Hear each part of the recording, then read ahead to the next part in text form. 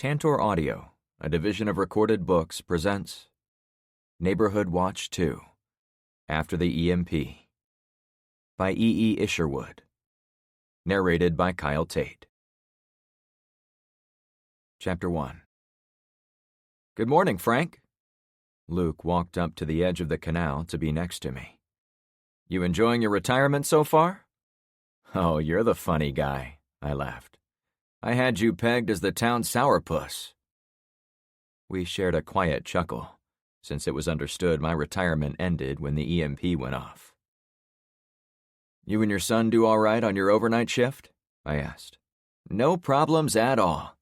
Turns out the job is pretty easy when you don't have a shifty neighbor like Trevor sneaking around behind your back. There were a few gunshots in the distance, but nothing close by. We also thought we heard a car drive down Bayside Road, but we couldn't be certain. Otherwise, guard duty was downright boring last night. Just how I like it. I'd gotten up early to check out the canal running parallel to our street. While there, I'd studied the backyards and rear sides of the row of houses on the next block. Since I'd recently moved in, it had been hard to get to know my immediate neighbors, which meant I knew even less about the other two streets in the Yucca Reef development. It was nice to have the canal as a buffer between us and those strangers, but it was a certainty I'd need to meet them in the near future. Finding allies was going to be one critical aspect of our survival plan. Things are going too well, I said, as I turned to face Luke. Maybe this EMP bullshit isn't going to be as bad as you thought, my upbeat neighbor suggested. Maybe, I allowed. We stood side by side watching the quiet water of the canal for a few seconds, before I continued. Yesterday started off as a white-knuckle day, but it turned out all right thanks to you and the rest of the watch. It hadn't even been 24 hours since our encounter with Trevor and the incident with Zen at the roadblock. Once Zen had taken Trevor and Pike off our hands, the neighborhood finished the roadblock by moving more vehicles into position to boost security. I then took everyone behind my house and set up a shooting range to give them some practice with firearms, including Carmen, who seemed to crave more responsibility in our defense. Finally, we'd grilled up the last of the meats, and also dried out whatever didn't get eaten, so we'd have jerky in our food stocks. On paper, things were a bit better than the previous morning. Fewer gunshots, as Luke had pointed out, no visible smoke plumes, no one barreling down our street looking for trouble. We had a lot of help from you, Frank. Don't discount yourself. I would have lost my shit if I'd gone to Trevor's place without you. I also never would have thought of setting up a roadblock. And what you did for Penny. I wiped at the beads of sweat forming on the back of my neck. The sun was already heating up the thick ocean air, and apocalypse or not, the miserable heat of a June day in Florida was coming at us. Thanks, I said in a quiet voice. I've always done my best work when I had a good team around me. You've more than stepped up and done your part, and I'm grateful I found you when I did. I let my voice trail off. But, Luke prodded. Well, I hate to be the guy who dumps on a good thing. I released a long sigh. But none of my books ever suggested the world is going to get better after an EMP goes off. Last night might seem like it was better than the one before, and maybe it was. But this period of calm we're living in won't last for long.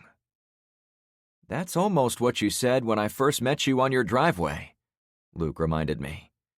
You warned us as the effects of an EMP go on, things will inevitably break down more. Maybe it's just taking a little longer than you thought? There was no magic formula, as best as I could recall, for how fast a community would break apart once the power grid went belly up. In the big cities, it probably happened within hours. Out in the sticks, like all those endless miles of farmland I'd passed on my way from Chicago to Fort Myers, the collapse might take days or weeks. In the middle ground between the two, like the endless subdivisions surrounding us, It was anyone's guess. "You know me well enough now to understand I don't water things down," I said to Luke. "And believe me when I say, I want to be wrong about this. But the rest of Fort Myers isn't going to be looking at this like you and me. People are waking up right now, looking out their windows, and wondering if they'll see the police or military coming in to rescue them. They're waking up to find the first few items turning bad in their powerless refrigerators. They're strolling out their doors, totally oblivious to how bad things are going to get."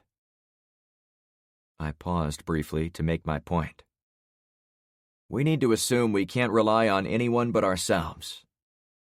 I probably would have been one of those unsuspecting people if you hadn't put my head on straight. But thinking like you, I'm going to assume this shit show is only ramping up. So what do we need to do today to stay alive longer than tomorrow?" "You've asked the million-dollar question," I answered. I tried to formulate some thoughts based on books I'd read over the years. At the most basic level, there were 3 things we needed to worry about: food, water, and shelter. We had brand new houses, designed with the latest techniques to withstand those infamous Florida hurricanes. So we were good on that point. Food might have turned into a problem within a week or 2, but we'd been given a helping hand by Mr. Drummond and his garage full of survival rations. Which left water. "What's our most pressing issue?" Luke wondered. I pointed toward the middle of the waterway. "The canal?" "Not exactly. To survive long-term, we're going to need clean drinking water. I thought we had it easy living next to a freshwater canal, but that is the first sign it might not be so simple." I continued to point at the object of my concern. Eventually, Luke saw it. A dead alligator. On any normal day, no resident would go out and shoot one of the lazy creatures. But Normal had been shut off with the power. Someone on the next street had put a bullet into the brain pan of a good-sized 8-footer and left the body to rot in the canal. Yep, people are going to use these canals as their personal trash cans. I'd bet my last dollar we'll soon see poopy diapers floating by. And worse. Can't we filter it? You mentioned that before. In the short term, yes, but filtering is a major pain in the ass, and it gets difficult when you need larger quantities, like we'd need to maintain everyone on our block. Also, imagine a canal full of rotting bodies, like the alligator. I'm not sure I would trust any filter to clean water tainted by diseases spawned by death. I see what you mean. But every house and building in this part of Florida probably has some kind of filter attached to their plumbing, since the groundwater is so shitty. Can't we use those to clean it all up? For a while, yes.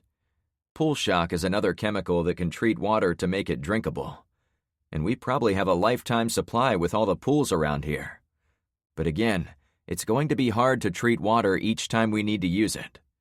Bacteria is going to grow in any vessel we use to store larger quantities, and we'd still need to boil the hell out of all water, especially if it comes from there. I pointed to the canal again. So we have all the stuff we need to filter our water today, but you were looking far down the road? All those filters and chemicals will scrape us by for sure, but they aren't ideal in the long term. Eventually, someone gets sloppy with the filtration, or a contaminant gets into our holding tanks we failed to boil out. Then someone dies. Not good, Luke replied. If we want to be alive a year from now in a powerless world, we need a more reliable water source, like a well. We'll also catch rainwater for where we need clean water, like for washing clothes, but it won't be good for drinking. A well, huh? That seems complicated. I laughed. People in 200 BC knew how to dig wells and get fresh water. I'm sure a group of us from the 21st century can figure it out. I'll help however I can, but I'm an IT guy, so I know nothing about wells. Are you telling me I would be better off with a guy from over 2,000 years ago? It's your call. Luke put his hands up in an I'm out of ideas pose. Trust me, you'll be fine. I've read about the basics before, though I have to admit the larger problem is finding all the parts and getting them back to our street using our bikes. We'll need some pipes, some storage barrels to catch rainwater, and a hand-operated pump for the well. I stopped my train of thought, then turned back toward the houses. Wouldn't it be funny, I continued, if Mr. Drummond had already thought of this? He'd obviously been planning for the end of the world, so let's see if he has any well equipment in his garage. Luke followed me toward the older guy's home. Don't be shocked when you see the place, I advised. Mr. Drummond has a little of everything, but I haven't really told the others yet, as I'm not sure what legal standing we have to take over another man's property. I like how you're even thinking of stuff like this. If I was gone for good, I'd be glad someone could get some use out of my things. There's the problem. Mr. and Mrs. Drummond left on a vacation to Europe at some point, and I'm trying to keep this stockpile under wraps until I can be reasonably sure they're gone for good. The less people who knew about it, the better. Trevor had been in Mr. Drummond's place already, but I had no idea how much of the garage he'd managed to see. I needed to assume he would give up every bit of information about our street when trying to convince Zen of his own importance. I understand. Luke followed me through the damaged front door, trailed me into the kitchen, and then stepped out into the dim garage. Holy shit! Luke exclaimed. He walked around like a kid who'd been given an unlimited credit card for the Lego store. He has more food than I've ever seen in one house. And over here he has pallets of bottled waters. But what are we looking for exactly? Long pipes? A sledgehammer? Valves? There will definitely be a well pump handle to get the water to the surface. Got it, he replied. We both picked through the stockpile, but I knew in minutes there wasn't anything as obvious as pipes or pumps lying around. What do you think he's got under here? Luke asked after we'd looked over most of the garage. He stood close to the vehicle packed into the third bay of the garage. It's the only place we haven't searched for well-making supplies, so I hope he has one stashed under there. But it is more likely the old guy packed away a Jaguar or Mercedes. Drummond's other vehicle was a fully trimmed-out Cadillac Escalade, so I knew he had money. You mind? Luke asked with anticipation as he took hold of the blue cloth. Be my guest. Luke yanked the drop cloth as fast as he could, and tufts of dust billowed up with it. Damn! He hasn't been under there for years, I choked. Luke drew back the cover until it revealed a classic hot rod. Son of a bitch, I said, impressed. This is way better than a Mercedes. It looks nice, but what does it get us? Luke asked in a measured tone. We've got one more truck for the roadblock, right? I sidled up to the 1970 Chevrolet El Camino SS. It was painted deep blue, with accent flecks of metal that sparkled, despite the darkened garage. 2 bright white stripes, each about 12 inches wide, ran lengthwise down the middle of the hood. It also had perfect chrome trim, bumpers, custom wheels, and a chrome Supersport logo in the middle of the front grille. The vintage truck came with a long bed for storage, much like any pickup truck of the day. But the front half looked more like a sports car than a work vehicle. The odd style is what made them so collectible. This gets us our well, I answered with respect. How? I leaned over and felt the edge of the body, as if admiring the curves of a beautiful woman. I'll pop the hood, and you'll see what American engines looked like before there were computer chips in them. This old workhorse wouldn't even have noticed the EMP, so I'll bet we can drive this right out of here, if Drummond took care of it like he did with everything else. I pulled off the hood pins and toggled the hood release above the front license plate to spring it open. I couldn't deny it reminded me of the anticipation of opening 1,000 hoods over my lifetime. There was a sense of magic when learning what was under there. I pushed the hood all the way, so it stayed propped open.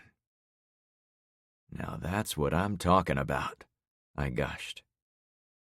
The painters had been meticulous about covering the engine bay with the same coating as the rest of the truck. The V8 had many custom parts, some chrome, some blacked out, but all of them looked to be well manufactured, and most importantly, none of them were electronic. The round air cleaner housing sat in the middle, with a red 454 stenciled on the top, and the black paint could be mistaken for brand new, as if it had been purchased from the original factory and sent forward in time to Drummond's garage. Every item under the hood dripped with quality and durability, which were two big pluses during an apocalypse. Someone had written 475 horsepower custom on bare paint near the front, as if to brag about it. "This is an incredible find," I went on. "I really can't believe it." "Yeah, lucky us," Luke agreed. "Especially if it fires up." I noticed the oil cap was unscrewed. It sat in its spot, but it wasn't tightened, as if it had been left there on purpose. "See if it will crank over," Luke suggested. "Hang on a second," I replied while looking under the vehicle. "I think we have a problem." A small jack propped up the underside of the frame enough for me to squeeze in. A round pan was underneath the car, filled halfway with black liquid, and the oil plug had been set on a rag next to the container. It explained why Drummond had never sealed the cap on top of the engine. It might have been a minor inconvenience for me to put it all back together, but the oil filter was missing. "Yep," I continued. "I'm glad we didn't fire it up with all this going on under here. There's no oil in the crankcase right now. Look around up there and see if Drummond had purchased a new oil filter back when he started this project. It will be in packaging about the size of a Pop-Tarts box." After a couple minutes of searching, Luke got my attention by tapping my foot. "Sorry, Frank. I don't see it anywhere." I slid out from under the El Camino and glanced around the garage to see if I'd see the familiar branding and size of the filter, but I wasn't rewarded with a discovery. "Shit," I exclaimed. "Drummond has the perfect vehicle for our needs, but he's missing one of the easiest things to replace on an engine. We can't go to the end of the driveway without that filter." "Can we swap one from any of the cars out on the street?" Luke asked. "I doubt it," I said after imagining the makes and models of most of the cars on our street. Since I'd worked with all the vehicles at the roadblock, I knew the available inventory much as a used car salesman might. This is a 1970 big block 454 Chevy motor. If I remember right, this thing came stock with 450 horsepower, and it was highly sought after by my gearhead friends because it was rare back in the day. I can say with certainty none of the vehicles on our street have the same engine, even in its modern form. I don't know cars well enough to predict if another oil filter would be close to a fit, but I never heard of a mechanic mixing and matching filters with any of my semi-trucks. I guess it would get pretty messy out there if we tried to pull filters off the other cars, just to try. Well, we could catch most of the oil, I chuckled, but it would still be messy, and it would take a lot of time. If we want clean water, we need to get this running before our quiet morning takes a turn for the worse. I ran my fingers along the chrome work at the edge of the front bumper, which led me to find what was sitting by the jack. It looks like he has a foot pump, too, I continued, so we don't have to use one of your little bike pumps. That would suck, he agreed. I headed for the kitchen door. So what's the plan? Luke asked. Let's go grab our bikes, I replied. We can pop into Auto Country to get a replacement oil filter. And then we go for a car ride? Luke suggested. Yep. We'll go out there the way God intended, with 475 horsepower under our butts. Books often mention the danger of having one of the only working vehicles in a powerless world.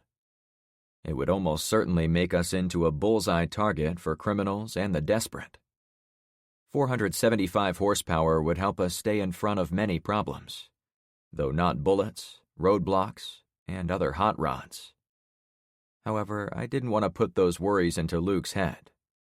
Yet. It was a problem for later in the day. First, we had to venture into the world on a one-human-powered bicycle. Chapter 2. We gathered in my garage. "Welcome to the first official meeting of our neighborhood watch," I said, glad to be around people who were motivated to be there, same as me. "You said this was important, so we all showed up," Carmen replied with a wide grin. Unlike the previous couple of days, she was now dressed in an outfit a little more appropriate for the apocalypse. Her denim jeans were loose-fitting and comfortable, as was her long-sleeve top.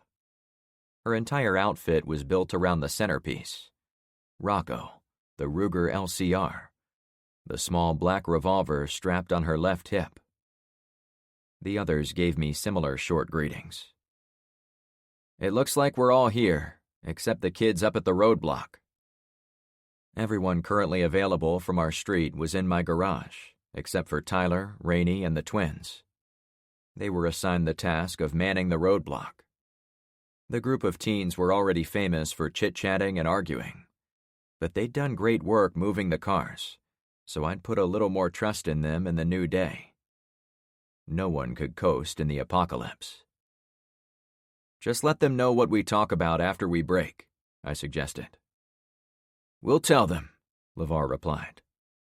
The tall black man stood next to his much shorter wife, holding hands, obviously happy to be back together. "Thanks," I saluted. Luke and I had left Drummond's garage about 20 minutes earlier.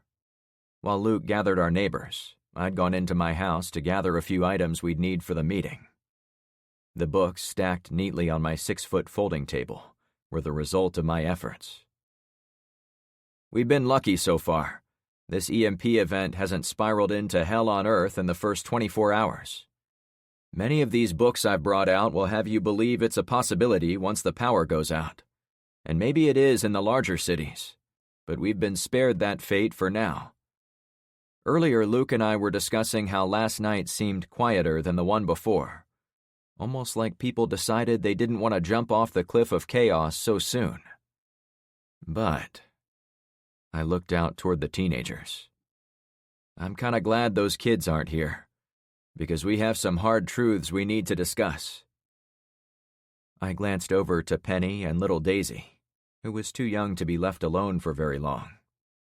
The youngster stood between her mother and Carmen, almost as if the two women had joined forces to protect the little one.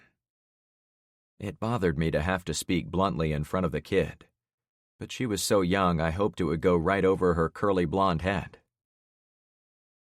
"First, if the power doesn't come back on today, and we don't hear a word from anyone in charge, I think it will confirm things are going to continue down this path for a long time. Weeks for certain, months probably, maybe even years." Evelyn, standing way at the back, harumphed. I was not surprised. For once, I would have loved to see the grumpy woman be right. "We've done some great work together. The roadblock is looking fantastic. We flooded our homes with extra water. The kids managed to pull a few fish out of the canal last night, proving we can gather a little extra food. You all did great during our shooting practice. We all worked together to clear out Trevor and his friends." On paper, getting rid of the wild kid was mainly due to me and Luke, plus Carmen keeping guard. But everyone had played a role. The other adults had kept the kids safe in my garage, and they'd come out in force to make sure Zen knew the street was supported by a proper defense. I figured it was better to share the glory of victory than to divide it into little bits. "But there is still a shitload of things we still need to do, and we should start with those that will have the biggest long-term impact for us. I saw some confused faces. I've read stories about psycho bikers, cannibals, bad governments, and invasions of locusts, and we should think about them. But those aren't even close to our biggest threats. Our worst enemy will be filth, today, tomorrow, and each day going forward. It may not be sexy to talk about, but finding clean water will probably be our biggest struggle. You understand? I looked around the room, and they nodded. We have plenty of stored water around us, including Trevor's swimming pool, our bathtubs, plus the canal. However, those things will soon be contaminated with bacteria, germs, and trash. We can, of course, treat all of them with chemicals and boiling, but it would be a ton of work over the long haul.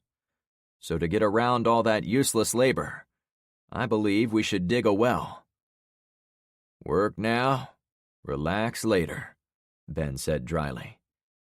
Yes and no, I answered. While other people are burning wood to boil and purify water, we'll be pumping clean water from below our feet, with no effort. That will free up our time so we can work smarter to out-prepare everyone else. We can be perfecting our defenses, scrounging food, planting crops, and 100 other things to keep us ahead of the competition. Looking way down the road, I knew each street and each subdivision would eventually come into conflict with those around it. It would be inevitable, with so many people in South Florida packed into such a small area. Okay, it sounds logical, Ben replied. But why is this the first thing we need to do? Shouldn't we work on putting up a barrier around the sides of our street by the woods? You said it yourself, we'll need eyes in every direction to keep ourselves safe. That seems more urgent than going out for parts to dig and maintain a well. We need to do both at the same time, I'm afraid. And we have to start now. This might be our last chance to get into town before everything falls apart. Ben seemed to chew on it. Won't it be heavy, Frank? Carmen asked. It won't fit on a bike, will it? We have something better than a bike, I said with a smirk. What? She asked with greater interest. I looked around, wondering if any of my neighbors would betray my trust on what I was about to tell them. They'd all interacted with me in one way or another, and for the most part, I decided to have faith in them. Even Evelyn, who was the town downer, didn't seem like the type of person who would stab anyone in the back. In the end, I put my money on telling them the truth. The other night I told you Trevor had broken into the Drummond place, which was how I ended up going inside the house. It was dumb luck that I also learned what the old guy and his wife had been keeping in there. Until now, I didn't want to share this with the group, since I've been wrestling with the morality of poking around in another man's property. What did you find? Penny asked right away. The pretty mom wore black yoga shorts and a loose-fitting t-shirt, commemorating a half-marathon run in Tampa. I knew she was fit enough to rock those biker shorts the other day, but she now confirmed she could rock any piece of clothing. Still, as I needed to keep reminding myself, now wasn't the time. Mr. Drummond and his wife went to Europe, I replied. At this point, I have to assume they are stuck there, since they haven't come back. It's important you know this, since his garage is stacked with months' worth of canned goods and sealed food containers. I paused to let the statement sink in. Enough for all of us? Penny wondered. Sure, I answered. As long as we keep it hidden and protect it, his supply would provide a very nice supplement to the food all of us already have. You don't sound happy, Penny mused. I'm coming around on this. I smiled at her. At first, I was troubled by the fact it doesn't belong to us, but the harsh reality is we may need to tap into his reserves in order to keep ourselves alive. We'll defend it as long as we can, but we avoid the legal and moral problems by saving his supplies for last, Ben summarized. Yes, I answered. I think any reasonable person would agree we're doing him a favor by keeping watch on what belongs to him. But if it comes down to us dying of starvation next to a huge pile of food, or living another day, I know which one we're picking." Everyone shared a bit of laughter. "Makes sense," Carmen added. I again looked at Daisy, wondering if she understood the gravity of our discussion, wondering if she knew how good she had it. She would have no idea how sideways the world was about to go. "So the thing we found that's better than a bike," I continued, "is Drummond also hid an El Camino in his garage. It's an old muscle car built before computer chips, so we can get it to work. It looks like it's only missing an oil filter, so once we grab one, we're good to go." "So he wasn't as prepared as he thought," Carmen suggested. "No one's perfect," I chuckled. "For all his preparations, it appears as if Mr. Drummond dropped the ball on his bug-out vehicle. It's been under a tarp for a long time, too, as if he'd forgotten the car was missing the filter. Whatever the reason, Luke and I are going to ride bikes up to the auto parts store, grab a new filter, then get back here to start it up. Once we fix it, we can use the car to haul our asses over to the hardware store and get the stuff for the well." Penny and Carmen both seemed agreeable to the proposal, as did LeVar and Kyra. Luke was already on board, and his wife Melanie stood close by, nodding. That left Ben and Evelyn in the cheap seats. "What do you think, Ben?" I prodded. Ben took his time before responding. "It would be nice to get into town before everyone else, and having a vehicle will give us a huge advantage over most people. But I'm assuming we can't all pile in with you, so shouldn't the rest of us keep working on things here on the street?" "You read my mind," I smiled as I called everyone's attention to the books on the table. "Does anyone like to read? It's a long shot, but I'm hoping these books have some mentions of digging wells and setting up rainwater collection systems. I can probably do fine based on what I remember, but having exact numbers always helps." "Daisy and I love to read," Penny said as she stepped closer. "We'd love to help out." "Mr. Frank is giving us books?" Daisy said with surprise. "He sure is, dear," her mother responded. "Yippee!" the girl cheered. "Thank you." Penny winked at me. "We'll see how happy she is when we crack into one." I smiled at them both. "Enjoy." "I can also help read," Evelyn added. "Give me whatever she doesn't take, and I'll check them out." "And I'll see if any of the kids want to help out," Melanie continued. "Tyler is a big reader." I stood back and took in my good fortune. Not only had I gotten those books the day of the EMP, I'd found readers willing to speed up the accumulation of knowledge within our group. It was hard to imagine a better outcome, all things considered. "All right, meeting adjourned," I announced. As some of them grabbed for the books, others headed out of the garage. "Oh shit, I almost forgot," I yelled. "Come on back for a second. I need to give out assignments." Some good-natured groans came my way. "Don't worry, this is all fun stuff," I joked. I'd been preparing a mental list of important tasks since the previous night, but since I was going to be out, I needed to delegate them to the others. "LeVar and Kyra, why don't you two go relieve the kids at the roadblock? Send them back to read books and go fishing." "On it," the guy answered. "Carmen, I'd like you to go around to all the houses and work with the owners to secure their back doors, like you and I did at your place. Move furniture, block exits so no one can break in, that sort of thing. Sound doable?" She bit her lip before speaking. "I'll try, but don't you want to do it yourself, so you know it's done right? I'd feel terrible if someone broke in because I did things the wrong way." You know those commercials where they say this is not financial advice? Well, this is a lot like those. Do the best you can, like me, and none of us are going to hold it against you if it isn't perfect. Her smile grew. "I'll do my best. For you." "I'll pop in and check on your work when I can if you'd like." "Oh, I'd like that," she purred. I didn't let myself become distracted by her flirtatious behavior. Instead, I turned my attention to the young mother. "Penny, while you're reading, would you mind hanging out on your back patio with Evelyn or some of the teens? I want to have eyes on the woods on that corner of the block so we don't get surprised, you know?" She nodded. "And Ben, you want a book?" I held one up and grinned at the man. "Nah, I've never been much of a reader." "Good," I deadpanned. "I need you for something else." I pulled the man aside and spoke in a quiet tone.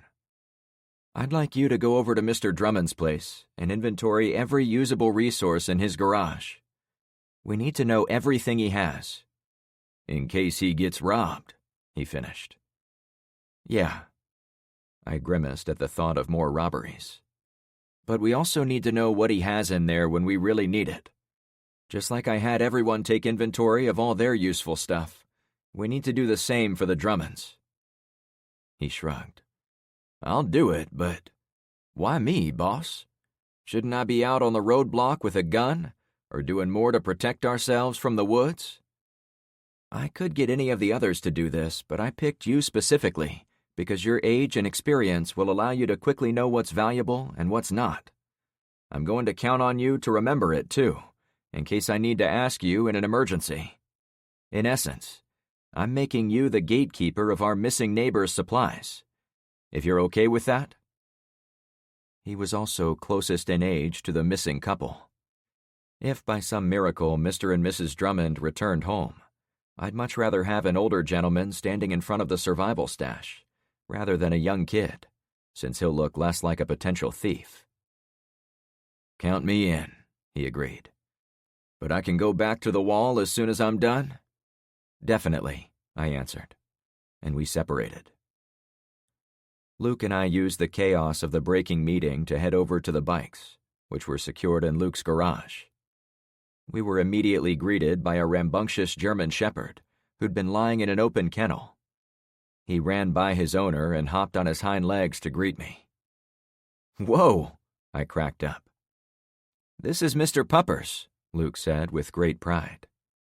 "What a good-looking dog," I said, scratching the excitable creature behind both ears. "He's our third baby for sure," he replied. "I can get him down if you want." I continued to play with the animal, who enjoyed every bit of the attention.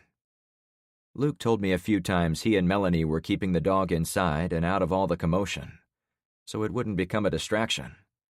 But I knew they couldn't keep that up forever. It probably thrived on being useful. "No, he's fine. In fact, we should get him familiar with all of us, so he knows we're part of his pack now." "Really? You want him around?" "Hell yeah, I do. Does he bark at strangers?" "Everyone is a stranger since we moved into this new house. But he barked at the mailman at our old place, too, and we saw him every day for a full year." I finally let Mr. Puppers fall to all fours. "He knows possible threats," I chuckled. "We'd be happy to let him roam, if you think he won't get in the way." The dog stood looking up at me, with one ear folded down and the other sticking straight up. His big brown eyes were asking me to approve his work release from his household prison. "He'll have to earn his keep like everyone else, but I think an early warning system is exactly what this place needs." I'd planned to get a dog once I'd settled into my new home and built a fence, but the EMP had closed the curtains on that. I gave him a final neck scratch before pulling out the bike. We checked our weapons, put water in our packs, said goodbye to Melanie, then pedaled out onto the street. With his new freedom, Mr. Puppers ran out of the garage, followed us down the driveway, then stopped at the edge of Luke's lawn. "Stay," Luke called back. We reached the roadblock in moments. Tyler and the other teens were still there. "Hello," Rainey waved. "You let Mr. P out? That's great." "We finally did," Luke replied. "Halt! Who goes there?" Tyler added as we stopped. The young girl whipped her head toward her brother. "You only asked the people coming from the outside. Sheesh, you were dumb." "Never mind her, good squires," Tyler said without missing a beat. "Please doeth state yon business." "Well met, Sir Guard," I chuckled as I played along. "We two men intend to ride our metal horses to a distant land known as Auto Country. We expect it to take not more than 2 ticks of a sundial before we return to yonder castle." Rainey shook her head in mock disgust, but there was also a hint of a smile. Both of the twins were giggling at Tyler. "Then proceed forthwith to the land of serpents," the boy crowed. Quieter, he added, "We can move your Corvette if you want, but I think you can squeeze your bikes between the cars." "There's room, yeah," I assured the kid. Without prompting, Tyler slid himself between the backside of my Vette and the front side of Ben's Subaru wagon. Me and Luke rolled our bikes behind him. Tyler took several quick steps forward, and then froze in place mid-stride. I looked around, wondering if the kid saw a threat. Was Zen back? Trevor? I gripped the sling of my Bravo Company AR, ready to pull it off my back. "What is it, kid?" I whispered, and the boy made a sound of huge relief. "Oh, Ty, don't tell me," Luke said with disgust. "Yeah," Tyler said as he turned around. "I really needed to get away from those girls so I could do a controlled burn." "A what?" I said flatly. "You know, when you have to let one rip, but you don't want to crap your pants in front of a girl. You have to get some distance, then slowly let it out so it doesn't become a code brown. It's something my dad taught me. The worst-case scenario happened to him one time." Tyler stood there with the pride of a kid who'd won the 4-H Fattest Pig Award. It took me a few seconds to downshift my brain from the survival setting to one closer to the gutter. Once there, I decided to hold back laughter and glared at Luke for maximum effect. Luke's cheeks flared red with embarrassment. "I'm sorry, Frank." He turned to his son and spoke in a stern tone. "We need to have a talk later about respect and timing. This isn't appropriate for the situation." "Sorry." Tyler sheepishly looked over the cars to the twins. "I thought the situation was life or death for me." I kept myself from bursting out laughing. I hadn't known how much I'd needed a good laugh, but I really wanted to see Luke sweat, so I kept up the image of a shocked adult. "We have to go," Luke insisted. "Tyler, you go back with the girls." "My pleasure," the kid replied. "Now that I'm safe." Tyler hustled back through the roadblock, while Luke and I got to pedaling. "Bring us back treasures from the faraway land," Tyler said to our backsides, as if he hadn't gotten scolded a few seconds ago. "A gun that doth shoot big booms would be most appreciated." The boy was hamming it up to impress the ladies. "I'll see what I can do," I allowed. A minute later, as we rounded the corner and headed right onto Poseidon Pier, I let out the laughter I'd bottled up. "What's so funny?" Luke asked with a puzzled look on his face. "Your boy," I guffawed. "He's a real comedian, isn't he?" Luke narrowed his eyes. "You were messing with me, weren't you?" I nodded with enthusiasm. My friend relaxed and laughed a little bit too. "I can't deny, though, I'm really interested in learning about the time you had the worst-case scenario happen to you," I chuckled. "Tyler was doing all he could to avoid your fate, wasn't he?" "Maybe some other time." Luke rolled his eyes. "I'm already worried I'm going to do something dumb out here. I don't need to tell you my worst story, so you'll doubt if I'm up to this." "All right. For now. But there is no way you aren't going to tell me at some point. I'll ask Tyler if I have to." I spoke in a glib manner, so Luke knew I wasn't serious. "He is a real piece of work, though," Luke mused. "No doubt," I agreed, reluctantly setting the dial of my brain from humorous gutter back to deadly survivalist. I glanced back to Clownfish Cove one last time. LeVar and Kyra were already at the roadblock, changing shifts with the teens. I also peered toward the other 2 streets in our neighborhood as I chased after Luke. In a perfect world, I would already know the important homeowners on each block who were the leaders. Then I could inform them I was leaving for a time and ask if they could keep an eye on our people for us. However, there hadn't been a free moment to get it done. I didn't want to send anyone else to talk to them either, since the first contact could determine the trajectory of our relationship long into the future. It didn't have to be me alone, but I wanted to be there as part of the meet and greet. It left me with another dilemma. With Luke and me gone, it created a shortfall in manpower back on our street. Was there anything I could do to counteract that? We rode for a short distance before I came up with a simple solution. "I need to take us on a little detour," I said as we came up next to the sign with the big orange fish. "That way." I pointed to a street entrance on the other side of the main road. "Are you still messing with me?" Luke asked. "What's over there?" "I'm not messing with you anymore," I answered.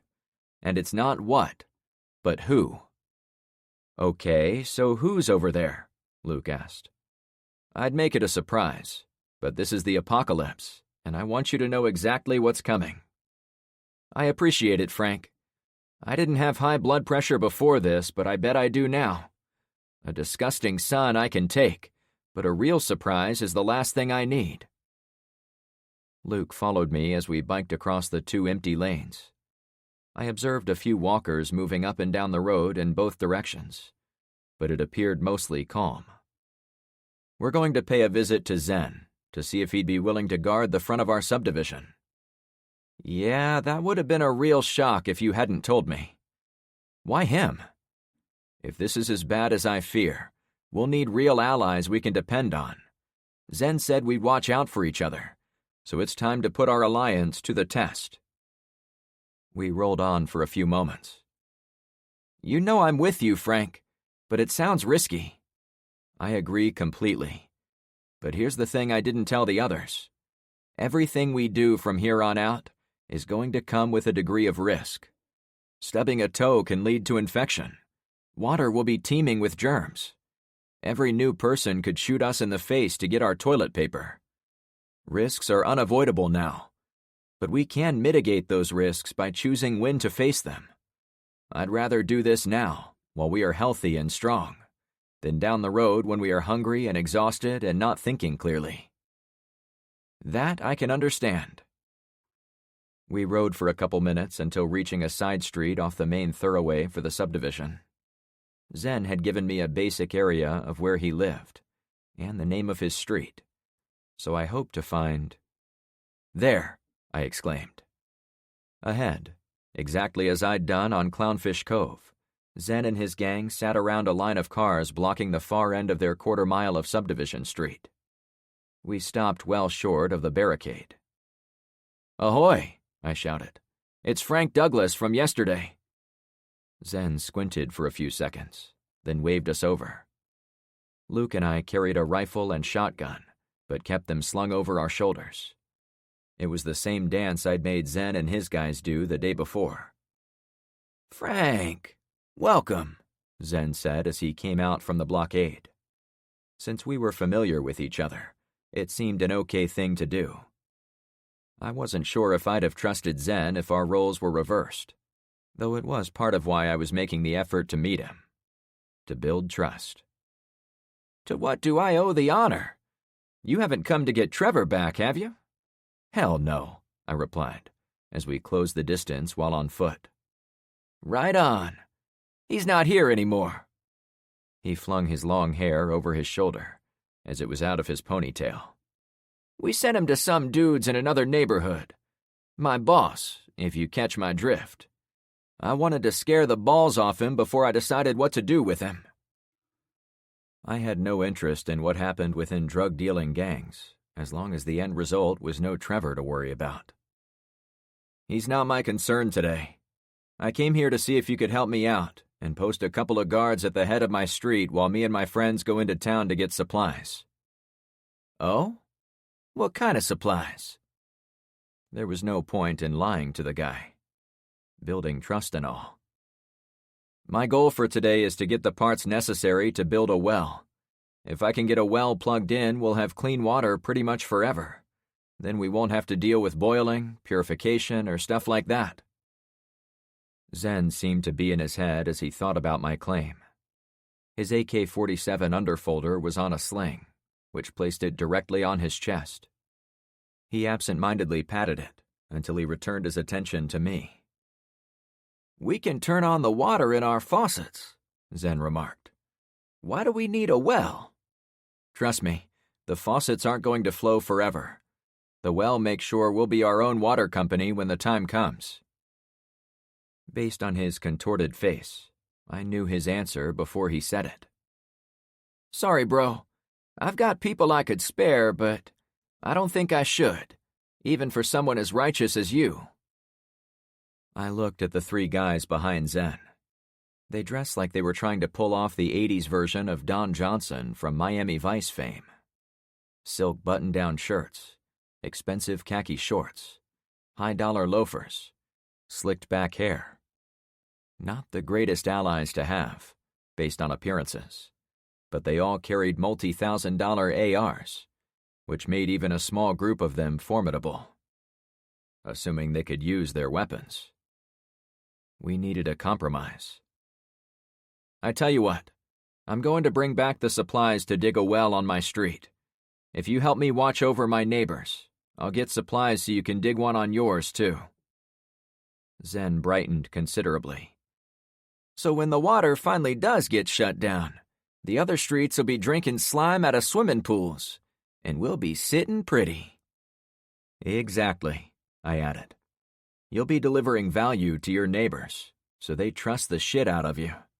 If we work together, you can be a hero to them. Every time they take a drink of clean water, who are they going to thank?" "Me," Zen answered, and he smiled broadly. "You're making a lot of sense, brother. You go get the goods. I'll keep watch on your neighborhood. Then I'll take the win when there is clean water for all." "It's that simple," I said in a friendly way. I'd coached Zen to recognize when a good deal fell in his lap, and even though I had to give up a little labor to bring back more parts, I believed I'd come out ahead. It made me appreciate an aspect of survival I hadn't seen from all sides before my discussion with him. If I owned the only clean water source for miles around, every desperate person who got wind of it would probably come in and try to take it over. The only logical play was to build lots of wells, rather than only one. As much as it pained me to make the association, it wasn't unlike Tyler's efforts to do his controlled burn.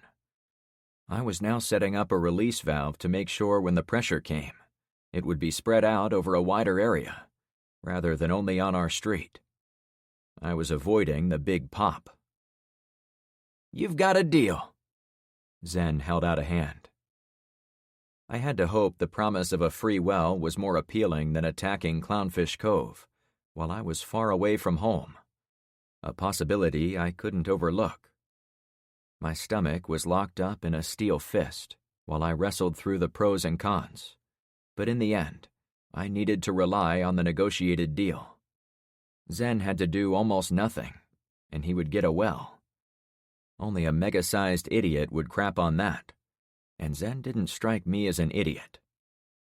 Knowing this was the first of many tough decisions, I did the only thing that would lead to getting our own water source. I shook on it. Chapter 3. "Just like old times, huh?" Luke joked. The two of us rode up the middle of Bayside Road, exactly as we'd done on our way to get Luke's kids at school. Only now we were heading north rather than south, and we were without our third man, LeVar. "Yeah," I replied, "and I bet we're going to be doing this a lot from now on. Bikes are already saving both time and our legs, so I'm glad you had them. Happy to help the cause." "It seems like we got your kids a month ago, to be honest," I went on. "Bikes or no bikes, the stresses of survival make each day feel like a week, and we're only starting day 3. "I don't know about you," Luke continued, but I'm keeping my eyes peeled for someone in charge. There has to be a cop or a politician or someone who knows what happened. Then you'd have your answer about how long this is going to go." "That's the dream," I responded, with less enthusiasm than intended. A few locals walked north and south on the road, but hardly any of them looked up at us as we went by. I figured they were either heading home after a long night or trying to rush out first thing in the day to avoid the crowds. Given the option, I was happy to mind my own business too. We rode in silence for half an hour before reaching the first intersection at the southern approach to the built-up area called North Point. It was the same intersection I'd passed through 2 days before. "Hold up," I cautioned Luke. We rolled to a stop at the edge of the intersection so I could look at each corner before I kept talking. "Last time there were 100 people standing around the gas station lots, the bank, and this strip mall. They ran to try and catch me and Penny, so we had to divert behind that building." I pointed to the long row of shops on the right. "And holy shit, she's still there!" The woman from the hair salon stood at her door, the same as she'd done when I'd come through with Penny. She wasn't in her yellow uniform, but I recognized the short hair and dark, brooding eyes, even from far away. "Who?" Luke asked when I didn't tell him. "Oh, just a crazy woman who almost knocked me off my bike. This is nuts she is brave enough to stand there and watch the world go by." "Maybe she's guarding her store?" "Yeah, that might make sense." Shop owners knew better than anyone else how looting could destroy their livelihoods.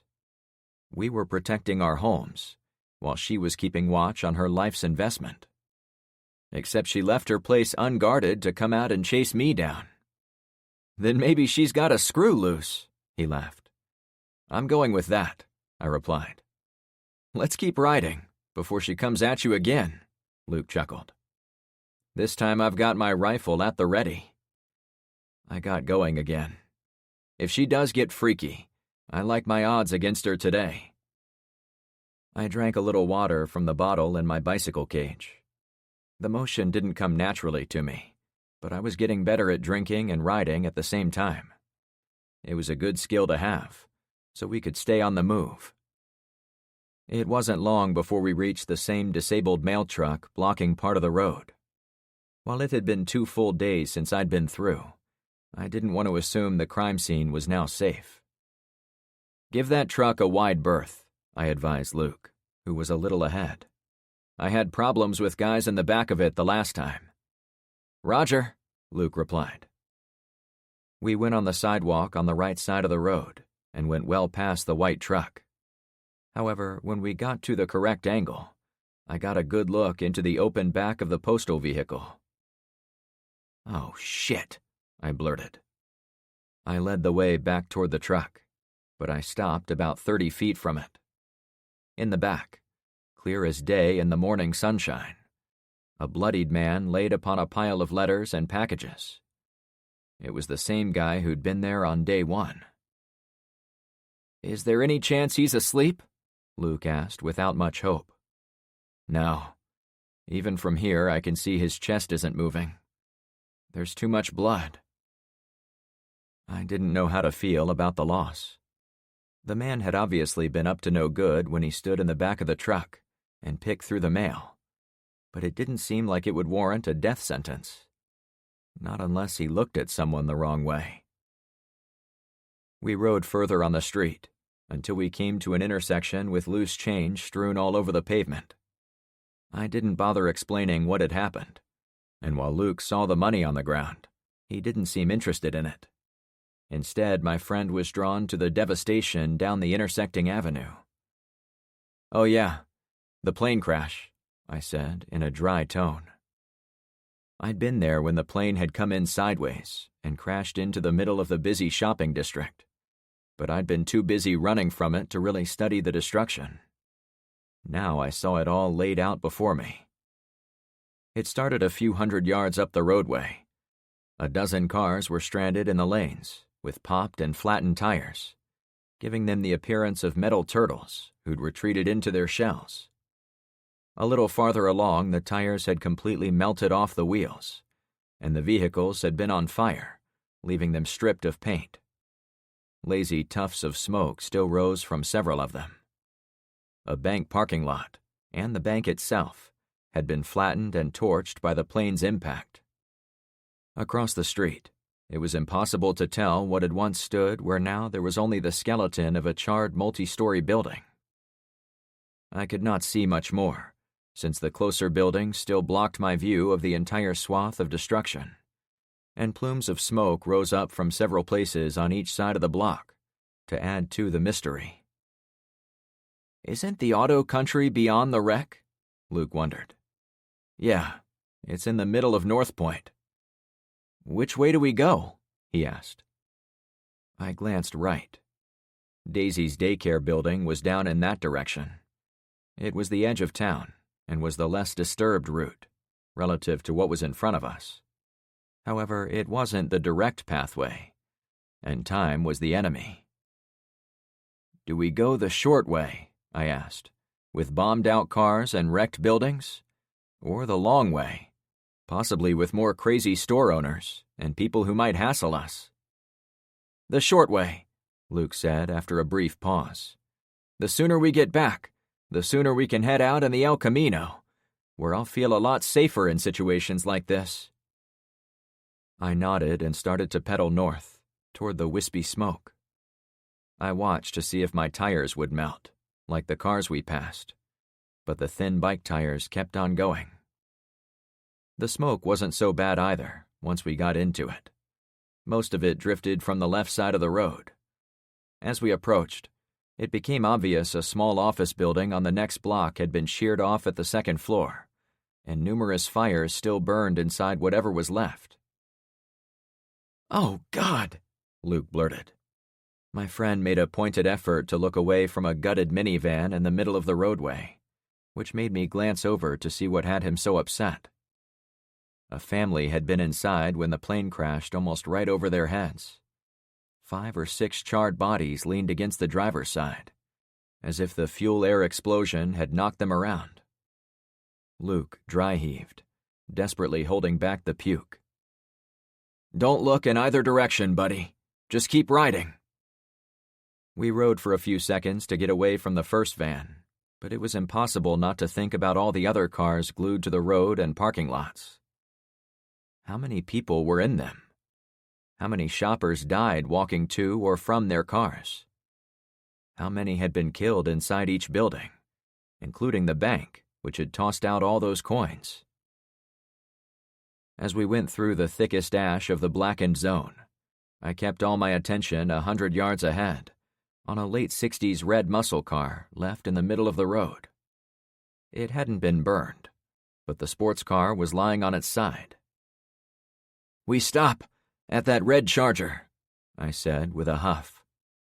Luke grunted. Neither of us stopped pedaling like madmen until we reached the target. The street was no longer blackened with soot. The smoke was mostly clear. The devastation was behind us, and we weren't looking back. "I'm glad we took the short way." I exhaled some of my stress.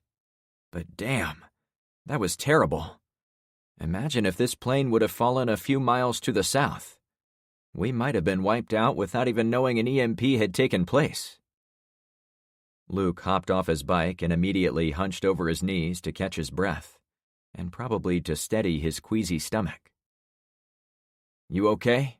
I asked, since he was a ton younger than me, and in far better shape, so he shouldn't be the one gasping for air.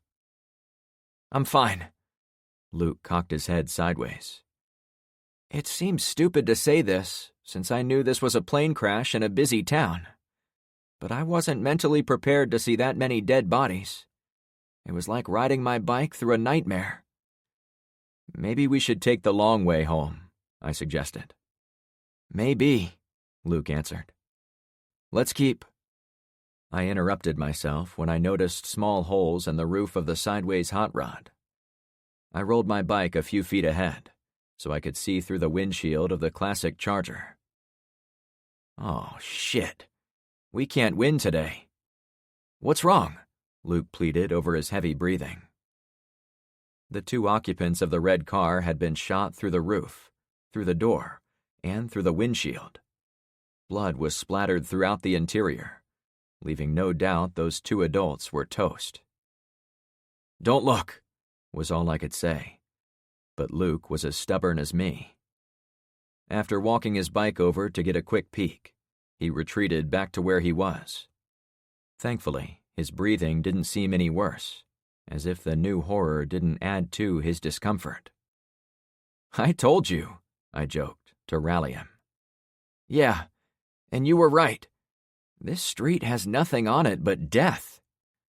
"What was it about this car that made someone put so many shots into it? Were these the good guys or the bad? Were they running from something or chasing?" My stomach was far less affected by the dead folk, so I was able to look around inside the vehicle to see if there were any clues. Unfortunately, there was nothing obvious pointing to a reasonable explanation. "And what could have knocked the car over?" Luke said quietly. "I'm pretty sure it happened after the plane crash, too," I theorized. "There were some scrape marks on the sooty pavement, where it slid to a stop during or after the big fire." "What do you think it means?" "Dunno," I admitted. "Maybe they came in to loot the crash site. There was a bank that got cracked open like an egg, leaving money free for the taking." "Then they got what they deserved," Luke stated without remorse. "Maybe." There was no one around to ask, and I didn't want to waste the morning searching for evidence of crimes that happened weeks ago, in apocalypse time. We had to keep moving. I righted my bike and prepped to leave. "I'm sorry for stopping, Frank. I didn't know this was going to happen."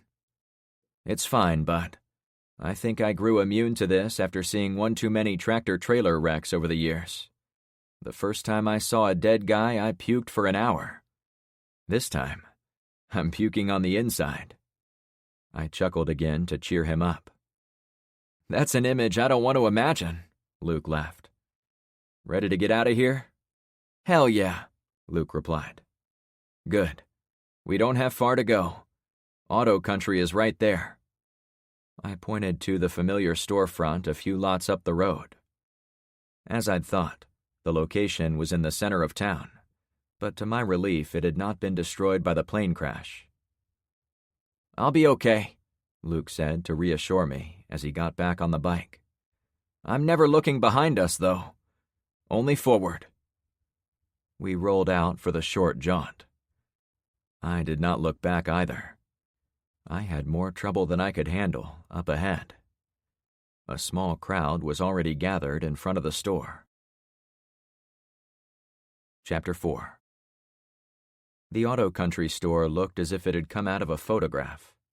Cars and trucks were neatly parked in the spaces. A blue Acura sat in the middle of the lot, with wheels cranked to one side, as if about to turn into an open parking spot.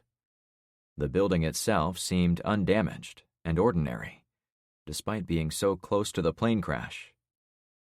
5 or 6 men loitered around the front entrance, but they were seemingly led by 2 large men in dirty overalls. My first impression about the pair was that they'd done a lot of time in the garage, and might not have changed their attire for weeks, even before the EMP. Both men wore scruffy beards and eyed us warily as we approached on bikes. "Play it cool," I whispered to Luke. "You know me," Luke snickered. "Yeah, nothing but trouble." I tried to stay in a good mood as we wheeled our bikes onto the walkway in front of the building. After nodding to the men, I pointed to the door, but before I could say my piece, one of the giant men spoke. "You guys here to help us break in? Don't remember you from yesterday." "This is our first time here," I answered. "What did we miss?" The closer guy shook his head in disgust. "We came up here yesterday, and they were closed, but we caught a worker who said they would be open today. We told him if he didn't open up today, we'd do it ourselves. The sign on the door says they open at 9, but it's already 9:30. The man's partner banged on the front door with such force, I thought he was trying to break the glass all by himself. "Hey, did they open?" a man shouted from the far end of the lot. 3 additional men approached on foot. They looked like they were part of the automotive trade, based on their grease-stained jeans and button-down tech shirts. I'd worked with similar men and women my whole life, and could spot them out of any lineup. Wrenchers were part of my tribe. The big guys acted as if they'd been waiting for reinforcements. They waved to the man and his 2 friends. "Not yet. Thanks for coming, Kurt." "No problem," the approaching guy replied. I wished we could have gotten there a half-hour earlier to avoid dealing with anyone, and I had no idea what the converging group intended to do, or how soon they were going to do it. But I figured out what was heading our way, so I needed to act before the situation at the store got out of control. "Hey," I said, "we're going to go around back and see what we can see." "Shoot your way in if you have to," the impatient man answered. I tapped Luke on the arm. "Come on." The 2 of us rolled our bikes around the corner of the store, as the 3 men hopped the curb and shook hands with the guys already at the front. The rest of the men seemed to gather up, as if they were all in on it.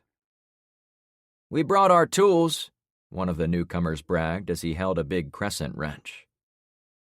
Once on the side of the store, I spoke quietly to Luke. "Looks like they're plenty pissed the place was closed all of yesterday, and I'm guessing they're going to break in to even the score." It became clear why the woman at the salon was still guarding her place. "Can't we stand aside and go in after them?" Luke wondered.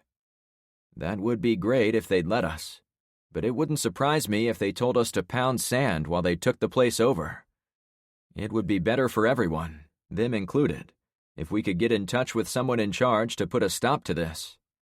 Wouldn't it be nice to be able to pick up car parts a year from now, assuming the world doesn't punch through its diaper completely?" "I would think so," Luke answered. "So let's hope there are—" I came around the rear corner of the store and was immediately rewarded. "People out back." "You can't come back here," a black-shirted store employee warned from near the back door. A second employee sat a short way from him. "Hey guys," I said as I leaned my bike against the wall. "We're not here to cause trouble, but you should know there's an angry mob forming out front." "No duh," the same guy answered. "Why do you think we're back here?" The employee was probably in his mid-20s, average build, with soggy brown hair that fell almost to his shoulders. He had a mustache and goatee to go along with his unkempt appearance. I looked at his name tag. "Hi, Terry. I'm Frank. This is Luke. We live a few blocks from here. As I said, we don't want any trouble." I hoped the rifle over my shoulder wasn't too threatening to the young kid. "But if you don't intend to stop them, we really need to get in your store and grab a thing or two, preferably before the place gets torn to pieces." "You and everyone else," Terry answered. "Me and Jenny worked alone yesterday and had to turn 100 different people away from our front doors. I know exactly what they're going to do." "We'll be safe right here," sitting guy mumbled. The guy on the ground was similar in age and appearance to Terry, except his hair was a bit shorter, and he didn't have facial hair. They both wore the company's black shirt, name tag, and black trousers. The guy didn't even look at me, as he sat on the ground and smoked, but his tag gave him away as a Jacob. "Jenny isn't here today," I asked to try to piece together some of their history, as it could help me figure out what to do next. "Hell no," Terry answered. "She'll never come back after the name she was called yesterday, and I don't blame her. Some of those guys were absolutely batshit insane." "I'll bet," I said to be sympathetic. "And corporate policy is that we have to shut down when the credit card machines aren't working for more than 1 hour, so we aren't doing anything wrong." "So why are you still here?" Luke asked. Terry glanced over to him. "I don't want to lose my job, man. Miss Reynolds is a hard ass when it comes to missing work. She's why I came in yesterday, though I would have expected the boss to come check on us at some point, you know? And you decided to hedge your bets by coming into work today, but not opening the front doors or dealing with the assholes? I figured it was what a young, confused person would do. Terry shrugged. It's either that, or let people in the store only to make them angry when I can't take their credit cards or even their cash. We tried it for a little while yesterday, but a customer told us not to have piles of cash sitting around. Or it would attract thieves, I finished without thinking. That's exactly what he told us. It wasn't you, was it? Terry gave me a closer inspection. No, we weren't up in this part of town yesterday, though I was here the day before. I saw the plane crash from way closer than I would have liked. Us too.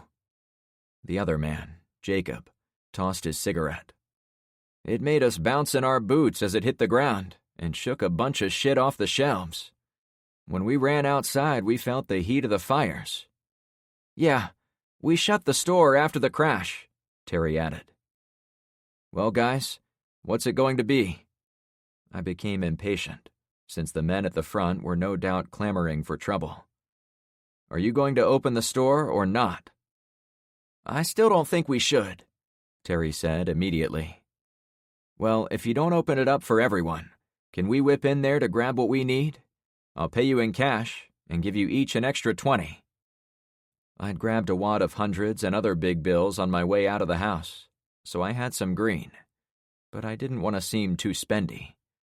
I'd be willing to spend it all to get our truck running, but it would be dumb to blow the whole wad on one $10 oil filter. Terry glanced down at his coworker. What do you think? If Reynolds isn't coming, we might as well make some coin for today, don't you think? I could use some more Camels, his pal replied, while showing his almost empty pack of cigarettes. Yeah, screw this. Go inside, Terry said to me. When you come out, we'll see what you've got and how much it's worth. We can work without a register, unless you try to buy an engine block or something. Then I don't know how we'll handle it. Don't worry, I assured them. We're not buying much. I looked back. Hey, watch our bikes? Sure, Terry answered. I had misgivings about trusting a perfect stranger, but they were trusting us to go inside, too. After you, Luke said as he held the door open. He followed me as we entered the darkened storeroom at the back of the store. There were shelves full of overstock, and small items usually ordered from computers at the counter. A good number of them had fallen from their cubbies, and now littered the narrow walkway. I tried not to step on anything, but it turned out to be almost impossible. I had never worked in an auto parts store, but I was intimately familiar with them, so I knew where to go to find the oil filter. As soon as we came out of the back, I strode along the worker side of the row of registers as I headed for the other end of the store. However, if I got in front of the cash machines, I realized we were going to be visible to those standing at the front door. Shit, how do we keep from being seen? I asked Luke. Why don't you climb under there, and I'll pull a tarp over you. Luke pointed to a rolling cart with a battery tester on the top. Then I'll give you a good push, and you'll sail across the store, totally out of their sight. I stared at Luke for a long moment. Now I see where your son gets his sense of humor. I can't tell if that's a good or a bad thing, Luke said with a mix of anxiety and mirth. Uh-huh, I answered, intentionally leaving it open for interpretation. Luke was the type of guy I could have spent a lot of time drinking cold beverages with, but I had to keep myself in the moment. Despite the friendly ribbing, what we were about to do was dangerous business. We just have to go for it, Luke said in a more businesslike tone. Right? The men outside were on our left, standing in front of the glass storefront. There was no way to cross the opening in front of the registers without being spotted by the men, unless they all turned around at the same time so we could sneak across. Even if that worked, We'd still have to cross again to get out. There is another option, I said with some hesitation. We could let the guys in. Now Luke looked at me like I'd gone nuts. Hear me out, I began. The civil defense sirens spun to life outside. In 5 or 10 seconds, they became ear-splitting loud, as if they were right on top of the store. I thought maybe we'd get lucky enough to have all the men turn around at once, but the 2 big guys never stopped gazing through the windows. Uh-oh, I croaked. How are they still working? Luke asked. I think I mentioned before how I thought the sirens were so old, the EMP had nothing to fry in their systems. But now, if they're still running 3 days later, it has to mean someone is keeping them going. I wish they'd stop, he lamented. I filed it away. A person in charge had turned them on, which meant we might be able to find that guy and get some answers. However, we first needed to get the oil filter. The men outside bashed a big wrench against the glass door. Somehow, the pane didn't break through, though it did send a big splinter up the middle. Come on, we have to let them in, I exclaimed as I broke cover. We both ran to the door as planned, but I realized immediately I wasn't going to be able to make good on what I had set out to do. The front door was locked from the inside, using a key, so I couldn't turn the crank to unlock it. The men outside had taken a few steps back to give me room to open it for them, but they weren't happy when nothing happened. I held up my index finger. Wait a second. Luke, you go back to Terry and ask for his keys. Tell him his whole store is going to be smashed if he doesn't open the doors right this second. As I finished speaking, the spinning sirens turned in our direction, making Luke's reply hard to hear.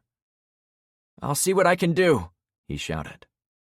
I turned again and flashed 2 fingers, hoping they understood enough to give me a little time to find the key. However, rather than stand there and do nothing, I scurried down the nearest aisle to do my shopping. Seconds after I left the front, the men outside resumed pounding on the glass again. The man with the wrench tapped it against the metal frame of the door, which made a menacing hollow thud each time. I ran up to the book holding all the part numbers for the air and oil filters. It was thick and tattered, as if it had been abused by thousands of shoppers with dirty hands. 1970 Chevy El Camino Supersport, I said to myself, ignoring everything else. It only took a few seconds to find it. Then, noting the part number, I turned a few pages further to look at the Corvette line. I wanted to see if there was any chance my brand new car shared any parts with the ancient war wagon. Shit, not even close. I let the book drop, but then thought twice about it. If those men broke through, the store could be picked clean. Without a computer, it would be next to impossible to know what parts to look for when we needed them next. I've got to do it, I said to myself as I unlatched the book from its hanger. For the next minute, I scrambled to find the filter and 2 5-quart containers of oil. There were no extra filters to be had, but there were a couple extras of oil. However, I only took the 2, which was way more than we needed, so we could fit them in our backpacks. By the time I'd returned to the front door, I met Luke and Terry coming in from the back. The young worker seemed shocked to see the men banging at the front like zombies, anxious for a 3-course meal of brains. What do I do? Terry said with terror. You have to unlock it, Luke shouted over the sirens. Like I told you. I hustled over and handed the oil, filter, and book to Luke. Then I held out my empty hand to Terry. Give me the key. Hey, you took our filter guide, Terry said, ignoring the larger problem for a moment. Your store is about to be ransacked. Give me the stupid key. I shook my upturned hand to make my point. But why? Terry asked, dropping the key into my palm anyway. I might have tried talking to those outside, offering reason and logic about why they shouldn't rip apart the store. But the sirens had changed the equation. The small mob was one wrench swing away from being inside already. I ran to the front and unlocked the door. "Come on in," I said in a friendly voice. Without waiting for a response, I got far out of the way. The original swamp dudes pushed through like their pants were on fire. Then Wrench Guy and the new arrivals came hurrying after. Finally, some new guys who'd been loitering outside came in, though with a bit more hesitance. With the door open and the sirens in my face, their howling went directly into my brain. It only got a little better when the door swung shut after the last person, a redhead woman, came inside. "Can you tell me where the wiper blades are located?" she asked me. I gave her a once-over to determine if she was with the unruly men, or was simply clueless as to what was taking place around her. I quickly settled on the latter. "Look, lady, you don't want to be here," I suggested in a hurried tone. "Turn around and go home." "But my husband said—" "Tell him to come up here if he wants, but it is way too dangerous right now. I'm just leaving myself." The woman was middle-aged, sun-kissed skin, wearing a simple sundress and flip-flops. No one had any business being out alone when the world was in such disarray. She certainly didn't belong in the chaotic auto parts store. "Okay, if you say so," she finally replied. I made sure she turned around and went through the door before calling my good deed done. When I turned around, Terry had come up next to me. "What am I supposed to do?" he whined. "I can't take their money." "Improvise, bud. Grab a notepad. Ask them to write down their names and addresses and what they bought. They might tell you to piss off, or they might do the right thing and self-report what they came here to get." "But you let them in," Terry complained. "They're going to start taking stuff." I took stock in the guy, wondering if he was a bit on the slow side. "I didn't let them in for fun. They were going to redecorate the entire place with all their pent-up anger. If you're worried about it, tell your boss you opened the doors to prevent them from breaking them down. That saved him some money." "Her," Terry corrected. "The owner is a her." "Whatever," I said with my last piece of patience. "I hope it works out, but we have to scoot. Here's a $100 bill. It should cover everything we took, plus your tip." I got Luke's attention and made for the rear door. "I'll do what I can," Terry said to my back. Together we went through the storeroom, and then outside. "Well, that wasn't what I'd expected," I commented, speaking loudly again to be heard over the general roar of the sirens. "It was—" Luke pointed. "My bike!" The extra worker, Jacob, was nowhere in sight. Luke dropped the oil and sprinted for the edge of the building. "Wait," I cautioned as I followed. "I see him!" Luke yelled, disappearing around the building. I hustled to the corner to see how I could help. The worker was on Luke's bike, but had only gotten a couple parking spaces down the row, as it appeared he was having trouble with the pedals. Luke surprised me by chasing down the thief and throwing himself onto the back side of the man. They tumbled to the left, crashing the bike at the same time. "Whoa," I said as I headed for the pile-up. The man kicked at Luke, then tried to get to his feet. "Leave me alone!" Luke would not let go of the guy. Instead, he wrapped his arms around the man's chest and grunted, as if doing hard labor. "That's my bike!" Luke yelled. The guy broke free of Luke's grip, then rolled sideways on the pavement. They both jumped up and crouched, as if about to wrestle each other. Jacob wasn't there to talk, and I noticed him clench his fist, ready to take a first strike. My stomach turned into a rock. "Oh, no, you don't," I cried out. I barreled into the kid's side. "Oof," Jacob wheezed as he fell backward, and he tried to take a swing at me on his way, but he didn't have the balance for it. Instead, he crashed flat on his ass. I stood over him, but didn't get any more threatening than a mean glare. "Get out of here," I panted from the sudden exertion. The worker stayed where he was for a few seconds, glanced hard at my rifle sling. Then he hopped up and took off. "And you can forget about your tip," I snarked. He went around the corner at the front of the building, then out of sight. "You okay?" I asked my friend as I picked up his bike. "I'm great," Luke laughed. "I just risked my life for a bicycle." "Nah, you've got it backward," I explained. "It was the other guy who took the big risk for a dumb bike. He knew we had weapons on us, but he still thought it would be a smart move. He's lucky to be—" The tornado siren's energy blasted me in the face. I saw them clearly as we stood in the open parking lot. They were 1 block down, high on a pole, in front of another strip mall. I had to shout to continue.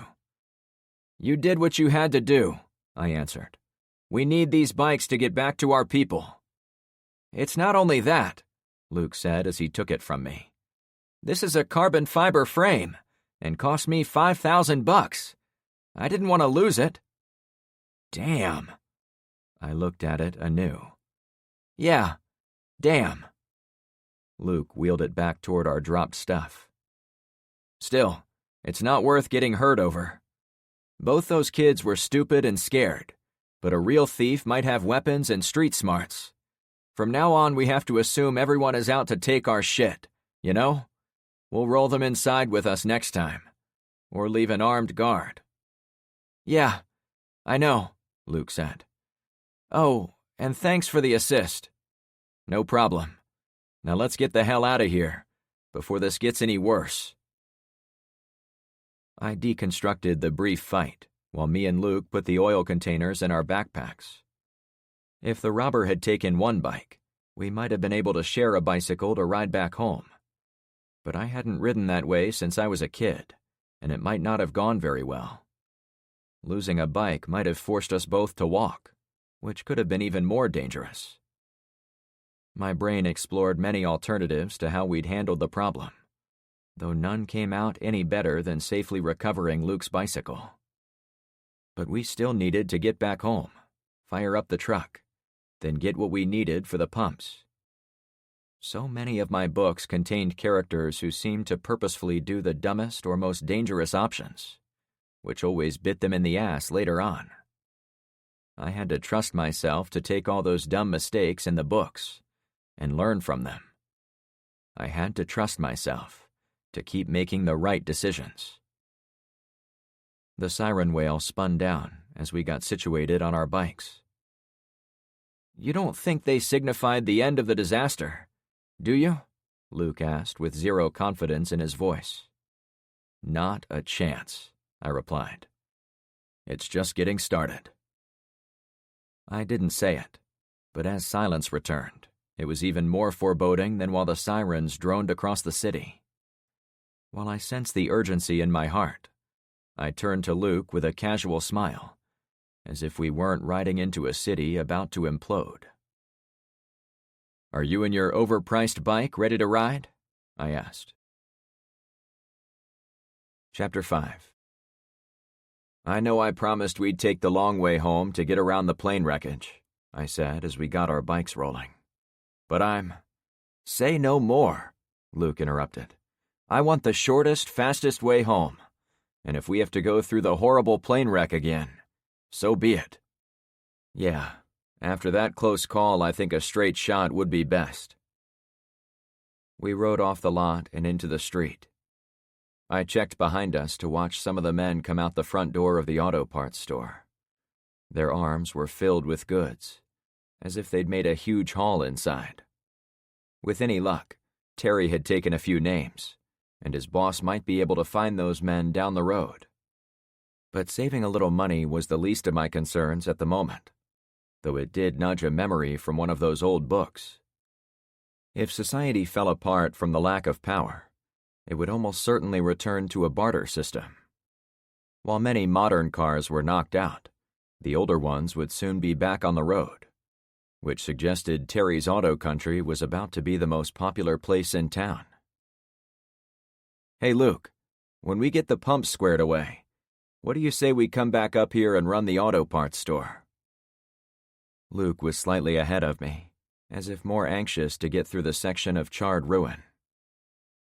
"I'm a web guy who works in his PJs, so I wouldn't know the first thing about running a store, with real money and real customers."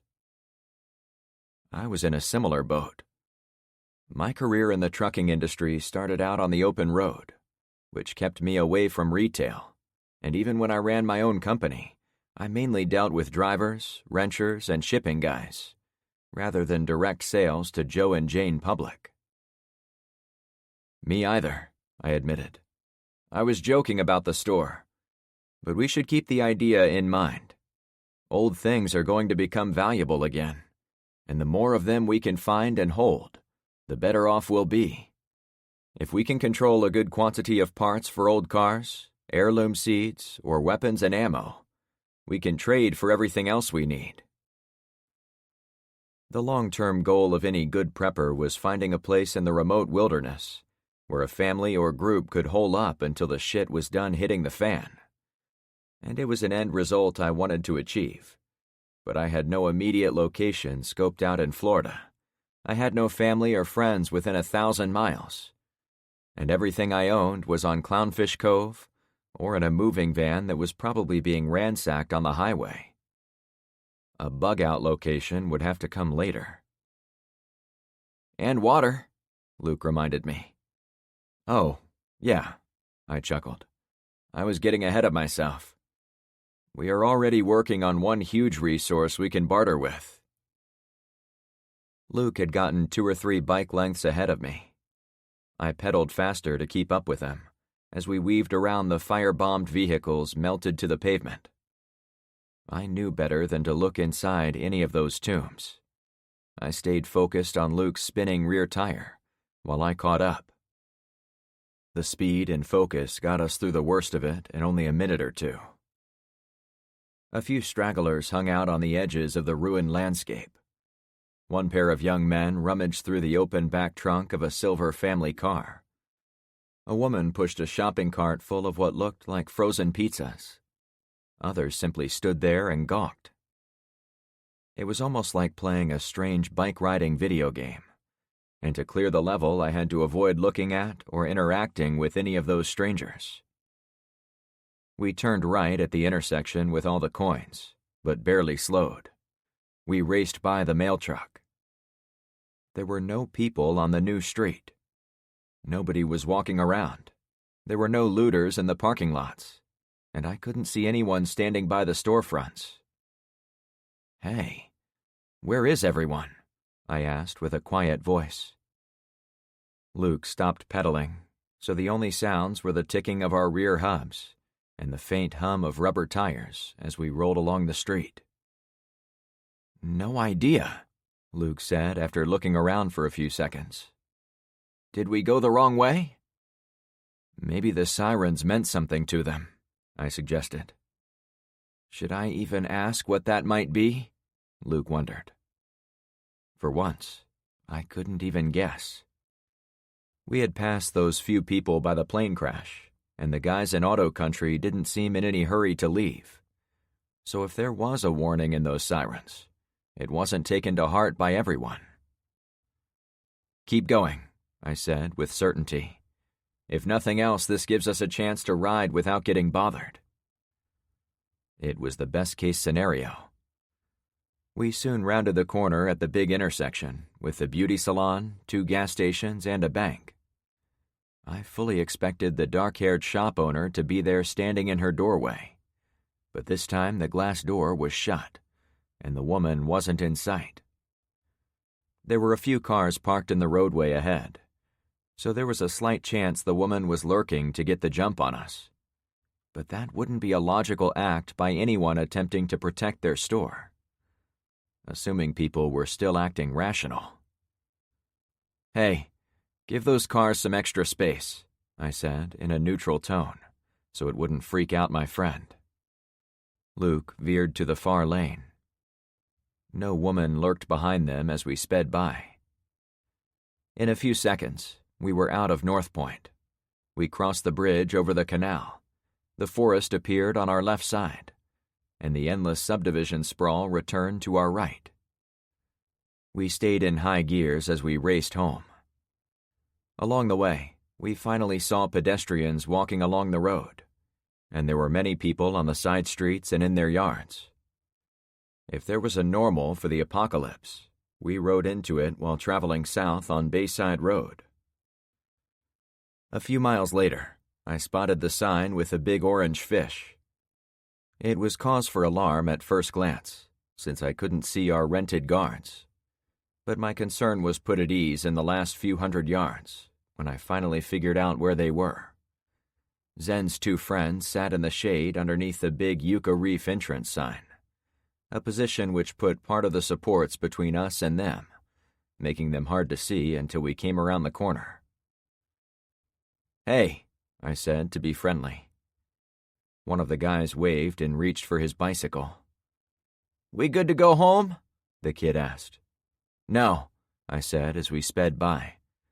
"We're going to go out in our truck, then we'll be done, okay?" "Okay," came the reply in a disappointed tone. This time Luke had to catch up to me. "Why didn't we stop and talk to them?" "I paid a heavy price to get some security while we're out on our mission," I explained while we rode the street. "So I want to make sure I collect every ounce of their commitment. If we'd stopped, they would have probably tried to skedaddle." "That makes sense." As we continued along Poseidon Pier and past the other 2 blocks of homes, I got busy envisioning a larger scale for our lines of defense. We could achieve a lot more efficiency if we joined with those streets and put a roadblock at the entrance of the entire development, rather than have one on our block alone. Our subdivision was almost completely surrounded by canals, and it backed up to a forest, which made vehicular travel almost impossible except through the front entrance. One big roadblock by the orange fish sign would protect everyone inside. It would have to wait, as with many of my grand plans, until our current project was completed. Having those wells would make everyone on those 2 streets immediately see the need to link up with ours. But the tension building up in North Point had to be happening elsewhere. Our quick bike ride convinced me we were acting in the correct order. Nothing was more urgent than fixing the truck right now. I came out of my thoughts as we approached the roadblock on Clownfish Cove. LeVar was there, as expected, but his wife was gone. Tyler should have been relieved from his post, too, but he still stood there at the ready. The boy hollered to us as we approached. "Welcome back, good knights." Both of my people were behind the vehicles and appeared to be doing a good job of keeping watch. My pride bloomed as we approached the barricade, since even the goofy kid was taking instructions well. "Hey there," I replied. Me and Luke walked our bikes through the gap in the lineup. "How'd it go?" LeVar asked. "We got everything we needed." I motioned to my pack. "We should be out of here soon." "Great," LeVar replied. "I'd like to go with you when you go out, if you haven't already picked anyone." "I'll go too," Tyler said immediately. I winked at LeVar outside of Tyler's view. "I'll let you guys know who we need to go and who we need to stay here and guard. Let me get the truck running before I have to make those decisions." I threw a leg over my bike. Luke did the same and started the last leg toward the circle. "Hey, wait," Tyler said to me. I assumed the kid was going to beg his way onto the truck. "What's up?" I asked, and put a foot down. Tyler first made sure LeVar wouldn't overhear him. Then he whispered, "Would you help me a sec?" "Sure, kid. What do you need?" I was a little winded and a bit impatient due to the urgency of our mission, but I had the time to at least hear him out while I caught my breath. "I need help getting a girl," he said with embarrassment. I took a quick look around. Alex and Zoe were gone. "One of the twins?" I asked in a knowing tone. "Weren't you the one who said you didn't want them to come back to the house with you?" Tyler chuckled. "Nah, that was days ago, and you must have heard me wrong." His wry smile gave away his white lie. "I really like them now." "Which one?" I asked. "Either of them would be awesome."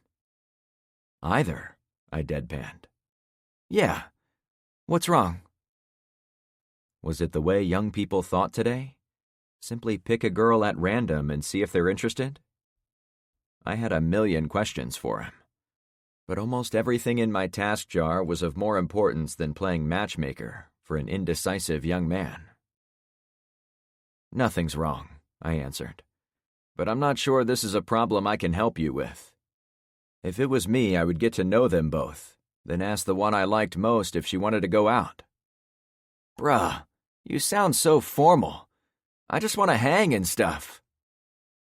I suspected it was the "and stuff" he was most interested in. Not that I blamed him for his enthusiasm for girls, but it did call into question whether I was keeping those youngsters busy enough. My grandmother used to joke about idle hands leading to the devil's work, and it was a saying I'd come to appreciate over my lifetime. "Well, whatever you do, only pick one of them. It's the only advice I'm absolutely certain about." I got my foot on the pedal, indicating my intention to roll out. "All right. Thanks, Uncle Frank." I stopped before I'd even started. "What did you call me?" "Uncle Frank. It's what me, Alex, and Z decided fit you. You know, the cool, rich uncle who lives by himself? The one who brings $100 bills for birthdays and makes your mom mad about it. The one who takes you for rides in his super awesome convertible. That kind of stuff."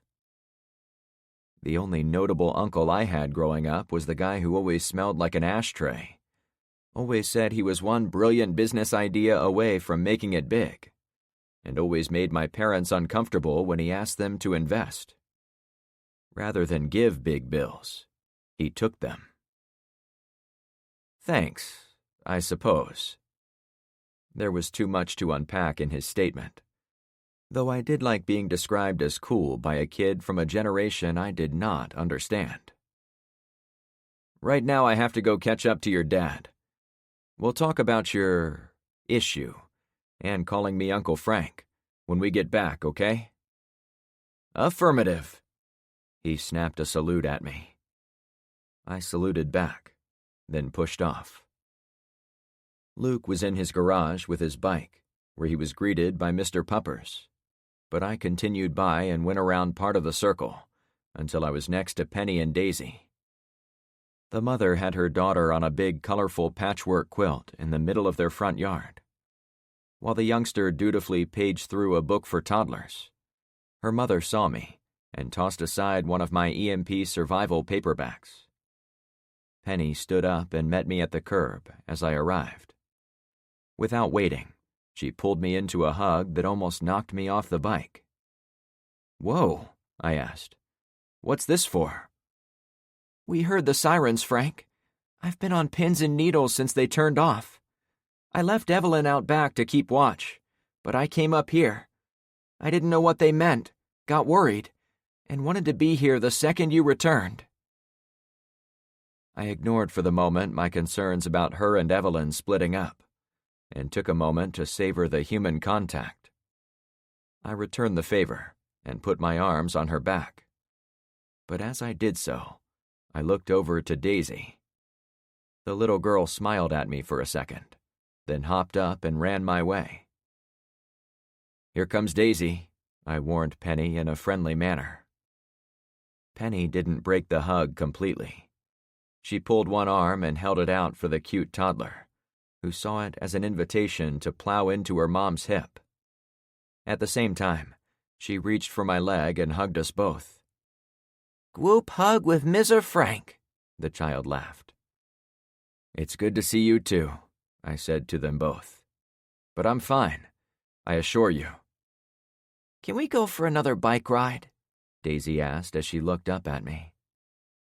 I can't today, but I'm really looking forward to it, I said in my happiest voice. Me too, she peeped. Penny pulled back so we could speak face to face. On cue, Daisy separated and went back to her blanket. What's it like out there? She asked once the little girl was away. The ride out was no big deal, like any other day, minus the cars. But on the way back, it felt a little like polite society was spinning the crank on a jack-in-the-box, with the expected explosion always getting one twist closer. We saw some looting starting, dead bodies, stuff like that. Oh my, she responded. It's holding itself together, for now. To change the subject, I nodded to the book in her hand. Find anything good? Actually, I think I did. She became excited as she held it up. See? I marked it with pencil, figuring I'd buy this book if the library ever wants it back. I leaned over to look at what she'd underlined, somewhat shocked she'd found anything at all. The selected paragraph described how the group in the story was able to dig a 50-foot well with an auger, some metal tubing, an arrow-like penetrator, a sledgehammer, and a whole bunch of sweat. Unlike some ultra-detailed survival books, it didn't list the manufacturer and part number for every piece, but it gave me a clear idea of what we'd need. As I scanned further paragraphs, I saw mentions of pipe wrenches, ball joint valves, and pipe compounds that I might otherwise have left off my list. She'd found more than enough to steer us in the right direction. Holy shit, I replied. Quiet enough Daisy wouldn't hear me. You nailed it, Penny. I did? She hopped a bit with excitement. I'm so glad, because we heard all those sirens and thought we might not ever get to the point where we can do this. There was movement inside Penny's garage. At first I wondered if Penny's husband had somehow made it back, but I was admittedly relieved to see it was the beautiful Cuban woman. You're back, Carmen said the instant she saw me, and then it was her turn to jog down the driveway, cross the lawn, and give me a vicious wraparound hug. What the heck is this? I asked, not displeased to have both of them so interested in my welfare. The sirens, Frank. Carmen spoke fast, like always. Didn't you hear them? We thought you were in trouble. Ben wanted to go out and look for you, but I knew you wouldn't approve, so I kept him from going. That's smart, I replied, as she continued to lay her face on my chest. She glanced up. I'm learning, no? All the time, I smiled.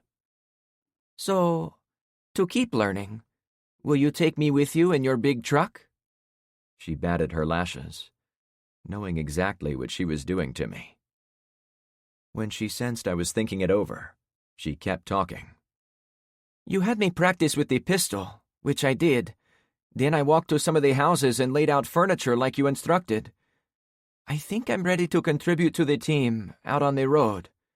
With you. There was no reading between the lines. Carmen was using both her brains and her beauty to get what she wanted. However, though I had done my fair share of letting myself get persuaded by driven women over the years, now wasn't the best time to let personal feelings get in the way of survival. That said, we didn't have a deep bench of people available on our street, so I quickly realized I couldn't dismiss her out of turn. And it was fine by me. I need to put the oil filter onto the truck, I said as I gently pushed her back. Why don't you help me, and we can talk about who might go with me. I saw Penny smirk. And just so we're clear, I said, mainly for Penny's sake, Luke is going to help me with the oil too, since he went and got it with me. Penny wouldn't stop her grinning, like she knew I was going to take Carmen no matter who was around to try to talk me out of it. Sounds fine with me, Carmen turned toward her friend. My books are on your back patio, with Evelyn. Can you bring them in for me, in case it rains later? I don't want to damage Frank's treasures. Of course. And be careful out there, Penny said to the other woman. I will, Carmen answered. I was tempted to say nothing had been decided yet, but I didn't need to waste my breath. No one would be able to talk Carmen out of going with me, and her point was valid that I had encouraged and trained her to take a more active role in our defense, so she would undoubtedly remind me of my words if I tried to change her mind. Since the street wasn't swimming in Navy SEALs, I was happy to get a passenger who wanted the job. Luke cut across his lawn to meet us in front of the Drummond place. Ben was in the garage, with the main door wide open, as he did his inventory. It wouldn't have been how I did it, since it exposed the contents to the world. I'd seen it coming down the street. But I decided it would be counterproductive to micromanage each detail of our existence. As long as it wasn't life or death, I needed to let people make their own choices, good or bad. Hey, Ben, I said as I walked inside. Guys, he replied. I knew I had to let people make choices, but I also had choices to make. Ben, when we get the truck out of here, why don't you drive a nail into each side of the garage door frame about 5 feet up, so you can hang the car cover between them? That will block off most of what's in here from outside eyes, but it will still leave plenty of light and fresh air for you. He raised his eyebrows. Yeah, that's a good idea. One benefit to the open garage door was letting more light inside. I could now see all the neatly stacked food cans, cartons of dry goods, and I even got a better look at the 12 machines on the wall behind the row of food. What are those things? I asked the older gentleman. He looked to where I pointed. I figured with all the extra light, he would be able to tell me about the metal boxes on the back wall. Ben only shrugged.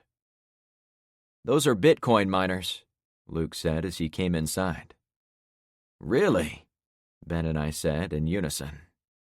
Yeah, Luke added. I saw them earlier. Looks like this guy wasn't only prepping for the end of the world, but also for the end of the monetary system. From what I can tell, he ran a new electrical panel out here, and he has dedicated 240-volt lines for each bank of miners. It looks top-notch if I do say so myself. Do you have these miner things? I asked Luke. No, Melanie has this thing about low-frequency hums, and these things are loud enough to keep you up at night, even if they are well insulated for sound. Bah, Bitcoin is a scam, Ben insisted. I've heard it 1,000,000 times over the years. Luke and I looked at each other, though I was out of my element, so I nodded for him to say whatever he was going to say.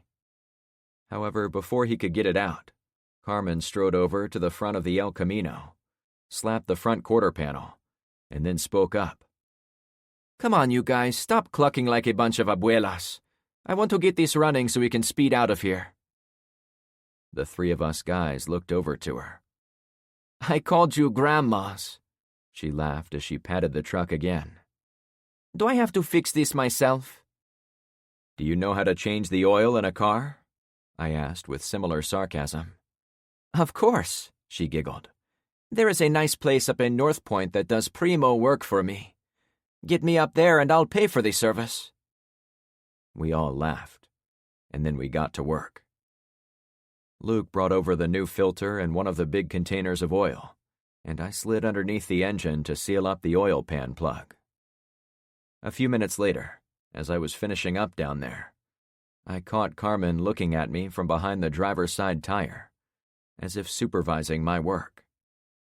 When our eyes met, hers twinkled with mirth for a couple of seconds. Then she disappeared.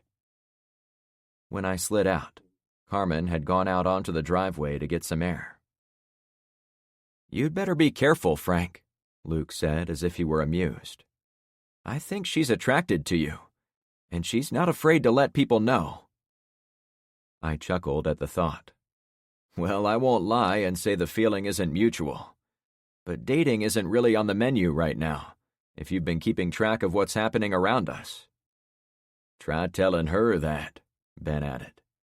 "She checks you out the way my Evelyn did back when we were dating." The image would not compute. I couldn't see Evelyn as a young woman, not without a healthy dose of bitterness, which was an instant counterspell to any physical beauty a woman might possess. So I decided not to touch that one. "I see," was all I would say. I made sure all the oil was in. The oil cap was on tight. Our tools were cleared out of the engine bay, and then I closed the hood. "Luke, you want honors? Start her up." "Sure, Frank," he replied. While he got inside, I hooked the pair of metal tie-offs at the front corners of the hood, which served to keep the hood closed, along with the main latch in the bumper. I crossed my fingers, hoping there wasn't anything more serious with the car than the missing oil and filter. I was reasonably sure I could fix almost anything mechanical on vehicles, given enough time and the right tools. But I didn't want any additional delays. "Here we go," Luke exclaimed. The engine rolled once, but wouldn't start up. Luke waited a few seconds, muttered some words to himself, and then turned the key again. The engine let out a lion's roar to start, then growled with a fierce rumble as it smoked up inside the garage. "We have wheels," I shouted. Chapter 6. After confirming the engine would run, I had Luke shut it down. Carmen jogged back into the garage as the motor shut off. "What's wrong, Frank?"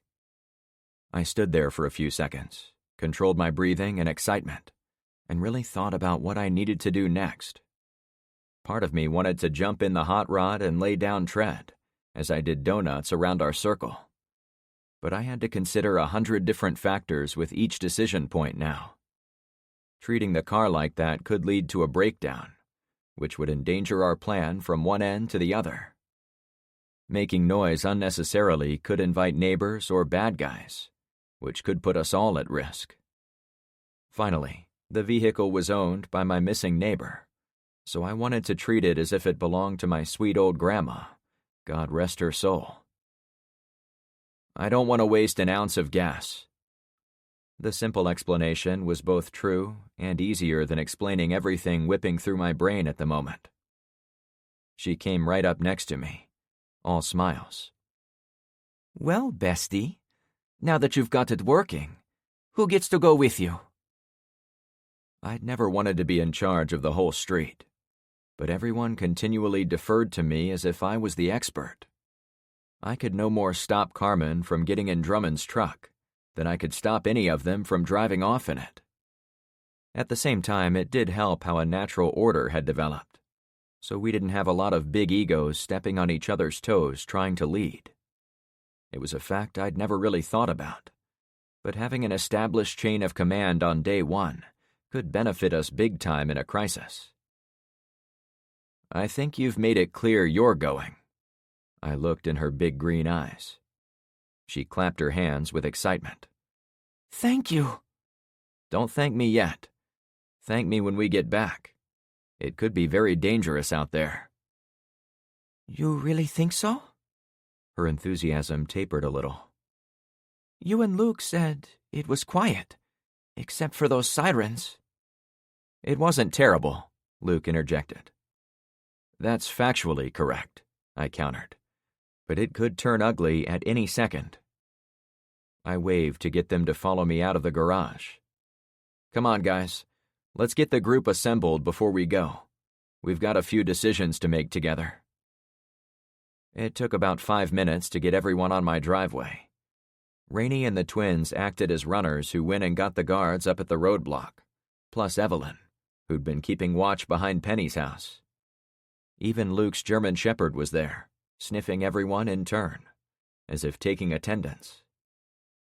I wasn't thrilled to have no one at the roadblock, even for a short time, but I wanted to see everyone face to face, and I figured it might be the last opportunity to have all my neighbors together for the rest of the day, and maybe for a long time beyond.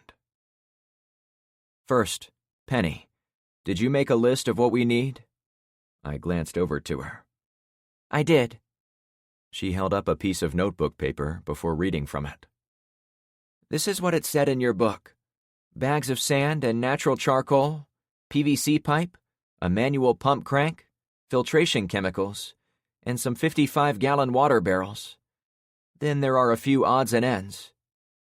That's for the rain catchment system too, right? I quizzed. Uh-huh, she nodded. Good. I want to get both systems at the same time if I can. It will save us a trip. Penny walked over and handed it to me. Thanks, I said, though she didn't release her grip. Be careful, Frank, she whispered, a second before letting it go. I will, I replied. I watched Penny return to Daisy, but the pleasant moment was interrupted by a distant civil defense siren. Shit, I said through clenched teeth. Mr. Puppers whined a tiny bit as he sat listening to the drone. They're almost non-stop, Ben complained. I only hear one, Luke added. Everyone strained to listen. If they aren't all going off at the same time, maybe there are people running each one independently, I suggested. Not sure what that gets us, Ben said dryly. Me either, I finished. Maybe nothing. I got everyone's attention. As you heard, the truck is ready to go, so I need to find out who is interested in going with me to the hardware store. I know Carmen's in, but I need a few others. I figured it was best to let them volunteer to head out into danger. As I'd thought about earlier, we were short-handed and all out of seals, so the bench wasn't very deep. Might as well bring people who wanted to be out there. How many do we need, Frank? Carmen asked. Well, me, the driver, plus you, we'll call you the navigator. She perked up even more. And, I continued, I'd like to have at least one person sitting in the bed, so we have someone watching the load and keeping an eye on anyone who might come up behind us. You expectin' more trouble out there? Ben asked. I'm always expecting more trouble, I answered. But I'm also aware we don't have as many people on this street as I would like. That's why, if you ask me, I would suggest Luke stays here at the houses to keep an eye on things. Melanie gripped her husband's arm, as if she'd gotten good news. The main reason I wanted him to hang back was due to him fast becoming my able lieutenant, the guy I could trust to get things done. However, another large reason was he was also a family man. I wanted him protecting his loved ones on Clownfish, which in turn would ensure he would be motivated to keep the place in line. I'm all over it, Frank, he answered right away. Now that I've got my guard dog on duty, we'll keep everything in tip-top shape. Luke searched for Mr. Puppers, but he was sniffing around the flamingos in the lawn, maybe looking to make a deposit. Can I come? Tyler asked. He'd been standing by Rainey and the twins, a little outside the larger group of adults. Any of them would be serviceable as ride-alongs, but for my first outing I wanted folks I knew a bit better. Plus, I had a task in mind for them I myself would have trouble doing. I'm afraid I have a job I need you kids to attempt. See that tree behind Trevor's place? I took a second and pointed to a large leafy tree, looming over the property at the edge of the woods. I want you and Alex to see if you can climb about halfway up and find me a place to build a perch for a sniper.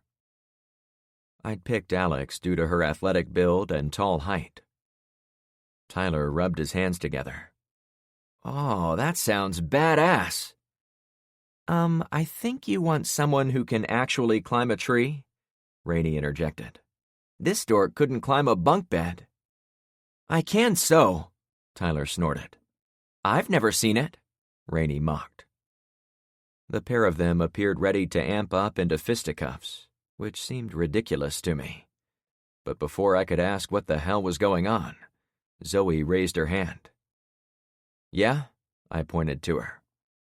Zoe looked at her sister, and a nonverbal back and forth took place before she turned fully toward me. "I'll go with him. I can climb better than Alex, and it sounds like I can definitely climb better than him." She poked her thumb toward the boy in a playful, I'm with stupid way. Tyler snuck a look at me. I rarely claim to be able to read minds accurately, but the kid broadcast a silent message impossible to misinterpret. Time alone with Z was exactly what he wanted. "Yeah," I said. "If it's okay with Rainey, why don't we let Z and Tyler try to find a spot for the sniper nest? Rainey, you and Alex can keep watch at the roadblock. You should start by moving my vet so we can get the car through there." Rainey huffed, as if absorbing a painful blow from her duel with Tyler. "Fine." Alex took Rainey by the hand and pulled her away. Before Zoe left with Tyler, she caught my attention again. "Zoe?" I asked. Her long braid of red hair fell over her shoulder, so she could hold it in front of her like a treasured doll. "Mr. Frank, I know you didn't pick us, but I was wondering if maybe me and Alex need to be with you in the truck. Could you take us home while you're out doing stuff?" Tyler did a piss-poor job of hiding his disappointment with the request, but Zoe wasn't looking behind her. "I don't think it's such a good idea. We can't do everything at once, or we risk doing them all poorly. Let me get this job done and set up some of these things we need. Then I'll look at taking you and your sister to your house on a trip dedicated only to that." "It's all right," she nodded. "I'm fine here, but I have to keep asking for Alex's sake." She gestured to her sister, who was already halfway up the block. Tyler's smile returned. "So you're cool staying with us for a little longer?" I asked her. "Sure," she gushed. "As long as we get home eventually. I'm sure my mom won't get too worried about us, but my dad might be out on his fan boat looking for us." Not having kids of my own, I couldn't say for sure what her mom was thinking, though common sense said she was likely getting zero sleep from worrying about her missing daughters. However, as much as I wanted to put that woman's mind at ease, I needed to look after my own people first. As long as I kept Alex and Zoe safe, I thought I was doing right by their parents. "Wait," I replied, as what she said sank in. "Your dad has a fan boat. Do you guys live out in the wilderness?" Maybe we weren't far off from having a bug-out destination after all. "No, it's just something me and Alex joke about to our friends.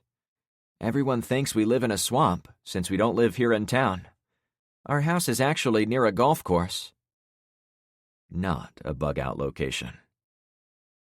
"I thought you lived in a swamp," Tyler interjected, as if only hearing the girl's last words. "See?" Zoe snickered.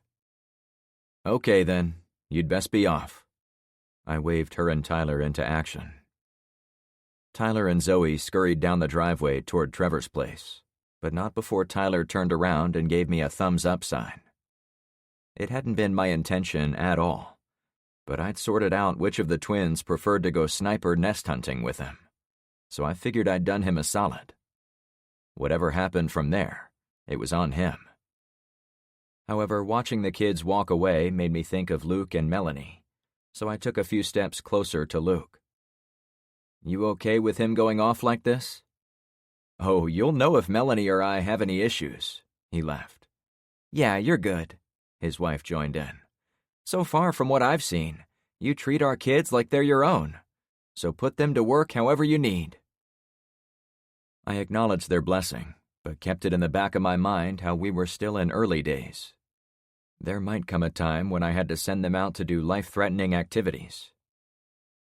For a few seconds, I imagined what it would be like to throw off the mantle of leadership, not worry about life and death issues, and return to my patio to read my books in peace. A last sip, out of the cup of retirement.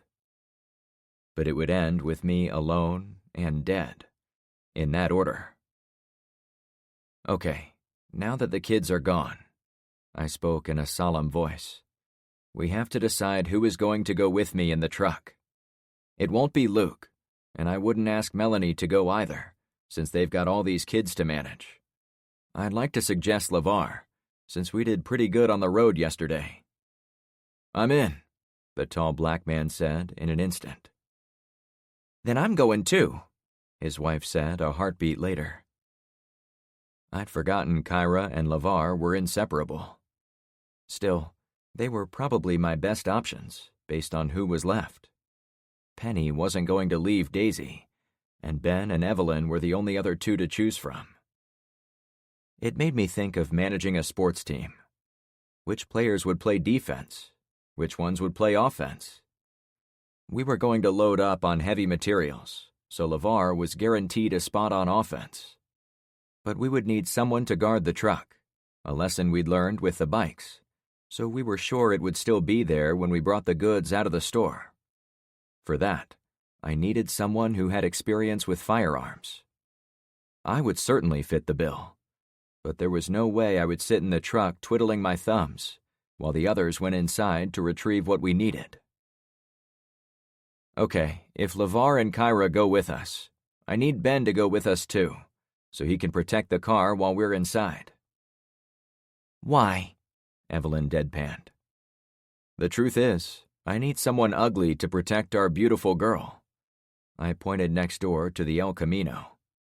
Carmen can shoot, and Kyra could drive, but the types of guys that are out there will see either of them as attractive targets if they are hanging out alone with the truck. It's just the way things are. Having Ben as a spare driver will be less enticing for criminals. Gee, thanks, Ben snarked, though clearly not displeased at being picked. You're welcome, I said with a similar attitude. There was a good chance the El Camino would be a target even if Arnold Schwarzenegger was defending it. But if that were true, I absolutely wanted someone who had lots of experience with guns. I don't know, Evelyn said a few seconds later. Oh, don't be that way, Ben chided her. He needs me, and I'm going. She threw daggers at her husband with her eyes. So be it, she said dramatically. But you know I don't like it when you decide things without me, so don't be surprised if there's a toilet on your lawn when you get back. You wouldn't dare, he shot back. After a long, satisfying pause, she faced toward me. And what do you want me to do while my ugly husband is out having fun with you? You've already taken my car, so I don't know what else I can give you people. I was dying to know about the toilet, and I even suspected a trace of humor in her voice. But I didn't want to delay us by stirring the almost boiling pot between the husband and wife. I need you to go back to Penny's house again, so you two are together. Keep an eye on the forest, like you were doing before, but also keep an eye on those kids. If you see anyone lurking out there, you should both go together over to Luke's place and let him know. She harumphed, but didn't refuse. And me? Penny asked. I locked my eyes on hers, and not her look at me right now short shorts. Keep reading those books. Each one is filled with little lessons about survival. Anything you find interesting, write it down, so we can do it ourselves. At this point, every advantage we can get, no matter how small, might really help us down the road. Maybe not with as much urgency as the well project, but you never know. I'd be happy to, she grinned. Over the next few minutes, those of us going in the truck gathered supplies, weapons, extra ammo, and bottles of water to stuff in a couple of my backpacks. I also gathered a wad of cash I'd been keeping for emergencies. Originally, I'd started the habit so I could buy a new fridge or washing machine if one of mine went out. Since the credit card machines were out, cash would be king again, at least in the early days of an EMP. That much I knew from almost every book I'd read on the subject. After stashing my AR behind the seat, I started the El Camino and took a few moments to savor the powerful 454 cubic inch engine. The deep gurgle of the motor coursed through my body, and once again urged me to roast the rear tires and drift around the circle to show off. However, I fought off that call and carefully backed down the driveway until I was in the street. "Load up," I shouted. Carmen was there in a flash. She threw herself on the vinyl seat and bounced to the middle until she bumped my hip. She had to sit on the center console, but her legs were on the far side of the stick shifter. As usual, her vanilla frosting perfume made my head bobble. "I'm ready," she said, patting the pistol on her hip. She'd changed in those few minutes we were all getting ready to leave.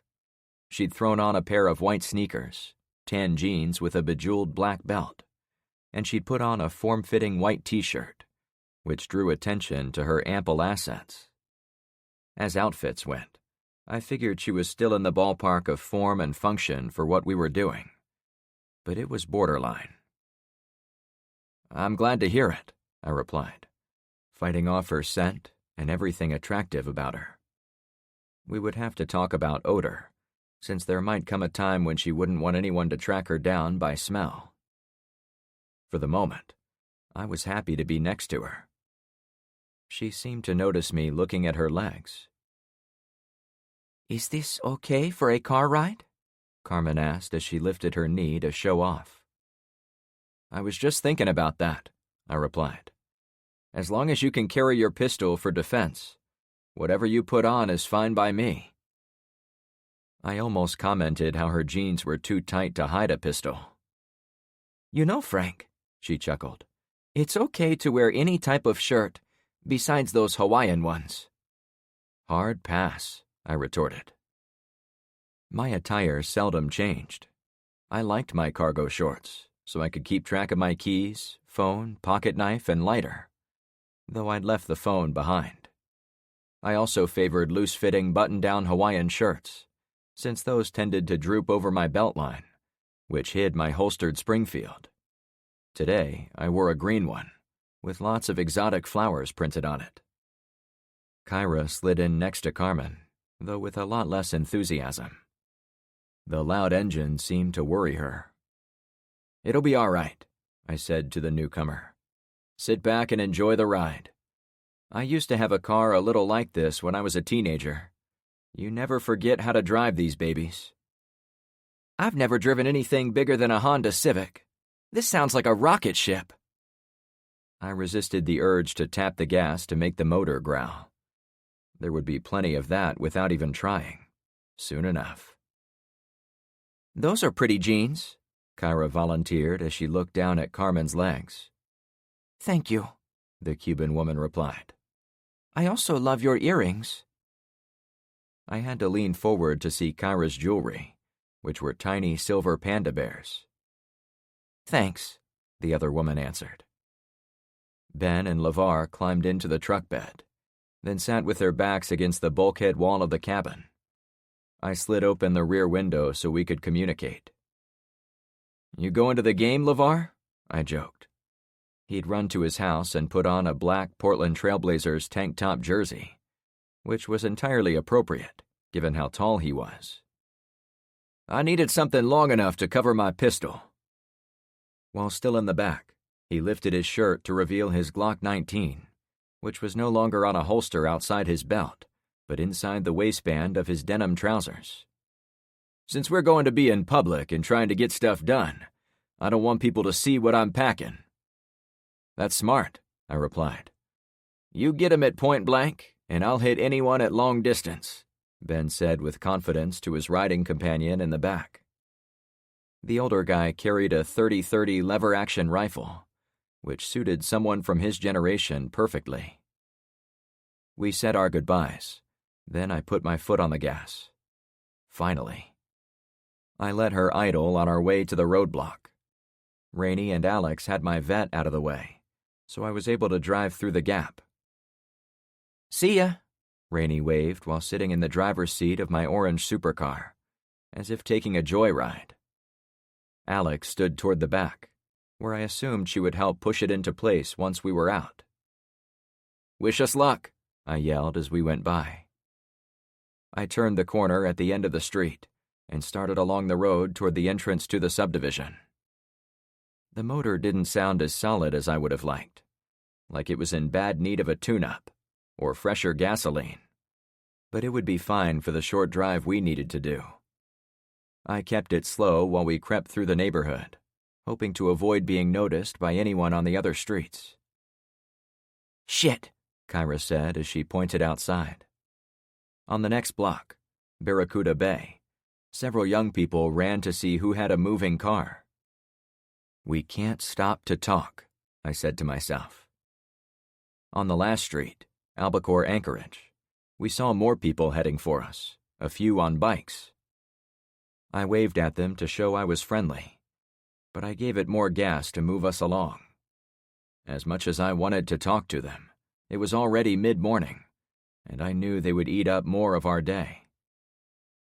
Zen's 2 guards came down to the edge of the street to watch us go by.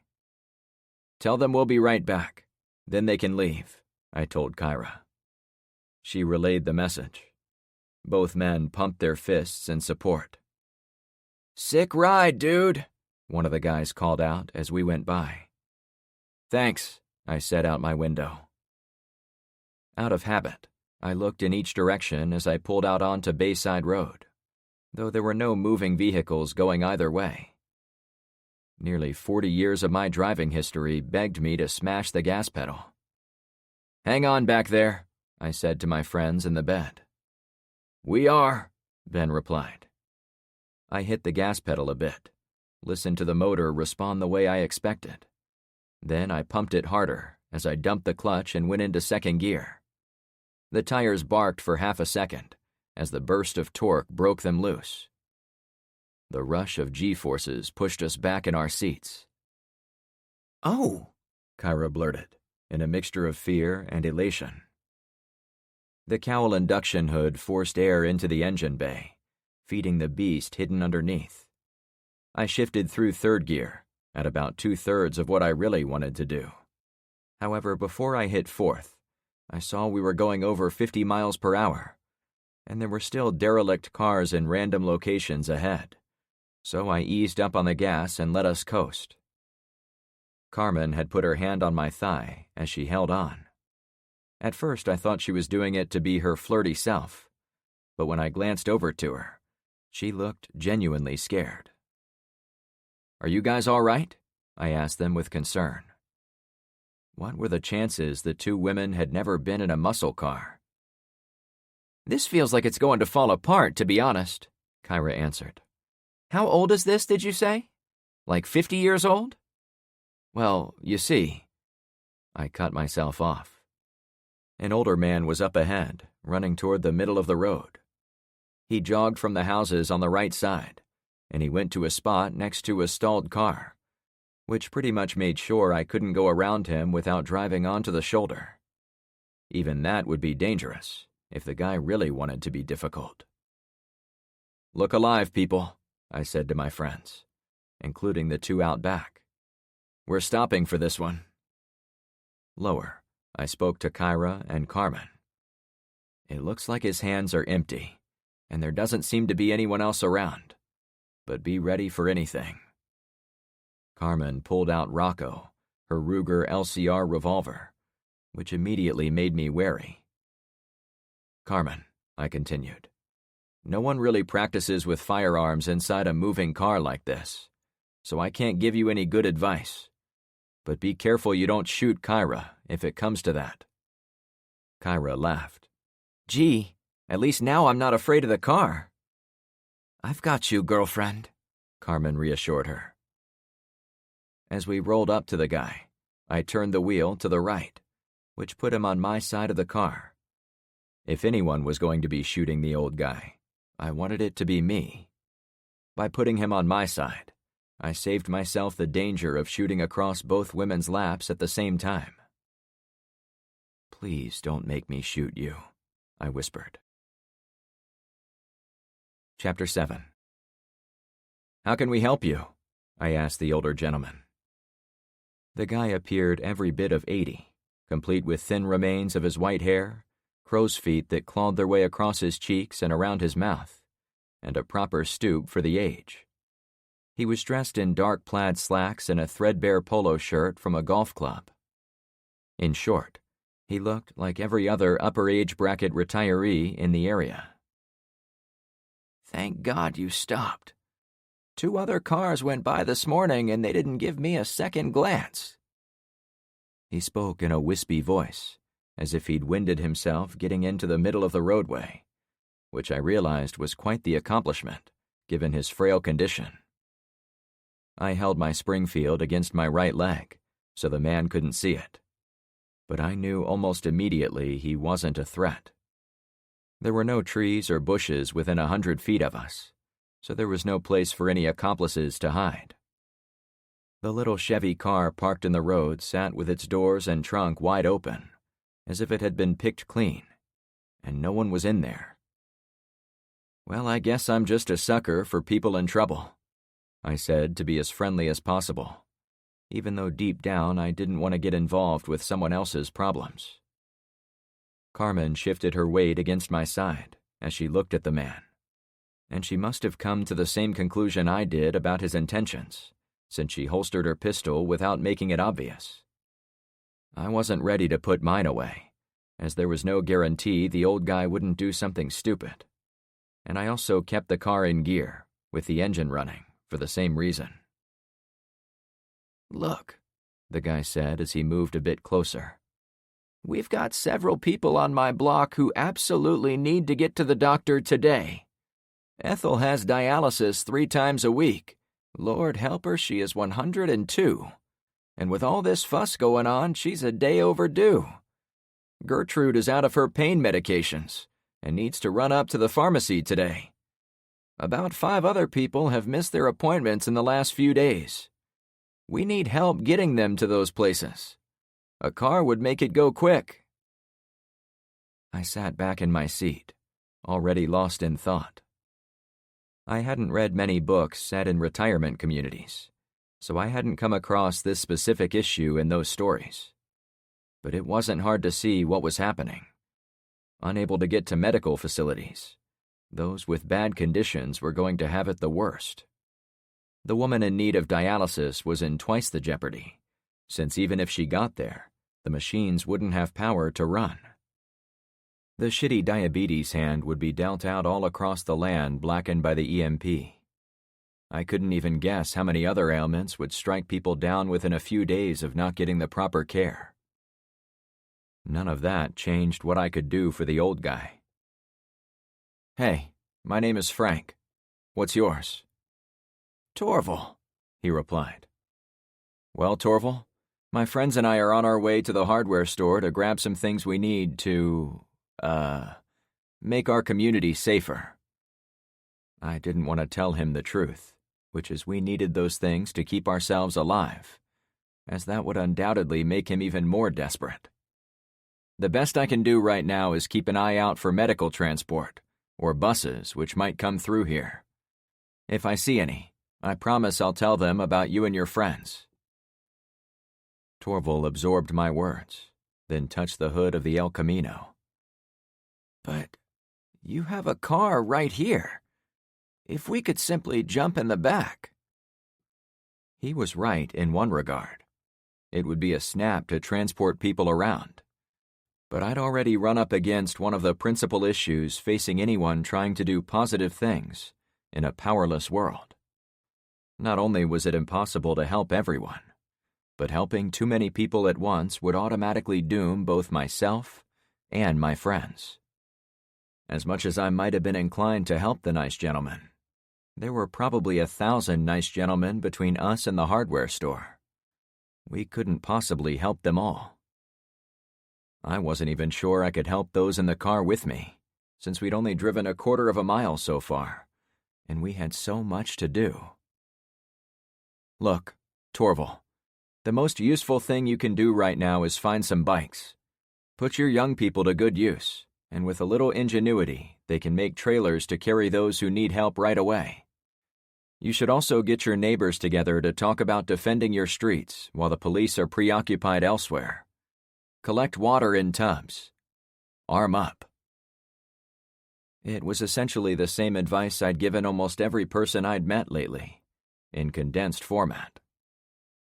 Okay, I see your point. We'll try to get the youngsters involved, sure enough. But will you come back to us when you get what you need from the hardware store? Maybe something will have changed by then. The guy's gray eyes conveyed hope. Still, I wasn't going to lie to him. It's not likely, Torval. I've got a shitload to do for my neighborhood, and many of them are back at the houses waiting for me to return with some equipment. If this disaster goes on for days or weeks, your best hope is going to be your neighbors. I pointed behind us. But if you want to send a rider over to meet me in a few days, I'd be happy to talk about what more you guys can do to harden your houses, collect resources, and get ready for a long-term grid-down scenario. I live on the 3rd Street in that subdivision, with the orange clownfish on the sign. He'd seen me come out from there, so hiding our home turf from him was no longer an option. His subdivision was adjacent to Zen's, which opened up one more potential ally for us. Torval sighed. It sounds like this is a catastrophe worse than we thought. I can't say I agree with you leaving, but I think I can understand your reasoning. You are doing things for your people, sure as I'm out here trying to find some help for mine. I nodded at his explanation. My son comes around to check on me from time to time, he went on, and I think he has a bike. If he shows up, I'll send him over to talk to you. Well, it might take him a while, I cautioned, avoiding saying how he might not show up at all. In the meantime, don't be afraid to get neighbors involved and send one of those people to meet us. I promise we may not have much in the way of food or supplies, but we can provide lots of good advice. The last thing I needed to do, no matter how much I wanted to help, was give the impression we gave free handouts. That was one big danger in trying to build relationships or alliances with other neighborhoods. And it also suggested we needed to talk about security in more detail when we got back to our street. The simple appearance of looking like we had our shit together relative to everyone else in the area could bring beggars to our doorstep. I'll chew on this, he replied. Setting aside my concerns about security, I reasoned it was still better to be sociable and helpful with neighbors from nearby parts of our community. Being without power would send us back a century or two, for sure, and it might be a little like living among 1,000 different kingdoms built from McMansions instead of castles. If I went around spreading some goodwill this early on in the game, it might pay big dividends later. Certainly it was better than telling the guy he and his older friends were doomed, but to have a nice day. Torval took a few steps backward, as if seeing on my face how much I wanted to leave. However, before I acted on the invitation to go, I reached out my window. He clasped my hand.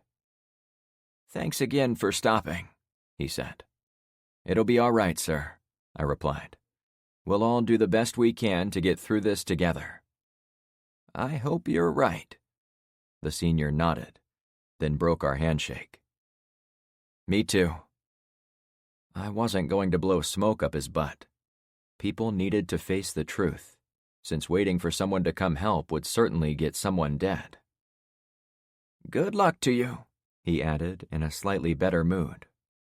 And watch out for the guys in those other cars. They weren't nearly as friendly looking as you lot. Bastards damn near ran me over. Thanks, I replied, and I finally felt as if it was proper to leave. Seconds later, after we were back up to speed, LeVar leaned in through the back window. You're lucky you moved out when you did. I was about to tell you there were several other people on the side streets who looked like they were headed out to meet us. It's a good thing I have you guys with me, I replied to all of them. I wasn't able to keep watch on what was going on around us, while I was focused on Torval. Thanks for doing that, LeVar. It's my job while we're out here, he drawled. I reached a cruising speed of about 40, then held it there. I could have gone over 100 in the gas-guzzling El Camino and reached the store in far less time, since I wouldn't have to worry about fuel economy anymore. 1 million useless cars with full gas tanks would keep us rolling for the 6 or so months until the gas went bad. However, the full-throated roar of the 454 cubic inch engine would alert people for miles in every direction, so I opted to tiptoe quietly along the road to reduce our chances of being heard. There were also a few disabled cars blocking our route, which required constant lane changes when we reached them. As we drove Bayside Road, we passed a few walkers heading in both directions.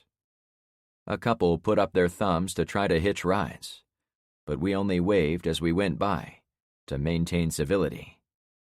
If there was one thing I was expecting, it was some jagweed with a gun who would try to make us pull over. It took a couple of minutes to reach the first intersection, which was the same one we'd gone through while walking with the kids from the high school. As we made the left turn and headed east on the 4-lane roadway, I saw the school several blocks ahead. The stretch of street reminded me of that first moving car after the EMP. The boy and his girlfriend left the high school in the yellow Mustang Mach-1 and were now somewhere out in the world. I got to wondering if he appreciated how lucky he was. Was he using his gift to haul the elderly to their appointments? Was he fetching supplies for his family and friends? Or was he the asshole joyriding around, squealing tires needlessly, and nearly knocking over guys like Torval? He'd come close to running us over the day the school let out, so it seemed like a real possibility. Once we got past the school, there were numerous strip malls and big box stores on both sides of the road, each with large parking lots partly filled with vehicles. To contrast with the development up north, which was simply called North Point, city planners decided to call the suburban sprawl in this part of town South Point. The huge stretch of pristine forest known as Yucca Penn's Wildlife Area, including the woods outside my subdivision, was between the two developments. Endless tracts of homes, subdivisions, and canals surrounded that forest, as if the developers were angry at not being able to tear down the woodlands themselves. "Look at that," Kyra said while gesturing to a large supermarket. "Are they the police?" Carmen asked, straining to see. I slowed as we drove by. There were 8 or 10 armed men dressed in black, standing guard at the doors of the grocery store. People with carts went in and out, while under scrutiny from the men. "I don't think it's the police," I finally answered. "They aren't wearing badges, and they don't have the word police across their backs. I guess it's possible they're private security of some kind." "Do you think they'll know what's going on?" Kyra asked. I murmured. If I'd wanted to talk to them, I would have had to turn around, but I kept going forward. "It's something to keep in our back pocket, but I'm not taking the chance of talking to them and having them try to confiscate our vehicle. That seems like an act a group of 10 armed men might try." I hated to admit it, but each minute on the road made me all the more wary about our mission. While not every person out there would be conniving opportunists set on relieving us of our vehicle, there would be some. I couldn't let my guard down for even a second. "Now what?" Carmen pointed ahead. "A roadblock," I said with disappointment. People had arranged numerous cars and trucks, so they walled off an intersection 3 or 4 blocks down. A few people stood close by, but it was impossible to say if they were bystanders or part of the blockade. My instincts screamed at me to avoid. "We go this way." I turned right onto a side street. Behind the row of strip malls and storefronts, there were more houses. They weren't quite as flashy or as expensive as the ones up north by my house, but they were still generally nice-looking, though with slightly smaller yards than back home. I took the first left, which would take us in the direction we needed to go. Hello. Cairo waved to a young couple sitting on their front porches. The pair waved back. I kept the engine purring at about 25 miles per hour. I took the next right, then another left. Most houses looked normal, but we did pass one that was a smoldering pile of ash. The flames had destroyed everything in the structure, including a pair of ruined vehicles and what was left of the garage. We'd see more ruined homes as people turned to candles and cooking fires. Do you know where you're going? Carmen mused as she poked me in the side. Because it doesn't look like you do. I'm putting some distance between us and the roadblock. They might be watching the next streets too, so I want to cross a few blocks south of them. Oh, I didn't think of that, she admitted. I'd read books about roadblocks in the city. Aside from the fact I wasn't ready to write off the sprawl yet, I had to prepare for things like barricades and ambushes. With all the wide roadways, side streets, alleyways, and flat lawns I could drive through, it would be very difficult to truly block off an entire street. However, anyone with enough time and drive could eventually get it done, so I needed to be aware of the possibility. This is the street that goes to the roadblock, I said in a quiet voice. There was no traffic, so I rolled out into the roadway, avoiding one stalled car on the way. To my left, about 4 blocks up, I got a good look at the people standing at the barricades. Sure enough, there were a couple of civilians with shotguns watching us go by. They didn't aim the guns at us, but held them low and toward the ground. Like so much lately that didn't fit neatly into the stories I'd read, I wasn't sure what to make of it. They could be store owners working together to protect their turf. They could be stranded drivers, keeping their cars secure. Or they could be criminals, waiting for dumb drivers to stumble into their grasp. There was no way to tell, however, so I marked the intersection on my internal map to avoid it. I continued on the parallel street, keeping the roadblock threat far to our left. Conversation died down as we crossed through another few intersections, until I finally caught sight of the familiar sign of the hardware store to our left. We found it, I advised my friends. The big building was only a few blocks up the side street. Near our destination, plumes of black smoke rose hundreds of feet in the air. It was impossible to say if the store itself was on fire, or there were houses ablaze in the neighborhood behind it. I went into the lot through the side entrance, so I could avoid the main roadway, in case the people at the roadblock were on the lookout for us. Once on the property, I drove us out into the middle of the parking area, rather than go right for the entrance, so I could scope out the fire. The property looked like a scene from a movie set. The giant store had probably opened minutes before the EMP went off, so the lot was only a quarter full, but dozens of people hurried in and out the front doors, as if there was a huge sale going on. I didn't see any smoke pouring out the front door, so I took it as a good sign. However, the thick black smoke was definitely close to the back of the property. "At least there are no armed men at the front," LeVar advised, like a voice over my shoulder. If there was another voice over my shoulder, I would have expected it to argue armed men could also bring order and protection. The men outside the food store might have been there to keep people in line, and it seemed to work for them.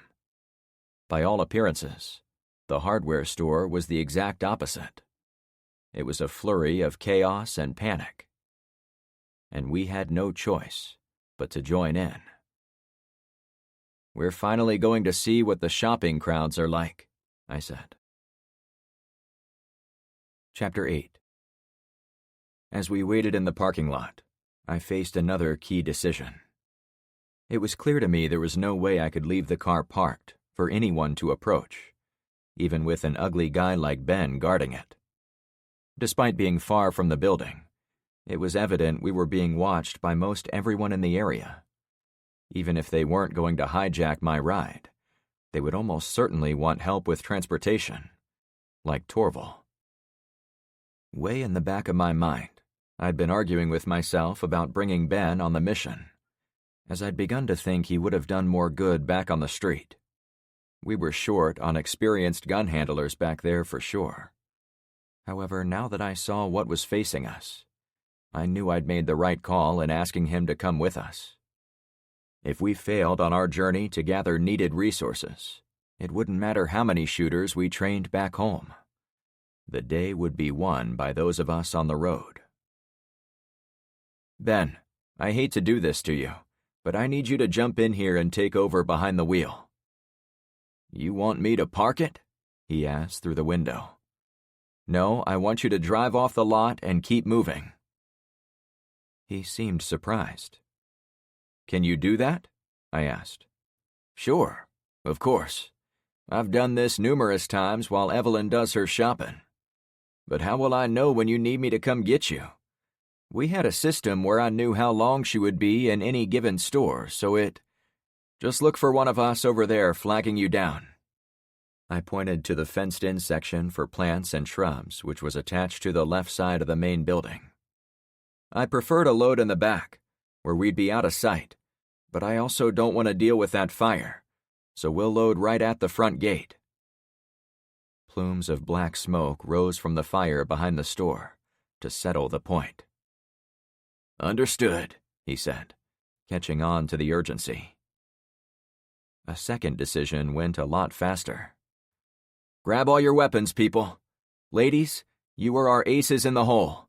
Keep your pistols hidden, unless you absolutely need to get them out. Me and LeVar will keep ours exposed, so any would-be criminals know to give us a wide berth. You think this is going to be violent? Carmen asked, as if suddenly remembering Frank's traveling TV show contained violent themes and dangerous situations. I hope it doesn't, but hope isn't going to keep us alive. Keep your heads up, always watch your surroundings, and be aware of people watching you back. Remember, if you see the same person twice, they could be following you. Watch out for careless idiots with firearms. I paused, realizing I was dumping out every life lesson I possibly could for what might be inside. The fact was, I had no idea what to expect, and it was pointless to plan for everything. It always was. Be mindful of the surroundings, I clarified, as I turned us toward the store. Stick together, and we'll knock this out no problem. Rather than drive to the front door of the hardware store, I pulled into a parking spot behind a panel van in the thick of the other vehicles. I figured it would hide our switcheroo, and it might distract pedestrians who expected us to get closer. All right, I advised as I got out. Stay low, and we'll mingle with the other vehicles before going inside. The others hopped out, but they didn't duck down until they saw me do it. As soon as Ben shimmied over the side of the truck bed, he jumped in the driver's seat, set his rifle next to him, then slammed the door. Go, I exclaimed.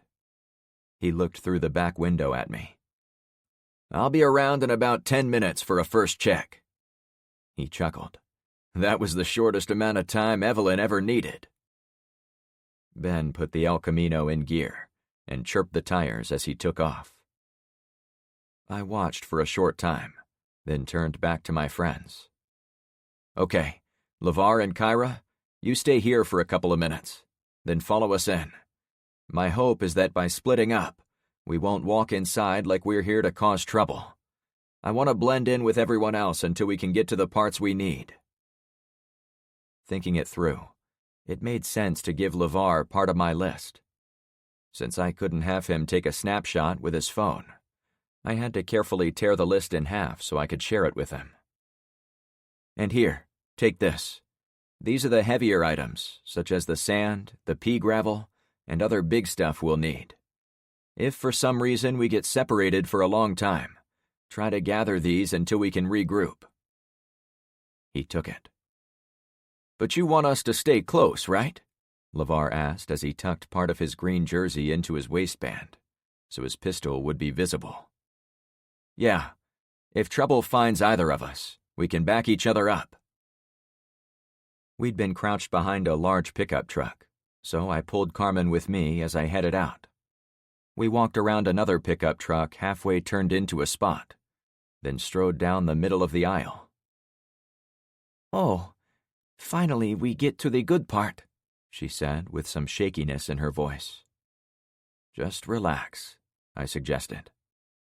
She gripped my hand as if I might ditch her. "I'll try," she said. "Now I see every person as a threat, like you do." I chuckled to diffuse some of her fear. "No, not everyone is a threat. You can tell most of these people are doing something. Pushing carts, carrying their purchases, going somewhere. It's the ones doing nothing that you have to pay closer attention to." I reasoned it out using logic and common sense, or so I hoped. It seemed best to use those skills to reassure my friend, rather than spew out hype and wishing for the best. Carmen relaxed her grip a tiny bit. "There, not so bad, right? We're going for a nice shopping trip at the local store." I waved my hand ahead of us, as if presenting the hardware store to her. A man and a woman rushed out the door after some others, but they were followed by 8 or 10 children who tried to keep up. A big African-American man came out next, carrying a huge stack of 2x4s over one shoulder. The last group of men was led by a guy in tan overalls. 6 or 7 of them walked by, using curse words often found on job sites or sailing ships. At the same time, others, like us, passed by them to go inside. "This isn't really what I had in mind for a first date," she giggled. "Is that what this is?" I said with true surprise. "No," she said in a bemused voice. "But I got you pretty good." "Maybe someday," I replied in a bold tone, to prove she hadn't gotten me as good as she had. If life ever got back to normal, asking a trophy ex-wife like her for a date would be high on my list, despite her being a few years younger. "Yeah." She cocked her head sideways and squinted, as if interpreting what I'd said. "Maybe." Our chatter got us through the front door, which was part of why I was willing to distract us both with it. I'd been watching all around us, including between the rows of cars we passed. But the talking helped keep me from looking like a stalker. If anyone had figured out we'd come from the El Camino, they didn't make a scene trying to follow us inside. "Looks like all the carts ran away," I laughed. The cart corral was completely empty. I hadn't seen very many in the parking lot either. The inside of the spacious store reminded me of the worst day of Christmas shopping. Vanities, panel doors, plywood sheets, and other large items had been tossed aside at the doorway, as if people realized they couldn't load them into their vehicles. Some shoppers perused the aisles like it was any other day, but more dedicated men and women ran at high speeds, perhaps to get that one critical item they needed before someone else did. Like parts for a well. "Keep moving," I said in a friendly tone. I was happy to continue to hold hands with Carmen, and she didn't fight me on it as I pulled her through the dead anti-theft turnstile to go into the main part of the store. As we moved out, I saw LeVar and his wife enter behind us. They were timing it perfectly. My simple plan was to find the big stuff, like the bags of sand, gravel, activated charcoal, and the pump handles, and get LeVar started on loading them into a cart. At the same time, Carmen and I would go for all the other little things on our parts list elsewhere in the store. As soon as we turned into an aisle, someone bumped into Carmen and pushed her into me. "Sorry," the woman begged. "It's okay," Carmen answered, as she peeled herself off my side. "I didn't see you guys walking there," the middle-aged woman explained. "I was checking out these chandeliers." To back up her claim, she started looking above her again. There wasn't time to chat, but I had to at least ask one question. "Hey, you know the power is out, right?" The store itself was fairly dark, but there were skylights scattered at intervals above us, as well as the giant glass entrances, which gave us all enough light to at least see the products on the shelves. Bob and I had been shopping for one of these up until the bomb went off. If the whole world is ending, we figured now is the time to grab one. Carmen still hadn't let go of my hand, but she squeezed it with urgency as the woman spoke. My heart raced too. "You heard a bomb went off?" I asked, dialing in on the one thing she said that mattered. "Sure." The woman wore faded jeans and a frumpy t-shirt, as if not caring what she looked like out on the town. "It's what we heard." "From who?" I asked. "People," she answered, while pulling one of the big boxes off a chest-high shelf. "Here, let me help," I said, as a way to keep her talking, and together we got the big box down. "Thanks." She hefted it with both hands and started to walk away. "Wait," I insisted. "Who told you about a bomb? Do you know who dropped it?" The woman didn't turn around. "I have no idea. Someone on my street said they heard it on the radio, but I don't know how it's even possible right now." There was no point in chasing her. I did wonder if that big box would soon end up at the pile near the front door, as I couldn't picture her walking it all the way home. The last I saw of her, she was yelling at some man who I took to be her husband. He carried 2 small spools of electrical wire, one under each armpit, and a wad of cash. Once the argument stopped, they headed for the checkout lanes. "They're not going to make it," I said in a low voice. "Not much faith in humanity, huh?" she said in jest. Humanity? Maybe. Her? No way. Even a child could see how taking a light fixture during an EMP is plain dumb. I chuckled to myself before continuing. "If she even knows what an EMP is," Carmen remarked. Actually, the way things are going, it wouldn't surprise me in the least if those clueless dopes end up as kingpins of this new world. "Yeah, that's pretty much how the world has always been," she agreed. "But do you think she knew what she was talking about when she mentioned a bomb?" No idea, I shrugged. But it doesn't change anything for us here and now. We have to keep moving. A nuclear bomb would certainly affect us if it had been close, like in Tampa or Miami. But I was almost certain we weren't in all-out World War III, where Fort Myers would have been wiped out too. As long as we didn't see glowing cities on the horizon, we should be fine. We walked for a short distance, past more frantic people, until we came to the brighter section of the store that was closest to the lawn and garden supplies. "Look for a pushcart. We're going to need one to stack the bags of sand." 2 seconds after I'd spoken the words, LeVar came up to us with an empty cart and a smirk on his face. "Ask and you shall receive," LeVar joked. "How do you know?" I asked. "You put me on loading duty, so I knew we'd need one. And I saw this hiding under some big boxes when we walked in.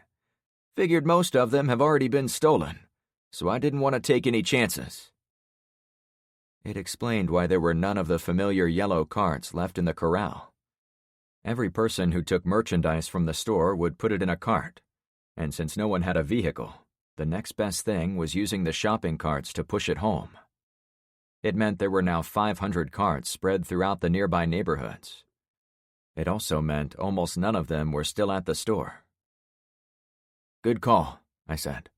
"We need it right over here." We wheeled it up to the bags of sand. A short man in a yellow vest shouted toward us from the front checkout stand, which was a small shack at the exit of the garden center. "Don't bother loading that. We're shutting things down." Me and LeVar shared a glance. "Just load it," I said in a quiet voice, and LeVar went to work. slinging 3 bags next to each other on the flat cart in about 5 seconds, then going for more. "We have money." I didn't want to announce I was walking around with a bunch of cash, but I had to give the guy some confidence we weren't thieves. "It doesn't matter," the worker replied. I again turned to my friends. "Fill it 1/3 of the way with bags of sand, then an equal amount of pea gravel, then as many bags of activated charcoal as they have, over by the water filtration products. We'll also need those other things on your list, LeVar." "Got it," he huffed, as he threw bags 2 at a time onto the pile. "Damn, you're a beast," I said to him. "Earning my keep," he chuckled. "That you are," I said, impressed. Since I knew what was on it, I handed my half of the list to Kyra. "If I get caught up with this guy, you two have to get the rest of our stuff when you're done stacking these bags." "Okay," she replied. LeVar changed position so he could grab bags of pea gravel, and my giant friend transferred the large pillow-shaped bags one after the next, with no pauses in between. The clerk marched our way with a sour look on his face, as if LeVar's enthusiastic loading was a direct insult to his honor. "I'm already almost done," LeVar reassured me as he chucked another bag. "Shit," I said. "This is going to go faster than I ever thought." "We'll go get the little things," LeVar said while panting. "Then we'll come right back and get whatever else we need in this department." The cart was stacked about 5 feet high already. "Yeah, go for it," I replied. My friends hurried away as the working man arrived. He was probably 30, with a fledgling beard and a thin-rimmed pair of glasses. His accent suggested Florida swamplands, but his dark skin put his family background somewhere outside the United States. His name tag said Javon, store manager. "As I said, you can't buy those items, since the store is no longer taking payment." "But I saw people checking out in the front of your store," I said in a bemused tone.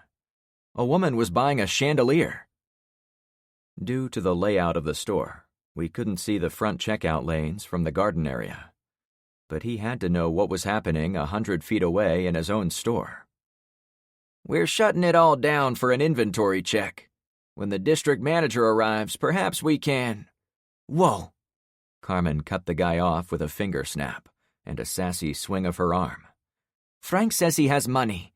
You have what we need right here. So let's do business, huh? We're not waiting for someone in charge." A woman shrieked inside the store, which caused Javon to look in that direction.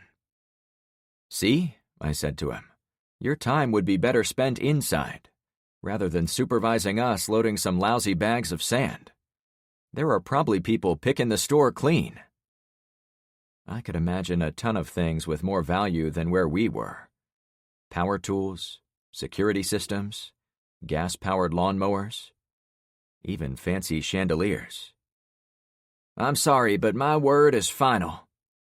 He pointed around me to the cart already stacked with 40-pound bags of clean brown sand and pea gravel. "Doing inventory is a necessity now." After briefly checking the nearby aisles of the outdoor area, I took a wag at why he had a problem with us. "You're picking on us out here because you're afraid to go in the store." I motioned for him to look inside. Other than a retiree couple looking at flowers inside the nearest archway, we were the only ones in Javon's section. He'd zeroed in on us and was going to make sure we didn't break his laughable rule change, since it was easier to control us than those hauling products by the armload at the front registers. I saw the cash, so I assumed people were paying. But maybe we were beyond that now. "I saw your friend sneak away," he said. "Y'all are wasting y'all's time." "I know," I said in a polite manner. I looked beyond the manager to the display of seed bags for flowering plants and vegetables. It struck me like a hammer we needed to get some of those for our street. I had no idea if they would grow in the nasty Florida soil, but we had control of 2 long rows of flat ground where the houses were to be built, so we could probably plant enough crops to feed us forever. I walked in a wide arc around Javon and stood in front of the seeds. For the next few minutes, I gave my friends time to get our stuff, but I also kept myself busy investing in our future. I set aside any packets I thought would thrive well in this part of Florida, though I didn't know one from the next when it came to plants.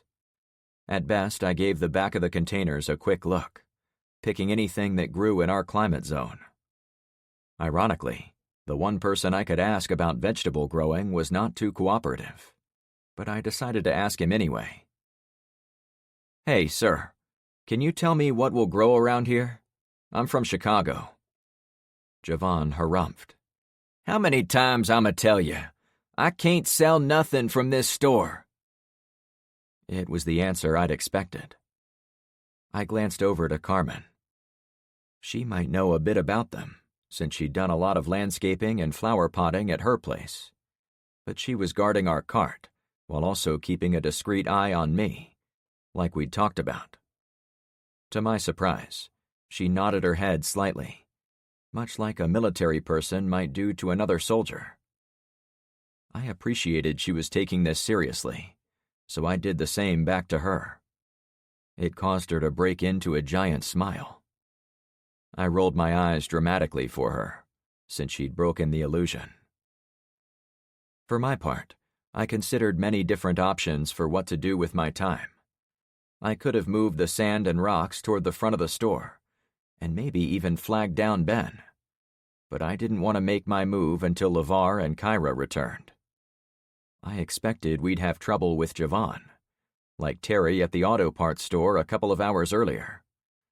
But I wasn't leaving here without those supplies, even if I had to shove all my money into the cash register myself. A gunshot yanked me out of my thoughts. "What the?" Javon blurted.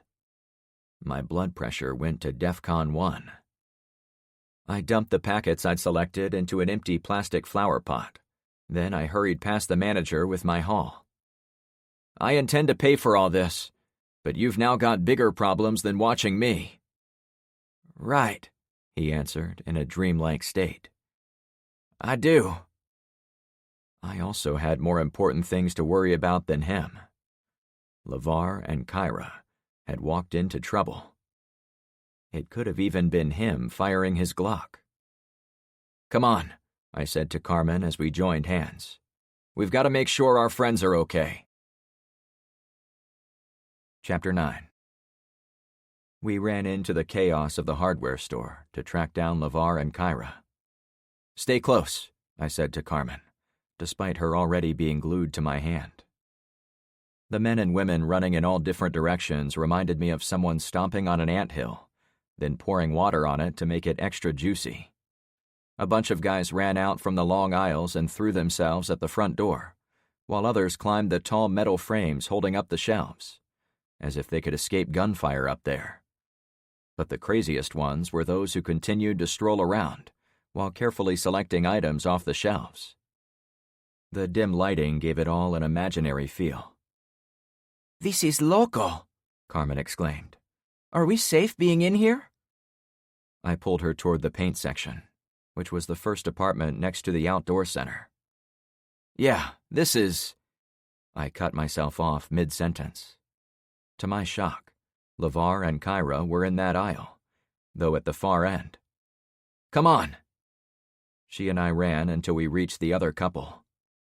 "You guys all right?" I asked immediately. "We're fine," LeVar said as he looked at the sandpaper. "Just finishing up what we need from your list." Kyra breathed hard while hunched over. "Hey, girl, you all right?" Carmen put her hand on the other woman's back to console her. "Yeah," she said without looking up. "My husband ran me around the store like I was training for the Olympics. I haven't run that fast since high school." "I knew we needed to hurry," LeVar said as he tossed several packets of sandpaper into his big yellow shopping cart. I took a few steps to the end of the aisle. A long middle walkway cut the giant store endwise, giving me a clear view to the far exit doors. Men and women still ran back and forth across the walkway, giving no clue as to which way was the correct one. But once I ensured we were not in any immediate danger, I finally got to address the question which had brought me to them. "Was that a gunshot?" I asked. LeVar cracked up. "You would think so by all the people losing their shit. But no, a long 2x4 had been leaned against a shelf, and when it fell over it smacked on the concrete." My surprise was impossible to hide. "He's right," Kyra added. "We both saw it down the row." She pointed in the direction I'd been looking, though there were no boards lying on the ground anymore. "Well, it explains why people are still around," I said. "You guys are shopping like the blast was no big deal, which I now understand." "It cleared people out of our way," LeVar said, still chuckling about it. "Where'd you get the ride?" I asked. The inside of the jumbo-sized shopping cart was filled with lots of supplies from our list, and 4 big 30-pound bags of activated charcoal sat on the bottom shelf. But I was curious how he'd been lucky enough to grab one. "Someone got scared in plumbing," he answered, "and abandoned their stuff. Me and another guy made a move for this cart, but who do you think had the longer legs?" "That's awesome," I went on. "I'm not sure how you got all this stuff in the few minutes we were waiting, but some things are still missing. Did you see a place where we can snag some 55-gallon drums? They won't fit in the cart, but we'll get some rope and drag them behind us if necessary." LeVar looked in the yellow cart. "We should have everything we need for the rainwater system, except for those barrels which were sold out. We got most things for the well, too, including the well point to hammer into the ground, about 50 feet of tubing, and the joints. But there's not a single pump handle in the store." I feared someone had taken an interest in water-related equipment, since I couldn't be the only person in the city who planned ahead. "We'll take what we can get. We already have the bags of sand and pea gravel in the outdoor center, so maybe we should link up with Ben and start loading everything." I got at the back of the cart and pushed it down the aisle. The 4 of us blended in with the few shoppers who hadn't been scared off. "We'll need as many bags of rock, charcoal, and sand as we can fit in the truck bed, without breaking the shocks," I said while we walked. "We can always use them for other things, and we might not be able to come back here anytime soon." I caught sight of a display filled with work gloves, which triggered me to another need. "Hold up," I said, and ran the short distance to the gloves. I brought back about 10 3-packs and tossed them in the cart. "We may never get another chance to get good work gloves." "Smart," Carmen commented, before pointing to shelves of cleaning supplies. "But what about those?" It reminded me there were 1,000 things in the store we could use for survival, and not only the big things I might have already been thinking about. Disinfectant sprays could save our lives. Those gloves could save our palms. And hand tools. "Hang on a second," I said, before grabbing Carmen. "She and I will be right back." Over my shoulder, I spoke to the other couple. "You guys should grab some cleaning supplies." I ran her over to the tools section, hoping to make good on my revelation. "I have a shitload of tools, but they are all on the moving truck, probably lost forever. I'd like a good hammer and a crowbar, at the least." We turned into the aisle to find it picked clean. "Looks like someone beat you to them," she said with a bit of humor. 2 is 1, and 1 is none, I said absently. "What?" she asked. "Oh, just a saying. Everyone probably grabbed extras of these things, since they'll be the most needed tools now." Most of the tools left were useless, but I did grab a cordless drill set, on the assumption it wasn't fried, and that I would eventually figure out a way to build a solar power system. "Follow me," I said with haste. I jumped a couple of aisles over, passing and ignoring more than a few men and women, and I grabbed one of the yellow 5-gallon buckets placed at the end of each aisle. "Get one of these," I suggested to her. Over the next couple of minutes, I loaded as many boxes of Phillips head deck screws as I could fit in. I had Carmen gather various sizes of nails. "We're eventually going to need all of these," I said after we were full. She didn't look happy to have to carry the heavy load. "Come on, before I load you up even more," I chuckled. We walked as fast as possible down the middle lane of the store. Once LeVar saw us coming, he rushed over and grabbed the bucket from Carmen. "Thanks," she exclaimed. "Buying the whole store?" LeVar asked. "Only what we can carry," I replied, as I grabbed a couple boxes of safety glasses off an end cap. "Let's move out." The more I looked around, the more I wanted to shove in our cart. But there wasn't time to pick out everything we might need, nor was there enough room in our cart or vehicle for all I wanted. I also didn't have unlimited funds in my pocket. We all halted when we reached the door out to the lawn and garden center. Javon stood with two hardware store workers, who didn't look much older than teenage boys. "Sorry, but y'all can't come out here again. We're clearing the store to do inventory, starting now and starting here." Javon pointed firmly to the ground. It was impossible to stop myself from laughing. Each interaction with the guy got more and more ridiculous. I held back mentioning the obvious fact he hadn't gone with me to investigate the shooting in his own store. "I'm not joking," Javon complained. "I can see that," I replied, desperate to think through my options. While I stood there, a man ran in through the still open outer gate, smashed the outdoor cash register with a crowbar, and grabbed at the contents. "What about him?" I asked as I pointed to the criminal. Javon turned to follow my finger. "We're closed," the manager yelled. I wanted to ask Javon if he really thought that would do anything, but I didn't have to bother, as it was obvious he knew it was futile. He was programmed to say certain things for situations he'd seen in a training video somewhere, but he was in far over his head with the effects of an EMP. It was becoming a common theme among people I interacted with, but his inability to deal with his problems opened up an opportunity for us. "Look, Javon," I began, "I know you aren't going to do inventory."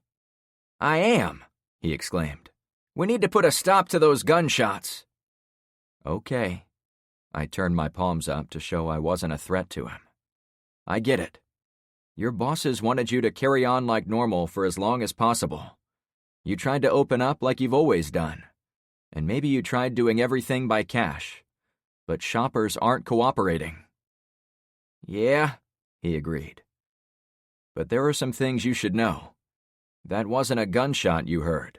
It was a board smacking the ground. It only sounded like the crack of a gun." "I know what I heard," he replied. "And you should also know I'm willing to pay you for what I take. Unlike that guy over there breaking into your cash drawer.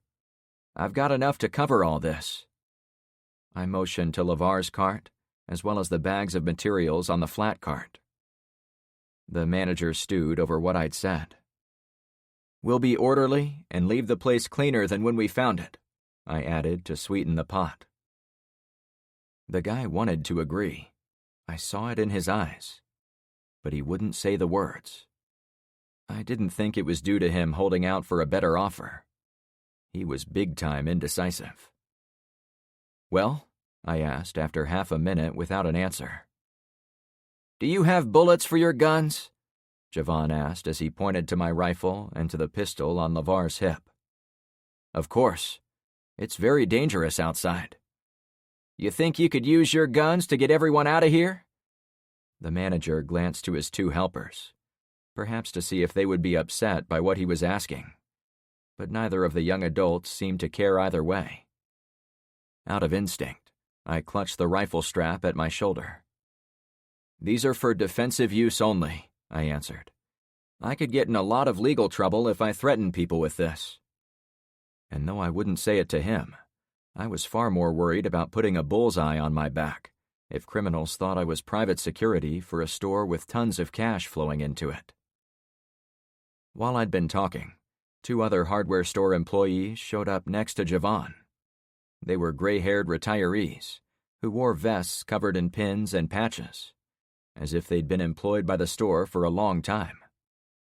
They were immediately drawn to the man still doing his business with the cash register, but they didn't do anything more than watch the guy. I couldn't blame them for hanging back, since the criminal was armed with a crowbar at the very least, and laying down your own safety to protect the cash of the corporation did not seem like a smart idea. It was nice to know some of the workers were still rational people. "But I need your gun to clear out the store," the manager finally replied. I said some of them were rational, but not Javon. "Guys, me and my friends are willing to pay for this stuff." I appealed to the new arrivals and the young kids, hoping I could get them to override their boss. Javon answered me directly. "I keep telling y'all we're not." My attention was stolen by another man at the front gate. He must have seen what the first guy was doing in the payment kiosk, so he snuck up and smashed a big paver stone over the crook's head to put an end to it. "Holy shit!" I yelled, and then pointed. The manager turned around again, though I began to see him as being more bothered by the interruptions, rather than actually caring about what was taking place in his establishment. "Hey, y'all, this is private property, and the cops are coming." The second man stood up, panting, his fists filled with bills. His attack wasn't meant to defend the hardware store cash register, as it appeared to me at first, but to get the drop on the man who had cracked into it. In short, they were both bad guys. It would be easy for me to pull out my pistol, storm over there, and chase the guy off. But I took my cue from the manager. If he didn't care about his cash, I wasn't going to put myself at risk for it. It wasn't always easy to know if it was right or wrong to get involved in other people's business, but this one was easy to avoid. Without more than a glance at the soul he'd struck down with the rock, the second thief escaped through the front gate. I followed him with my eyes as he ran behind a wall of hanging plants at the edge of the parking lot, though my only real interest in where he went was that he wasn't there when Ben came back. I faced Javon once again. "Damn, guy, make some kind of decision," I said, letting go of some of my patience with him. Javon looked at his team and sucked in a huge breath before speaking to them. "Thank y'all for being here. Yesterday was a disaster, but today is far worse. Since we have too few employees showing up, we gotta shut down the store and run an inventory of what we have left, so we can report it to corporate when the power comes back on." There were only 4 of them, but they all groaned in disappointment. "You want us to stay here?" one of the older guys answered. "I've been asked about 1 billion questions about how to run things without power," one of the kids added. "And I'm getting sick of it. Can't we just set up a sign along with a jar to take their money?" I chuckled. Young people were always looking for ways out of work. Javon was far more serious as he waved them to go back into the main part of the store. "Please wait for me in the manager's room. We'll come up with a plan for shutting down the store. You can fill out your time cards. Then I'll send y'all home." The 4 workers shuffled off, evidently not stoked to be going back inside. "And what about us?" I asked, now completely out of patience. "You have a gun. If you aren't going to listen to me about not taking payment, I can't stop you from stealing what you want." His shoulders slumped. I immediately saw through his passive-aggressive statement. "What? I'm not threatening to take anything. I told you this gun is only for defensive purposes. Did you not understand that?" The manager looked over his shoulder when he heard some rustling. The injured guy had come to, and was now stumbling his way to the outside. "Y'all are going to rob me blind if I don't shut down the store," he moaned as he walked toward the main part of the store to follow his workers. "Take what you want." I watched him walk away, not sure how to respond. "Well, I'll start loading the sand," LeVar said when Javon was gone, apparently not the least bit troubled by the manager's words. He gives me an uneasy feeling, I stated plainly, like he's teetering on the edge. He's finally gone, Carmen said, so we can get back to our tasks. I was happy to oblige. Right, follow me, I said back to her. Then to LeVar and his wife. We're going to flag down Ben.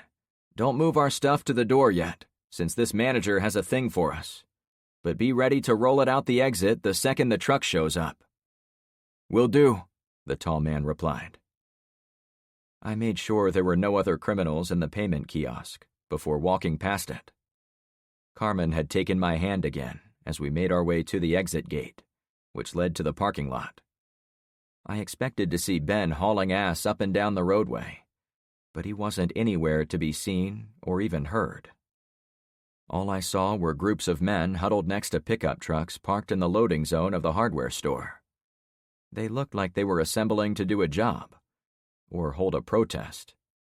They often pointed to the entryway, then raised their fists. A leader in tan overalls stood in the bed of one of the trucks, seemingly egging the others on. In a flash of recognition, I realized the guy in the tan outfit was the same person who'd passed us as we went inside the store. He'd been cursing up a storm at the time, which brought it all into perspective for me. This isn't going to be good, I whispered. Those outside men were organizing in the same way Javon and his team were preparing to shut down the store on the inside. Two sides of a deadly serious game were getting their plans together for how to defeat the other. What is it? Carmen asked in her own hushed voice. We'd better hope Ben returns to us before those men go back inside. They look like they're arming up for a gang war. If it spills out here, our whole plan could go to crap. As we watched and waited, the men pulled hammers, baseball bat-sized lengths of heavy metal tubing, and other weapons from their disabled vehicles, then regrouped near the front door. The other team was a few old dudes and a couple of kids. It was going to be a bloodbath. Don't tell Luke about this, I mused. About our trip? She asked. No, I told him this type of shit doesn't happen this fast after a power grid goes down. But here we are. Humanity seems to have the patience to last about 2 or 3 days without contact from the outside, before they revert back to caveman times. I was able to head it off when Luke and I were at the auto parts store, but I don't think I can do shit to stop it here. Should you, though? Carmen inquired. That Javon guy was kind of a come mierda. A what? I'd need to bone up on my Spanish if I was going to hang around Carmen so much. A dipshit, she explained. Yeah, he is. But I'm still thinking about it, I admitted. She let go of my hand and flared out her hip as if I dissed her. You're planning something in that pretty little head of yours, aren't you? Why is it our job to save all these people? Ben's not here yet. If this place shits the bed, who do you think is going to have to walk through the mess? Ew, she recoiled. That's an image I could have done without. I laughed it off. But you know what I mean, right? I guess so, she answered. By chance, I was probably the only person on the property who knew how both groups were going to react once they got together. A hot-headed mob and a hard-headed manager would not mix well. It meant I was the only person who could change the outcome to the benefit of everyone. Okay, I am planning something, I admitted. To give us more time, I'm going to keep that come mierda and his workers from getting involved with those armed men. She rolled her eyes dramatically. You think he'll listen? Even an idiot has to know when he's beat. A man hustled out from the outdoor area carrying a patio umbrella. No workers were in hot pursuit. I caught a whiff of the smoke blowing in from behind the store. There hadn't even been time to assess what was going on back there. Was the fire burning a few houses, or the whole neighborhood? Was it spreading away from us, or coming to claim the hardware store? I've got to hurry, I said, changing the subject. I purposely didn't answer why it fell to me to do this job. I think she knew it wasn't my style to let harm befall someone if I had a chance to avert it, as I knew despite her reservations, she wanted to help me in any way she could. After all, she'd asked why it was our responsibility, not only mine. "Can I come with you?" she asked in a sheepish voice. "Not for this, and it has nothing to do with your skills, your sex, or your looks." "What about my looks?" she snarked. "I'm serious," I stated dryly, to show I was indeed back to serious Frank. "I need all hands on deck to load the truck the second Ben pulls into this parking spot. Then, and this is where you can shine, I need all hands on deck to protect it." "But I can protect you, too," she persisted. "I'm only going to be talking," I replied. "I want to come back to a loaded truck, so all I have to do is run and jump inside as you leave." "I know you pretend it isn't dangerous." Her voice was filled with anxiety. "But promise me you won't go off and get hurt, Frank, because I'd like to talk more about a proper first date at some point in the future." The men at the front entrance started inside. I had to go.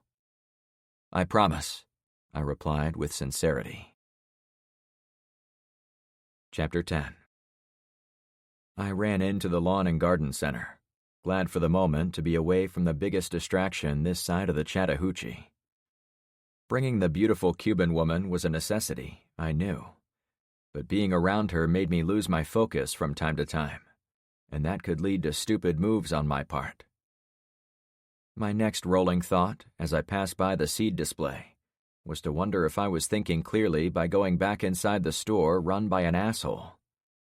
Maybe the smart play was to have all our gear positioned near where Ben would park, hide and ignore anything happening in the store, then spring into action to load the truck and be on our way. But hiding behind bushes wasn't my style. There was an obvious way for me to help a lot of people, including my friends, without putting myself at great risk. If it also helped the head jerk, then so be it. "Hey guys," I waved to LeVar and Kyra as they worked together to push the overloaded cart toward the exit. "Yo," the big man called back. "I put some vegetable packets in a flower pot up by the seed display. Would you mind grabbing it before you load up?" "Want me to dump the whole display in the back of the truck?" He laughed. "I only took what I thought we could use." "Suit yourself," he replied. "I'll be back in a few minutes," I reported as I walked away. Our shopping cart was filled to the brim, but we didn't have nearly everything we needed, nor did we have any of the most important items, which were the hand pumps. Without those, we'd never get reliable running water. The easiest way to find them in a powerless apocalypse was to ask someone who would know, like the workers inside. The elderly couple who'd been browsing the plants now pushed a giant stainless steel barbecue grill right by me and toward the workerless outdoor registers. I said hello to be polite, but neither of them would look up at me. Maybe they didn't know the registers back there were out of service, or maybe they'd been loitering by the back door until they knew Javon had left. Their blatant act put the day into perspective. Fort Myers was teetering toward chaos and collapse. I'd been in search of survival gear to get us through what was coming, but so many people were oblivious to its approach. The couple and their barbecue might do all right, since the grill could be useful to them, but the woman with her light fixture was heading nowhere. Sadly, the more clueless people there were, the better it was for me, since it left the important stuff on the shelves for me to collect. I experienced a pang of guilt at having such a big advantage from reading my books, which is why I didn't mind taking a few acceptable risks to help the little guys avoid harm, like the workers under Javon. It helped even out my karma, which I would need if we hoped to survive the entirety of the disaster. The manager's office was above the checkout area, in a small suite with big one-way windows facing both inside and outside the building. I went up a narrow flight of stairs and came out in the sunlight-filled space, where Javon and 5 or 6 of his workers were huddled together. I took a quick look outside to confirm all the angry men were gone, but I was pleasantly surprised to see Ben coming toward us on the main road. "Hurry," I whispered to him. Changing directions, I glanced through the interior window and saw the men going the wrong way through the checkout lanes and heading deeper into the aisles of the store, like horses getting into their starting blocks before a race. "Shit, this is happening fast," I said to myself. "Hey, y'all shouldn't be up here," Javon said when he heard me. A nearby desk was stacked with bricks of cash, which I could only assume came from the transactions done lately without the benefit of credit cards. I laughed to myself. They had no idea how security worked, which was incredible for the manager of a store.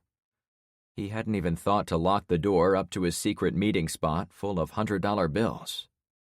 If I'd been the type of person to use my gun for bad purposes, I could have shot all of them without anyone knowing about it, and stolen a fortune.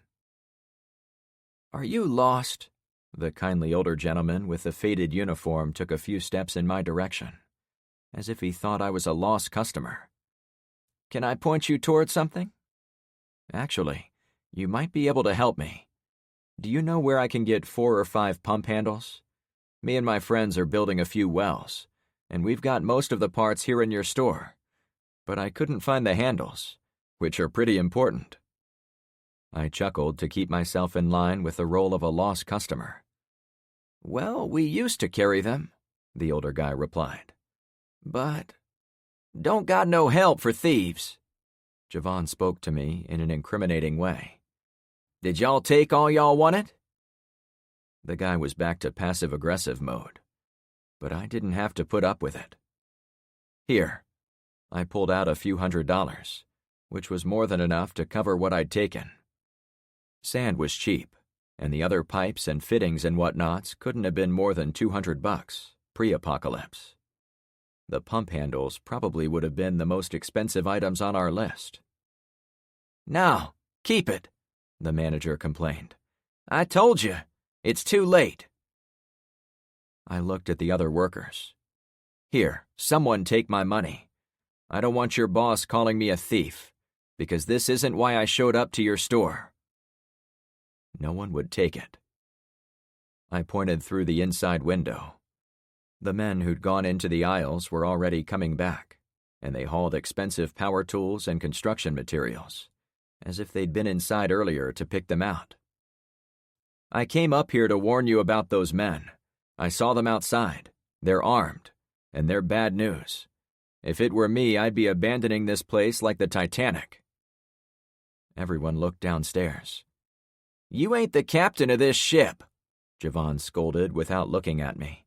"They've been coming in here for days. You've only seen them for 5 minutes." One of the first men to arrive at the checkouts was the same overalls guy who'd been stirring everyone into action. He stood behind one of the rare yellow carts, and he had his overflowing with electrical panels, wiring, and dozens of other items I couldn't pick out. He came up to the register and placed a few things on the scanner, but the young lady stationed behind her dead screen made no move to ring them in. From my vantage point, I knew she wouldn't be able to scan anything since the power was off. But what I couldn't figure out was why she was standing there at all. The young woman looked up at us, as if she was silently begging for help. "Tell 'em we're closing for the day," Javon said, as if rooting for a player in a game. The man with the loaded cart was evidently yelling at her. He also waved a credit card in the woman's face, as if that would change her mind.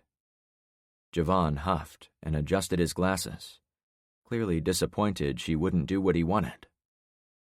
"Get her out of there," I insisted. "If you're closing the store like you say, get your people together and lead them out the front door. Let someone else deal with missing inventory. Am I the only one with brains in this booth?" Javon whipped his head toward me.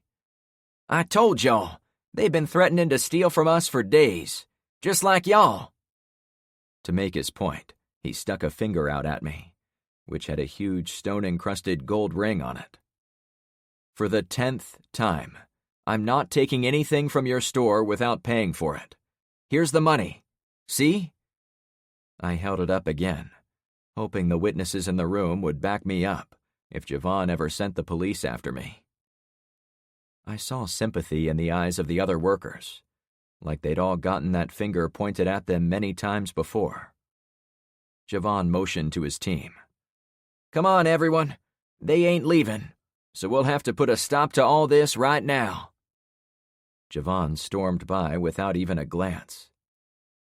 A little part of me wanted to shove the money in the guy's shirt pocket, but I'd learned long ago not to invade a stranger's personal space. Besides, I'd made a good faith effort to square up. If he was going to refuse my money, I didn't have to throw it at him. "You guys don't have to stick with him, you know," I said to the workers.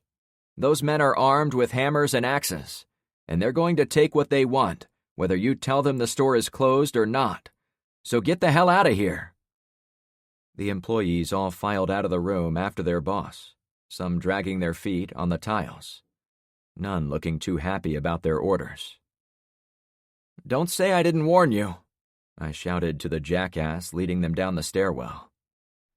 I'd done my best to warn him about the looming threat that had been building on his doorstep, but his ability to think rationally had been cut off at the knees by the EMP, same as so many others we'd met lately. It was like they'd spent the night partying and binge drinking with a smoking hot date called civilization, but they were now waking up confused by the unfamiliar bedsheets and the naked Coyote Ugly figure called Anarchy sleeping next to them. I would have felt sorry for him and the others if their living in an alternate universe didn't affect the lives of me and my friends in the real world. I spent a few seconds watching the indoor scene below. More of the men emerged from the aisles and tried to put their fines next to the 2 checkers still on duty, and they constantly waved their credit cards around, but neither of them seemed willing or able to help the guys. If Javon didn't back down, there was going to be violence. My only thought was getting back to the truck to help load everything. I hurried down the stairs, but as I came out of the customer service area, I ran into the older worker I'd spoken to seconds earlier. I thought maybe he was having a medical situation, by the way he propped himself against an end cap display for a professional home alarm system. "Can I help you?" I said with concern. "That's my line, son," he said in a friendly voice. "But no, I'm good. I'm trying to decide if this is really the end of the world as we know it, and what I'm going to do if it is. Following Mr. Jackass into a confrontation with armed men might not be the best option for my long-term chances." "At least someone listened to me," I said with relief. "Yep. All you had to do was use your eyes, and you could tell those men mean business now. The past 2 days those contractors have been patient with the different managers working this place, and we've been patient with them. But our staff has been dwindling away, and now we're down to the last manager." "Javon," I said with a knowing tone. "You got it," he agreed. I gave the man a once-over and took a chance on his background based on his words and aloof attitude. "You really think this is the end of the world as we know it? TEOTWAWKI?" He whipped his head my way, then gave me a similar appraisal, as if deciding if I could be trusted. "Teotwaukee. Yep. End of the world. I've been getting ready for this since the 90s when I retired. Fell on hard times since then, though, as you can probably guess by this vest." "Are you ready for what's coming?" I said in a low voice, as we both turned to watch the checkout lanes. I needed to get back to my truck, but I held out some hope my words had sunk in with the manager. "I'll do all right in the short term, but I don't expect I'll live long. It's only me and my dog in a little trailer on a bit of Florida bog. If more than 2 men come to try to take it from me, I'm not sure I'll be able to stop them." "You armed?" I asked. He smiled. "Is this Florida?" "Say no more," I answered. His name tag said Cam. "But even that won't keep the wolves at bay. I can be burned out. My walls can be shot through. Hell, they could tip me over." Cam cinched his belt.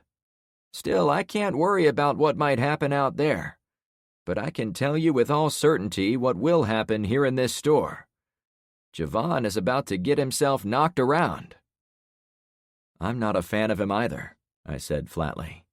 "But I didn't want you employees getting hurt because of his dumb actions, which is why I tried to warn you all about the armed mob." "I'm sure he'll listen." Cam's voice was all sarcasm. "I've known the guy for 6 years. Not once has he taken my advice about anything, so I'm done trying." To make his point, he unbuttoned the front of his yellow vest, yanked it off, and then threw it on a nearby shelf. "Damn," I said in my easygoing voice. "Is there anything he has done right? If I was in charge here, I'd have locked this place down the second the power went off, and brought in all my friends to defend and run the place. If you kept it intact, it would be a literal gold mine for trade if the power was gone." We both looked toward the current manager, who thought much smaller. "Would have been nice," he said in a wistful tone. I reappraised the situation before addressing Cam. "What can he do now, though? They'll probably threaten him with a good beating. Then he'll have to let them take the products out the door." I was no fan of theft, but I was even less of a fan of dying. The smart play for Javon was to let the men take what they wanted, to reduce the threat of severe injury upon himself, repeating the idea of Tyler's gross, yet accurate version of a release valve. Who would want to die for any of the cheap Chinese-made junk littering the store shelves anyway? "I'd be shocked if those men don't have heavy artillery hidden on them somewhere," Cam remarked in a quiet voice. "Like I said, this is Florida." "That's another cue for me to leave," I said as I stepped back. He stood up from his lean. "Oh, before you go, I wanted to tell you it's smart to build a well, if what you said upstairs was true." "It was?" I interjected. "If you're looking for well pumps, go a few blocks down to the Tractor Supply shop. We used to carry 'em here, but that was back when this place was a real hardware store.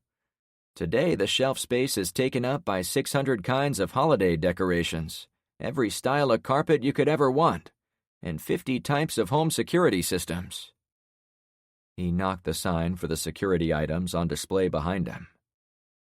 "What about 55-gallon barrels? Those are the other things I couldn't find here." "It's your lucky day. You'll find them at the same place. They even have the square 275-gallon cage totes for easier management of your water. Probably got ones larger than that, too." "Thanks," I said. "No problem." He started off, but halted before going very far. "Wait, how the hell are you going to carry it all?" "I'll find a way," I said, to be intentionally vague about my transportation. "You look like the type of man who would. Well, good luck to you. I've got to get my lunch pail up in the office." He went back into the customer service area. I wanted to tell Cam to wait, or at least learn where he lived. Since the guy seemed to walk the walk, he might have been a good person to know, a good person to ally with. The only reason I didn't chase him down was due to the yelling and cursing. I searched for Javon, sure he was at the center of the trouble. The manager stood near the exit, screaming at the group of men. His glasses had fallen off at some point, causing him to squint, making him appear even more frazzled. "You all cannot buy that shit. I want you to leave it at the registers and walk out of my store this instant." The man stomped the tile with his dress shoes.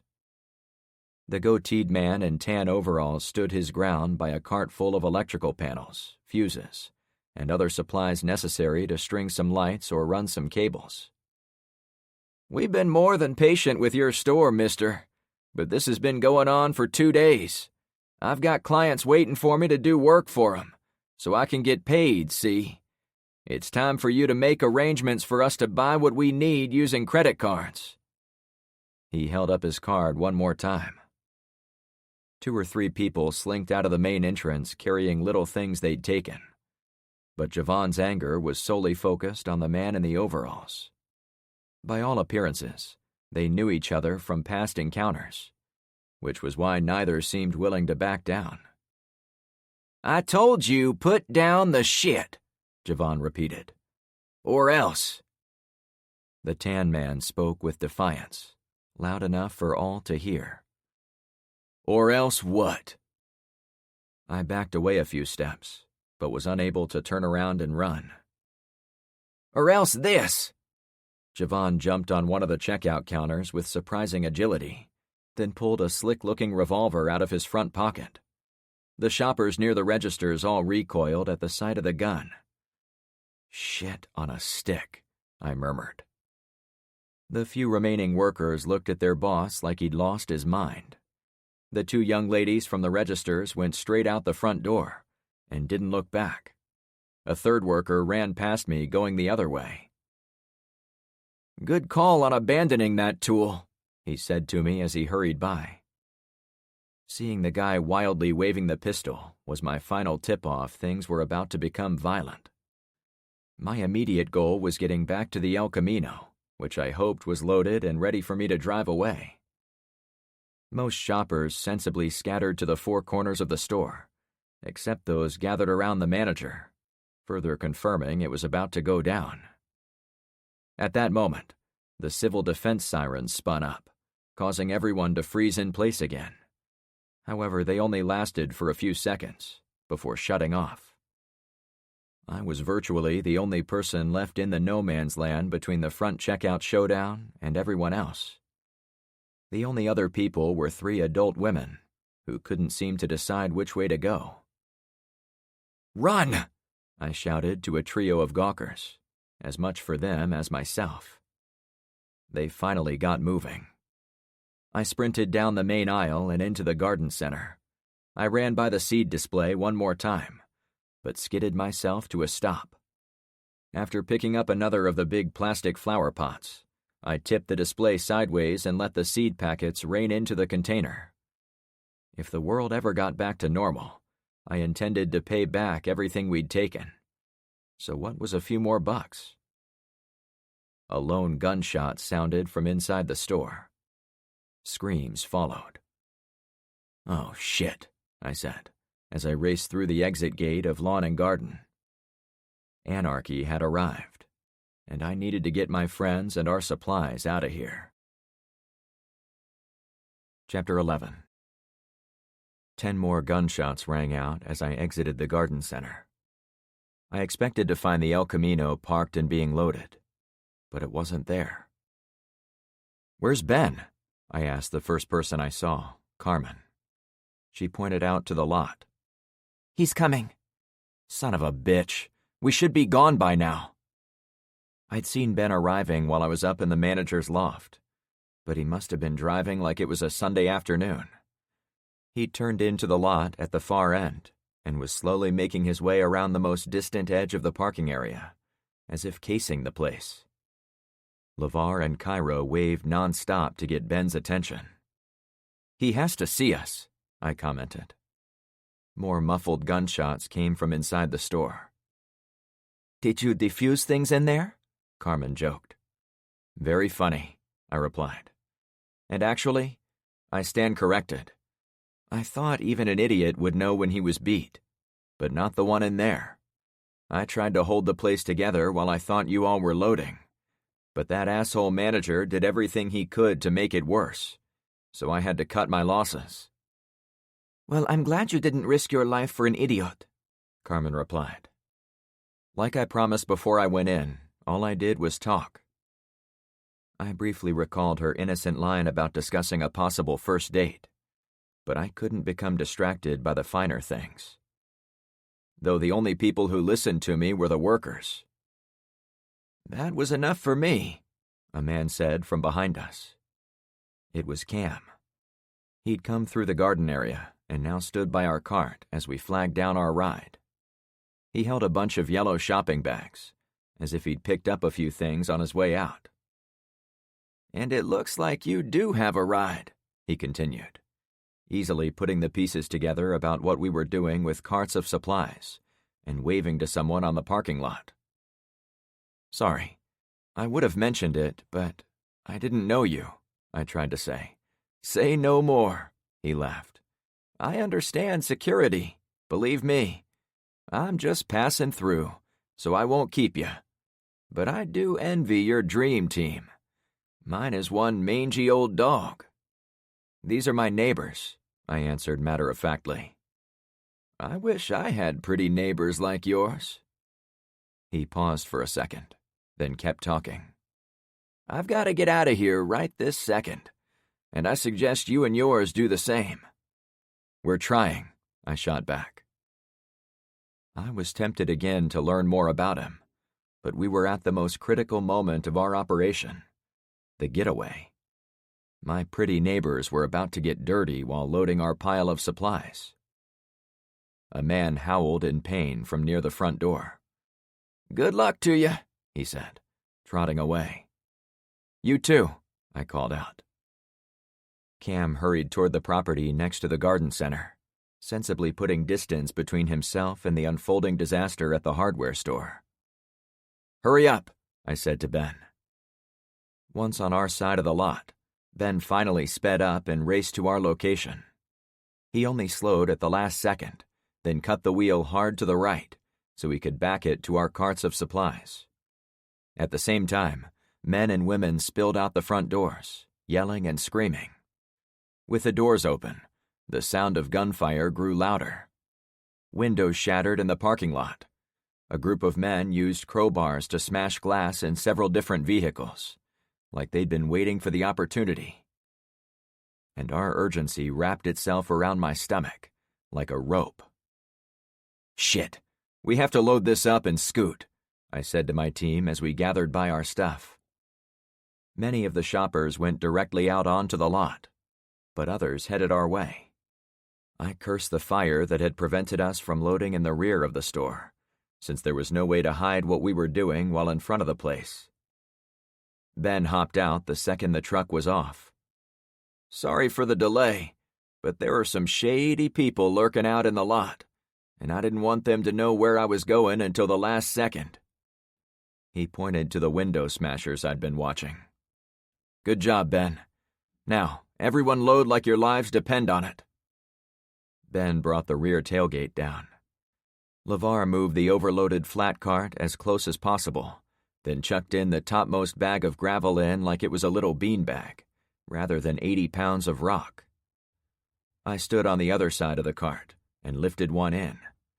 LeVar was already on his third before I grabbed a second one.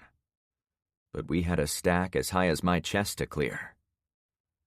"Frank, those men!"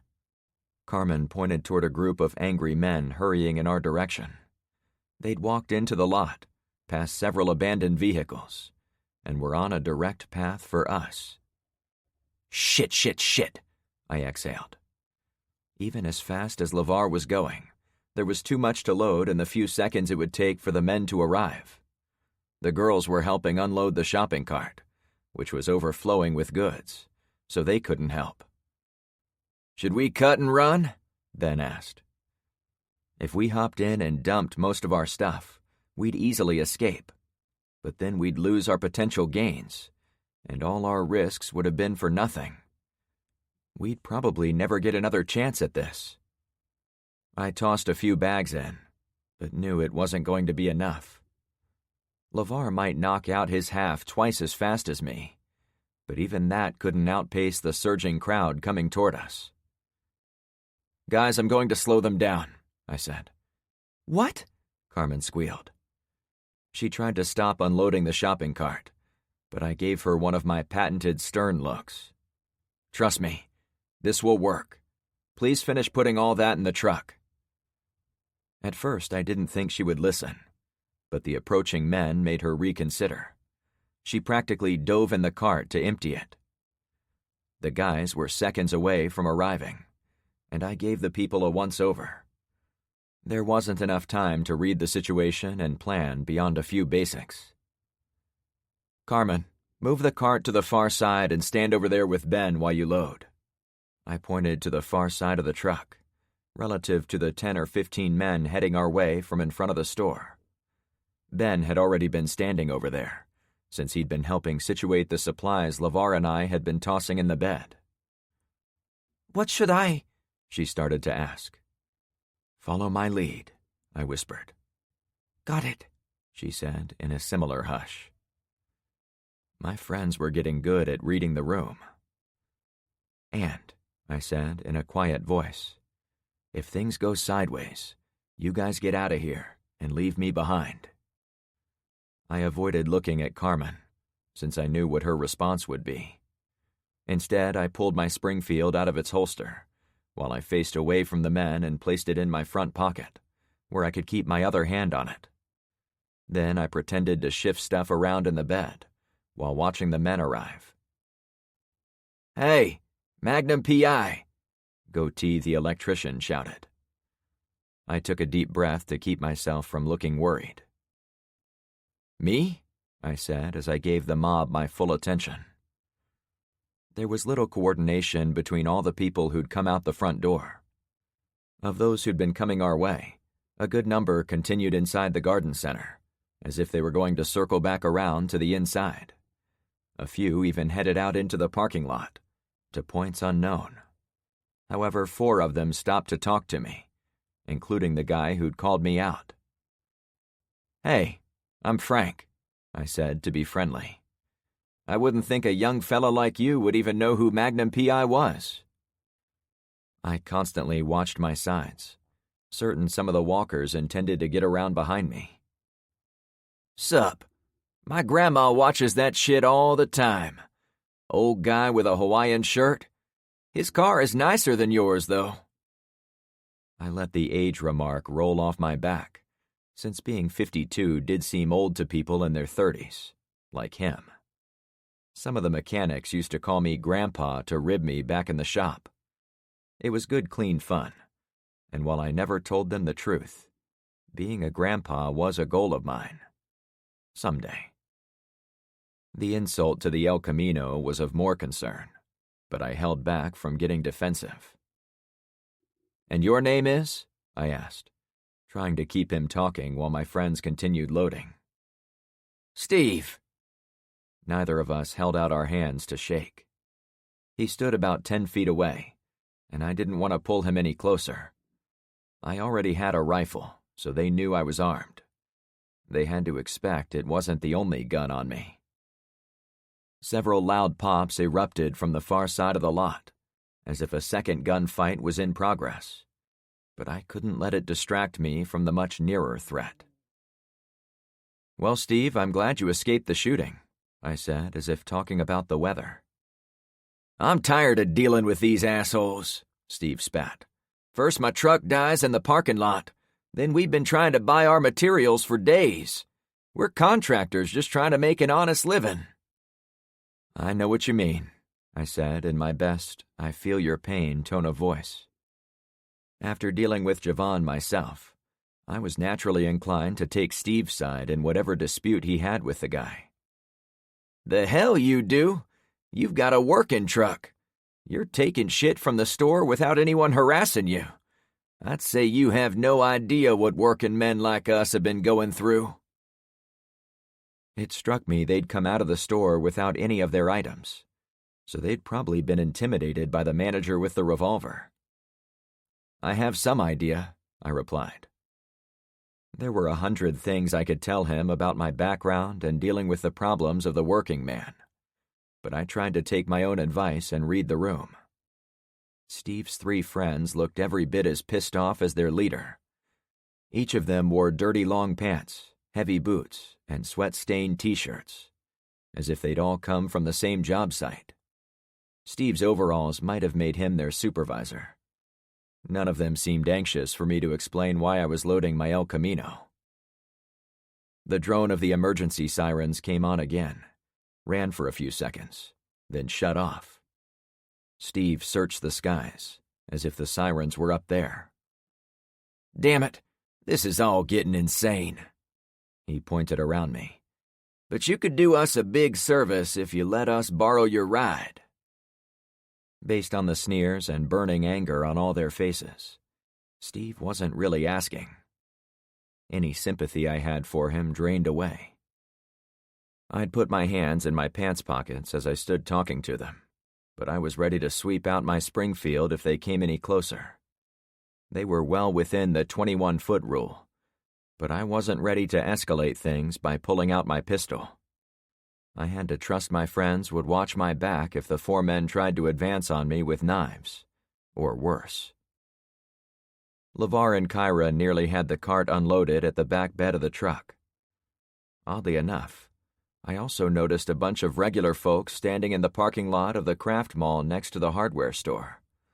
About 50 people, including a bunch of kids, stood around like they might be lost. Cam was farther down that lot, still walking fast in the opposite direction. I motioned to Steve as I moved to the front of the El Camino. "Let's step up here and talk about it." My pulse pounded in my temples like a pair of competing snare drums. While I was someone who liked to always have a plan, I wasn't able to think much beyond my desire to draw attention away from my friends as they finished loading. By bringing him to the front, I hoped he would dial back his talk of borrowing anything. I gave Ben and Carmen a nod as I went. "I think we got off on the wrong foot, Steve. What's really going on here?" I waved to the hardware store, so he knew I was talking about goings-on other than my ongoing operation. "Maybe I can help." Another reason I'd moved was to see where he was keeping his hammer. It wasn't in his hands, and I didn't think he would have set it down before storming the store again, so it had to be on him somewhere. When he was sideways, I saw it swing as it hung from his belt at about his 8 o'clock. He was deliberately keeping it on his far side, relative to me. My muscles waited for the order to spring into action. "The only thing that can make this right is if the manager releases his stock to us using credit. I've already said it a dozen times, dude. I came here to get supplies for a contract I'm working on, like I've done for the past 10 years. For them to cut me off is total bullshit. I've got people counting on me to finish work for them, or I don't get paid." I had issues with the manager too, I tried to explain, but he cut me off. "I don't give a shit," he snapped. "We need your damn truck. You can either back away so we can take it peacefully, or I'll get every out-of-work contractor in this store and make you give it up." The lump in my stomach hardened to granite. He pointed to my rifle. "Yeah, I'm not afraid of your guns. It'll be 100 to 1. There was no question in my mind Steve was cocky, after a lifetime of getting his way. Maybe he was the little Hitler who ran job sites like his own personal kingdom. Maybe he was another sleepwalker who didn't quite understand cockiness could get you killed, now that the law had taken an extended coffee break. Whatever his deal, his lack of fear in facing me down was going to be a problem. The siren spun up and ran for a few seconds. "Jesus!" Steve exclaimed. "I can't stand that noise!" LeVar slammed the liftgate behind me. "Guys, saddle up," I ordered over my shoulder. "We're getting out of here." I looked Steve square in the eyes. "I'm not sticking around. We cool?" He spit on the ground between us. "No!" I heard my friends get in the passenger door, as well as climb into the bed. I waited a few extra seconds until I knew they were settled and ready to roll out. If I got jumped by the extra men, I wanted to make sure they could still get away. Blood thumped in my neck and behind my temples. "Just take it easy," I said in a dry tone. My vision narrowed. If he went for the hammer, I'd have to shoot. I still counted on my friends to watch the other guys. We'll be out of your way in 20 seconds, so there's no need to involve anyone else, I said in a calm voice as I backpedaled slowly toward my door. Steve was all smiles. Cool, he grinned. He didn't reach for the hammer. In fact, he took a few steps to his side, as if going back to his friends. No, Steve roared, and he flung himself at me at the same time. My hand came out of my pocket.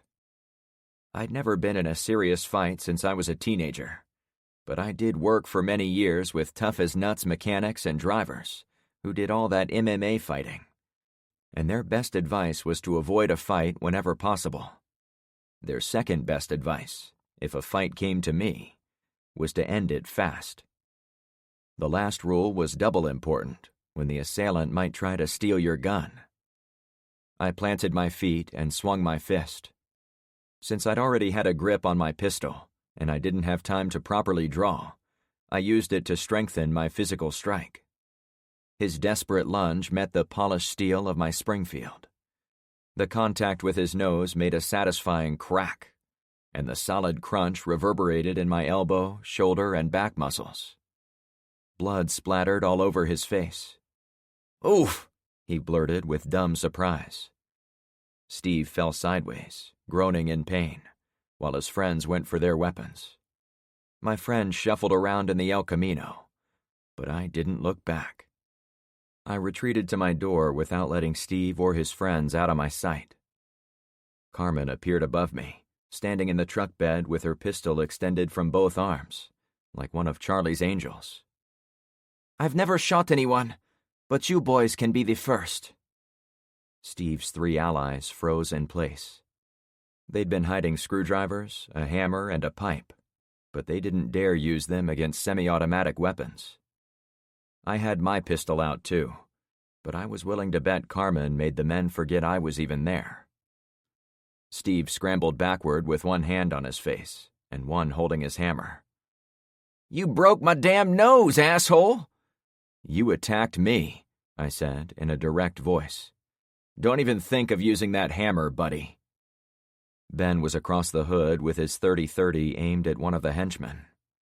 LeVar was also in the truck bed, kneeling. His Glock was drawn between the garden center and the four troublemakers, no doubt hedging his bets about where more rabble-rousers might come from. They have guns, a man shouted from elsewhere on the lot. A woman shrieked. They are attacking those men! It was pure confusion, but I got the feeling the frantic woman saw my friends and me as the bad guys. More gunshots rattled from in the store, creating more screams and howls. Whatever mess Javon had stirred up, it hadn't ended when Steve and his pals were driven from the store. I needed to get my friends in the truck and vacate the premises immediately. As you can see, my friends have my back, I said to Steve matter-of-factly. All you have to do to survive this encounter is let us get out of here. Sound good? Without waiting for an answer, I hopped into the front seat and started the engine. Carmen, sit down, I advised through the rear window. Steve and his boys backed away a few paces, but their eyes were full of spite that me and a working truck were about to get out of their grasp. Ben slid into the front seat next to Kyra, who'd kept herself low during the fracas.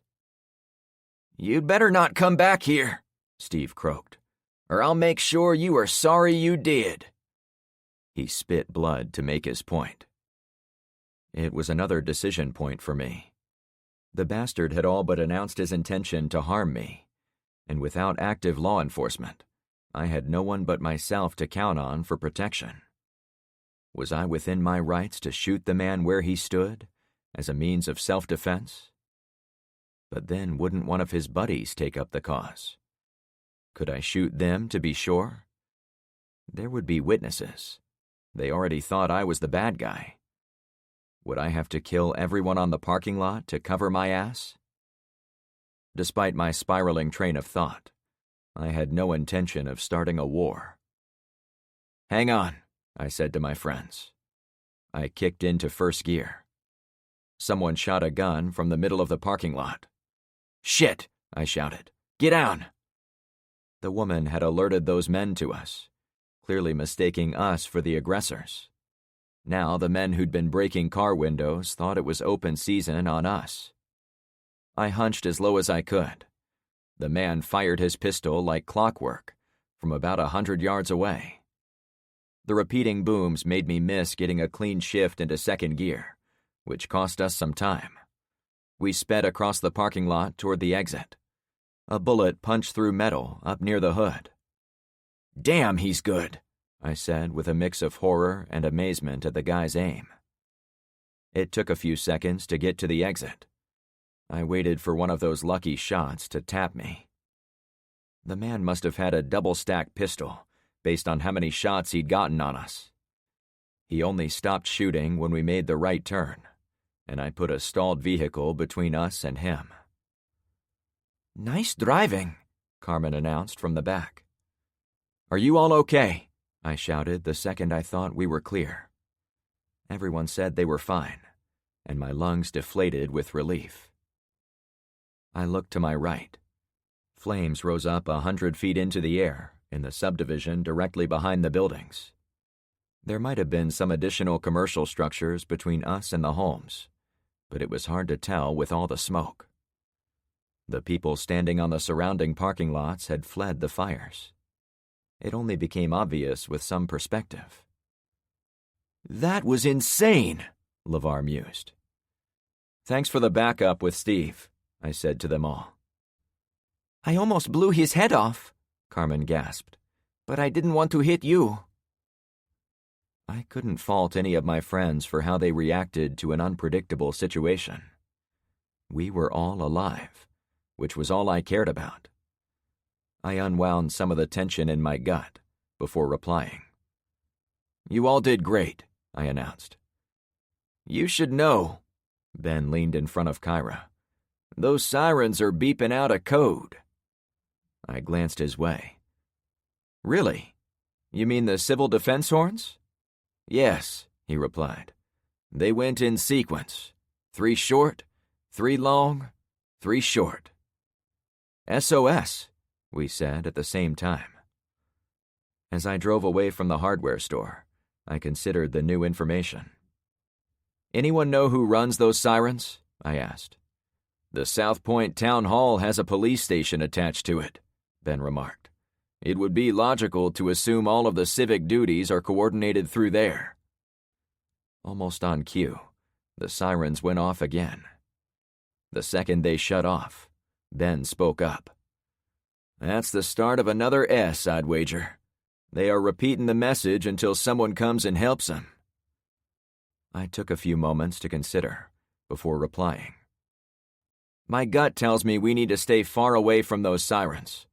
If the police are calling for help, there's nothing the 5 of us can do for them.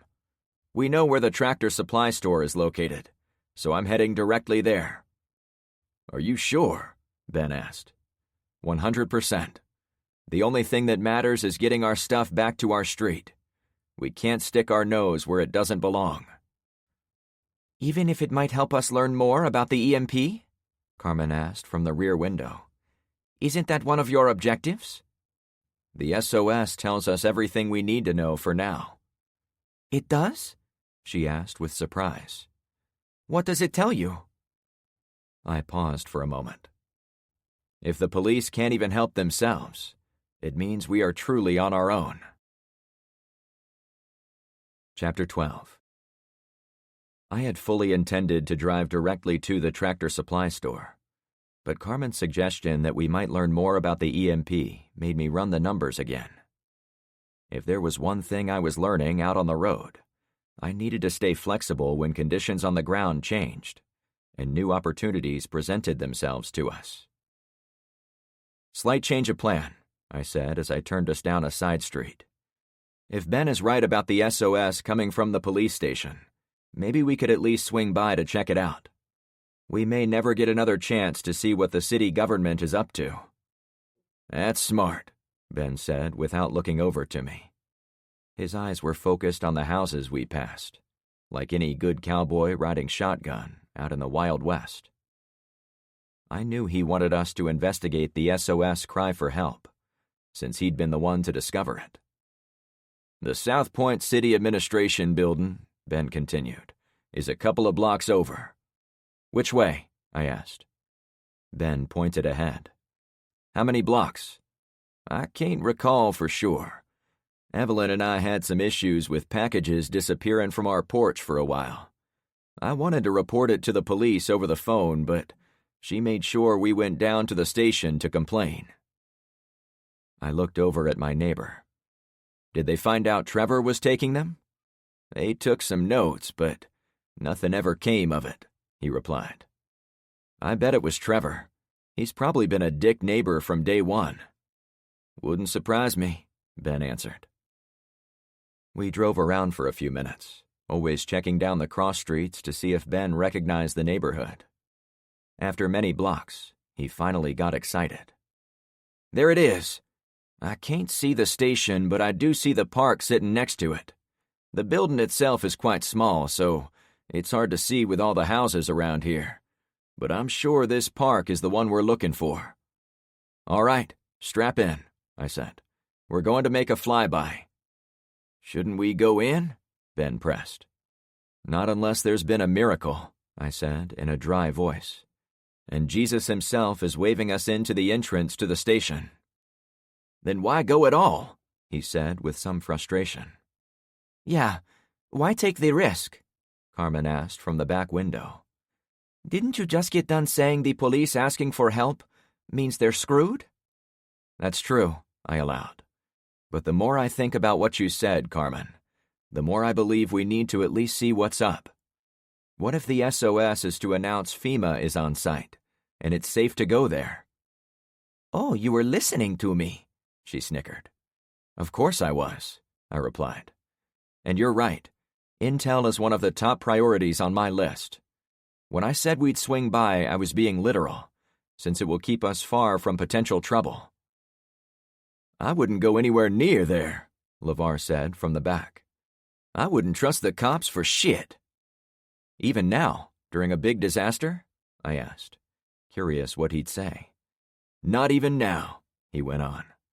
"The police haven't been around to help anyone the past few days. They didn't help protect me when I was searching for Kyra. They had nothing to do with helping you take care of Trevor. They're totally useless at their most basic job, you know? If we talk to them, I'm sure they'll find problems with at least two of us." "You and Kyra?" I guessed. "No," he laughed. "This time race is not our biggest issue. I'm talking about you and Ben, since you've got the most obvious guns hanging over your shoulders when you walk around."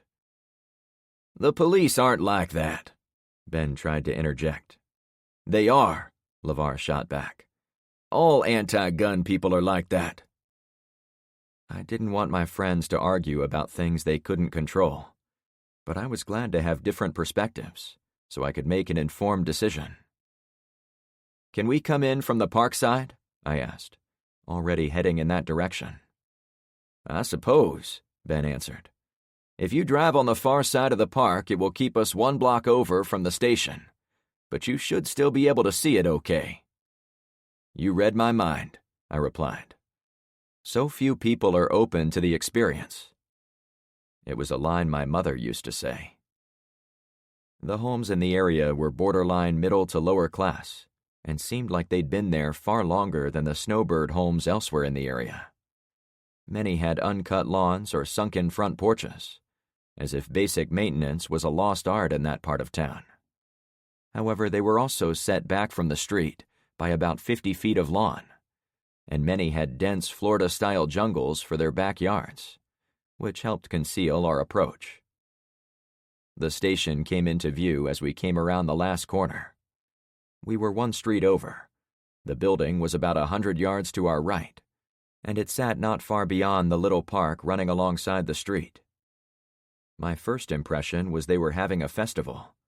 Hundreds of tents lined the far side of the park, closest to the building. People had gathered near the glass doors of the side entrance, where the grass of the park went next to a walkway surrounding the entire structure. "They're looting," Ben said right away. My heart missed a few beats. I kept us slow, at about 20, as I needed time to digest the new data. The building was only 2 stories tall, and the style was very basic, with tan brick walls, small, sad-looking windows, and no shrubs or decorations of any kind. The people were innocently gathered there. Desks, filing cabinets, chairs, and computers had been thrown out the glass doors and onto the lawn, like the station recently tossed its cookies. The small crowd appeared to be sifting through the debris. I expected the front parking lot to be crowded with police cars, and there were a few, but I didn't see any uniformed officers there or anywhere else. Instead, regular people leaned on the cars, talked nearby, or poked around inside them. "I agree," I finally replied. A cherry-red Jeep had its 2 rear tires on the front steps, with its swing-away rear door propped open. A pair of men put stuff in the cargo area and then ran back inside. Before we'd made it halfway past the park, people in the tents noticed us driving by, and they tried to flag us down. A few men ran across the park toward us. "And I've seen all I need to see," I finished. I'd reserved a tiny sliver of hope the SOS message came from a relief force of government agents, sent to help us get back to normal. But the scene of looting and people chasing us was closer to what I'd expected. "This place is toast." Who's doing those sirens then? Carmen asked from behind me. "No idea," I replied. "Maybe there are cops trapped inside. Maybe these looters are doing it to trap outsiders like us. Whatever the hell it is, we're not getting involved. Not our circus, not our monkeys." I gave the El Camino more gas. We'd been spotted, so there was no reason to keep the engine quiet. In seconds, we left the park, and we cruised behind more houses, putting the station out of our line of sight. "You made the right call by driving by," Ben said in a quiet voice. "I never would have thought the station was occupied by looters." "It's okay," I replied. "Everything is falling apart right before our eyes." It had been a minor risk to pursue the SOS, but worth it in the end. I now knew for sure there were no law enforcement officers coming to keep the peace anywhere in this part of the city. It was all up to us. "Let's head back to the main road," I said to my people. "We've got to get to the tractor supply store, and then haul ass back home, where it's a lot safer." I drove through the residential neighborhood, always to the north, so it wasn't long before we reached the main cross street again. Far to our left, dark plumes of smoke rose from the fires behind the giant hardware store, which meant the tractor shop was to our right. "We're as good as there," Ben crowed. "I can see the sign." I looked right and saw our destination. "Thank God," I said to myself. I made the turn and drove past some disabled cars using the middle turn lane, and we were a couple 100 feet from turning left into the parking lot of the tractor store when I heard the sound of gunshots from up ahead. "Oh shit!" I exclaimed. A black Jeep Cherokee was parked at the right edge of the roadway, across the street from the tractor supply store, but a bit farther down the road. A man in shorts and a black t-shirt stood outside his door, firing a shotgun at someone on the other side of the road. The gunman glanced our way when he heard us coming, and I thought he was going to turn and shoot at us. I couldn't make an early left into the tractor supply store, since a high chain-link fence surrounded it, and the only way in was at a stoplight on the far side, closer to the shooter. "Another change of plans," I announced as I jammed the wheel hard right. We rolled into a parking lot, which blocked us from being seen by the gunman. I drove past the fast food restaurant, went the wrong way in the drive-through lane, then exited to another 2-lane street, heading south. "What do we do?" Carmen asked. "We have to go to that store, right?" "Did anyone see shooters at the tractor supply store?" I asked. If there was a major gunfight in progress, the tractor store was going to end up off our list permanently. "The guy was aiming at the next building. LeVar advised from outside. He's right, Ben confirmed. You got a good look at them? Did you see who was in that other building? I was impressed they were so sure of their observations. I didn't, LeVar said with regret in his voice. Me either, Ben added. I'm just sure they weren't firing at the tractor place. I made a left turn, intending to snake around for a bit while we thought through our next move. But I happened to notice the black Jeep behind us, turning onto our street, as if to give chase. We've got company, I announced. You'll never guess who. Everyone in the car looked behind us. I made an emergency right turn at the next intersection to try to lose them. We've got to, I started to say. My stomach almost came up my throat as I pounded on the brakes due to an obstacle coming at us from the right. Kyra and Ben both braced their feet against the floorboard, as if wanting to help me slow the truck with their own imaginary brake pedals. A little boy on a bike cruised off his driveway and went in front of us like he was both blind and deaf to our approach. His parents had put a big red flag on a wire-thin pole behind his seat, but their lessons about looking both ways had obviously been ignored. The El Camino was far too heavy to actually stop in time, but my reaction gave the kid an extra half-second to clear our path as we passed by. If I would have reached out, I probably could have patted his back. God, that was too close, I said with relief. I let the car coast for 2 or 3 seconds, amazed at the kid's luck. But with the street clear ahead, I stomped on the gas pedal again. Hang on, I cried out. My passengers slid back in the seat with our acceleration. The El Camino gulped down gas as we jumped up to 60 miles per hour. But the 50-year-old vehicle was burdened by all the rock bags in the bed, plus 5 people. I had to bleed off most of the speed as we approached my intended left turn. I'm going to try to lose them, I said over the roaring engine. My hope was to make another turn before the Jeep could see which way we went. But I couldn't take it on 2 wheels like a sports car, so my turn was clumsy and slow. Despite doing no better than 25 on the curve, Kyra sat next to me with her legs braced against the floor again, body rigid, like she was in danger of flying out of the cabin. Did it see us? I yelled to those in the back when I knew we were clear. Yeah, LeVar said with disappointment. But we almost made it.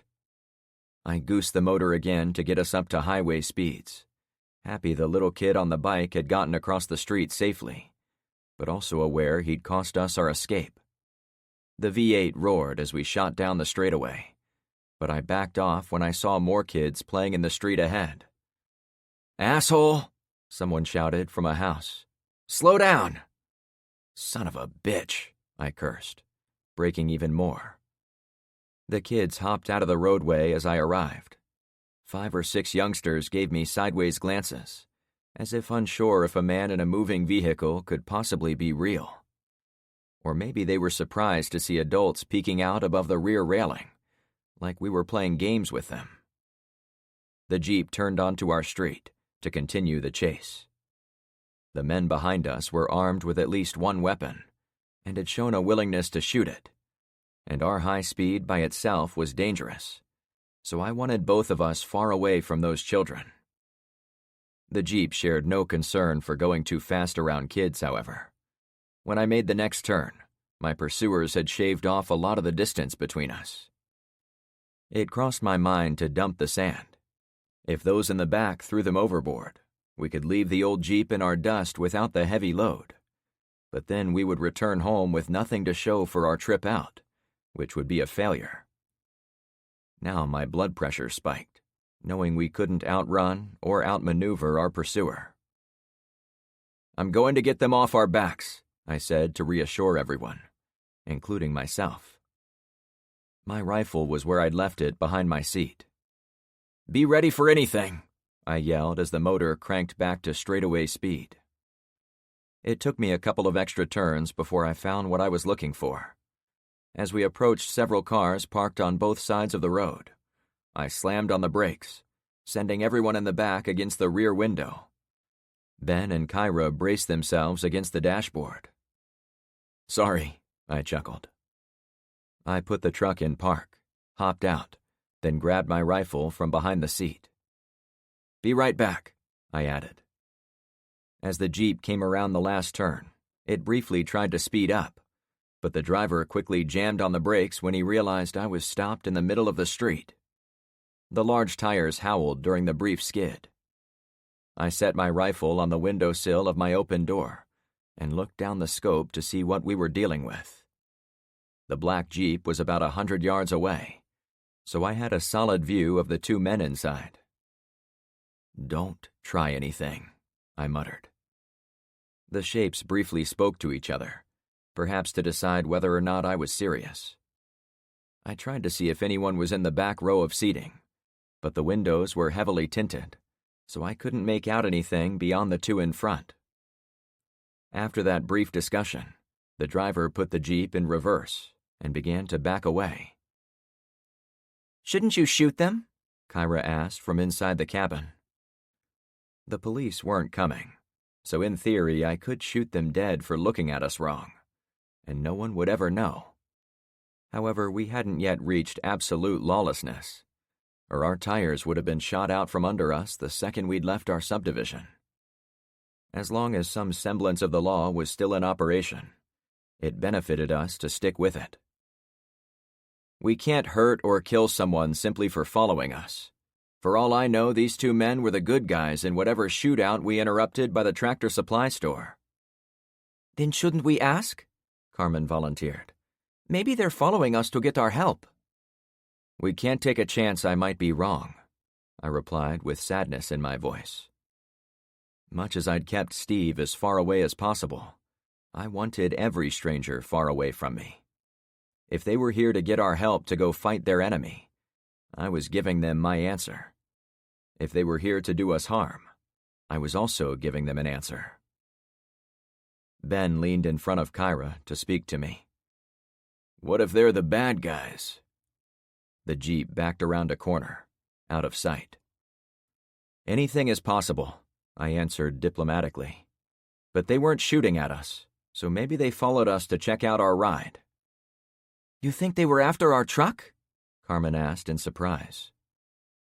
I climbed back inside, deep in thought on how to answer. Car thieves would be the new cattle rustlers, if my books had anything to say about it. And a working El Camino would be a juicy target anywhere we went. I knew it was going to be an issue from the second we'd rolled out of Drummond's garage. But now I had a true sense of how far someone might go to hijack our ride.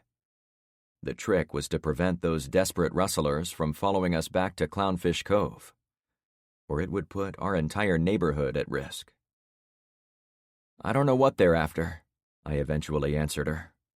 "But this truck is our ticket to survival, so let's stay alert and make sure no one has a chance to take it while we're stopped or while we're on the move."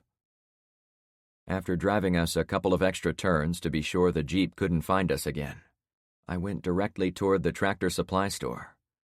I drove us to a parking lot across the street from it, but I didn't head over the main 4-lane avenue to finish the trip. "What is it, Frank?" Carmen whispered. "Would you believe me if I said my spidey senses are tingling?" I replied. "What the heck does that mean?" she asked. The black Jeep was no longer on our tail, but we had no idea where it went. They couldn't have known we'd head right for the tractor supply store, but it was close to where the man had been shooting the shotgun in the first place, so maybe they'd come back to see if we'd do the same. Additionally, Carmen's innocent question had reminded me there were almost certainly others who were searching high and low for any working vehicles they could steal. If I were in that business, I'd set up shop on the longest street I could find, then wait until one appeared. The rustlers could be everywhere. I think we're being watched. Chapter 13. "Watched?" Carmen whispered. "You see something?" Ben asked. "It's just a gut feeling," I announced to all. "This road is so wide, there is no way someone isn't watching it." Do we have any alternatives? Carmen pressed.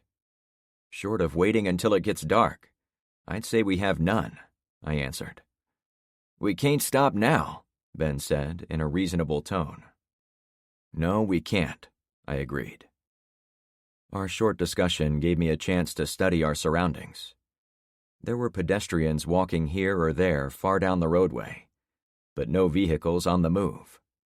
It was a roll of the dice as to whether or not the Jeep was in the area, but it was one more risk I couldn't avoid. I took a last deep breath. Here we go, I warned. I kept the RPMs low as I drove the El Camino into the once busy intersection at the entrance of the Tractor Supply store. The cars had been turning in and out when the EMP went off, and many of them had rolled into each other at the edges of the parking lot. However, there was enough room to squeeze through, without scratching any of our expensive blue paint. Did anyone spot the Jeep? I asked when we made it across. No signs of a Jeep or of anyone watching, LeVar reported back. Nothing from my side, Kyra added. I took what they said with healthy skepticism, since every business within our eyesight probably had either owners or looters inside. The black Jeep could have been parked and waiting, as we did, so they would have been difficult to pick out of the crowd. Like so much of the apocalypse, I could easily overthink even a simple road crossing, so I took the win. I thought I saw someone duck down behind a marquee sign on the roof of the next building, a small strip mall with an insurance place, a comic book store, and one more with a name I couldn't see. I watched for a second and saw nothing, so it could have been my imagination, since my brain was flooded with more than its fair share of adrenaline. I had to return to my driving, as I'd almost clipped a parked pickup truck attached to a flatbed trailer hauling 2 riding lawnmowers. The Tractor Supply building was about 1/3 the size of the giant hardware store we'd visited earlier, with a front parking lot filled with contractor-grade panel vans, giant pickups overloaded with building supplies, and the occasional passenger car. By all appearances, the store was very busy at the moment the EMP went off. I'll pull us along the side of the building, I said, happy to go around the left side, since the guy on the roof, if he was real, was on the right side. A 6-foot chain-link security fence surrounded around every inch of the grounds, save for the exit by the stoplight. It also had a large selection of tractors, lawnmowers, and construction and farming equipment behind the main building. After picking my way through the main lot, I chose to park the truck near the back corner of the structure, so we weren't visible from the road, nor were we visible from the adjacent building with the ghost on the roof. The lot on the near side of the tractor building was less of a worry, as it was a small strip of stores with a bare roof, and there was nowhere to hide from our view up there. As soon as we were in position, I put the truck in park, but didn't shut it off. Guys, stay sharp, with weapons at the ready, I spoke through the rear window. Someone might come out and tell us to get lost, or worse, try to hijack our ride. As I'd learned from my experience with Luke earlier in the day, it paid to keep a close eye on your getaway vehicle. No one is hijacking shit while I'm around, Carmen bragged.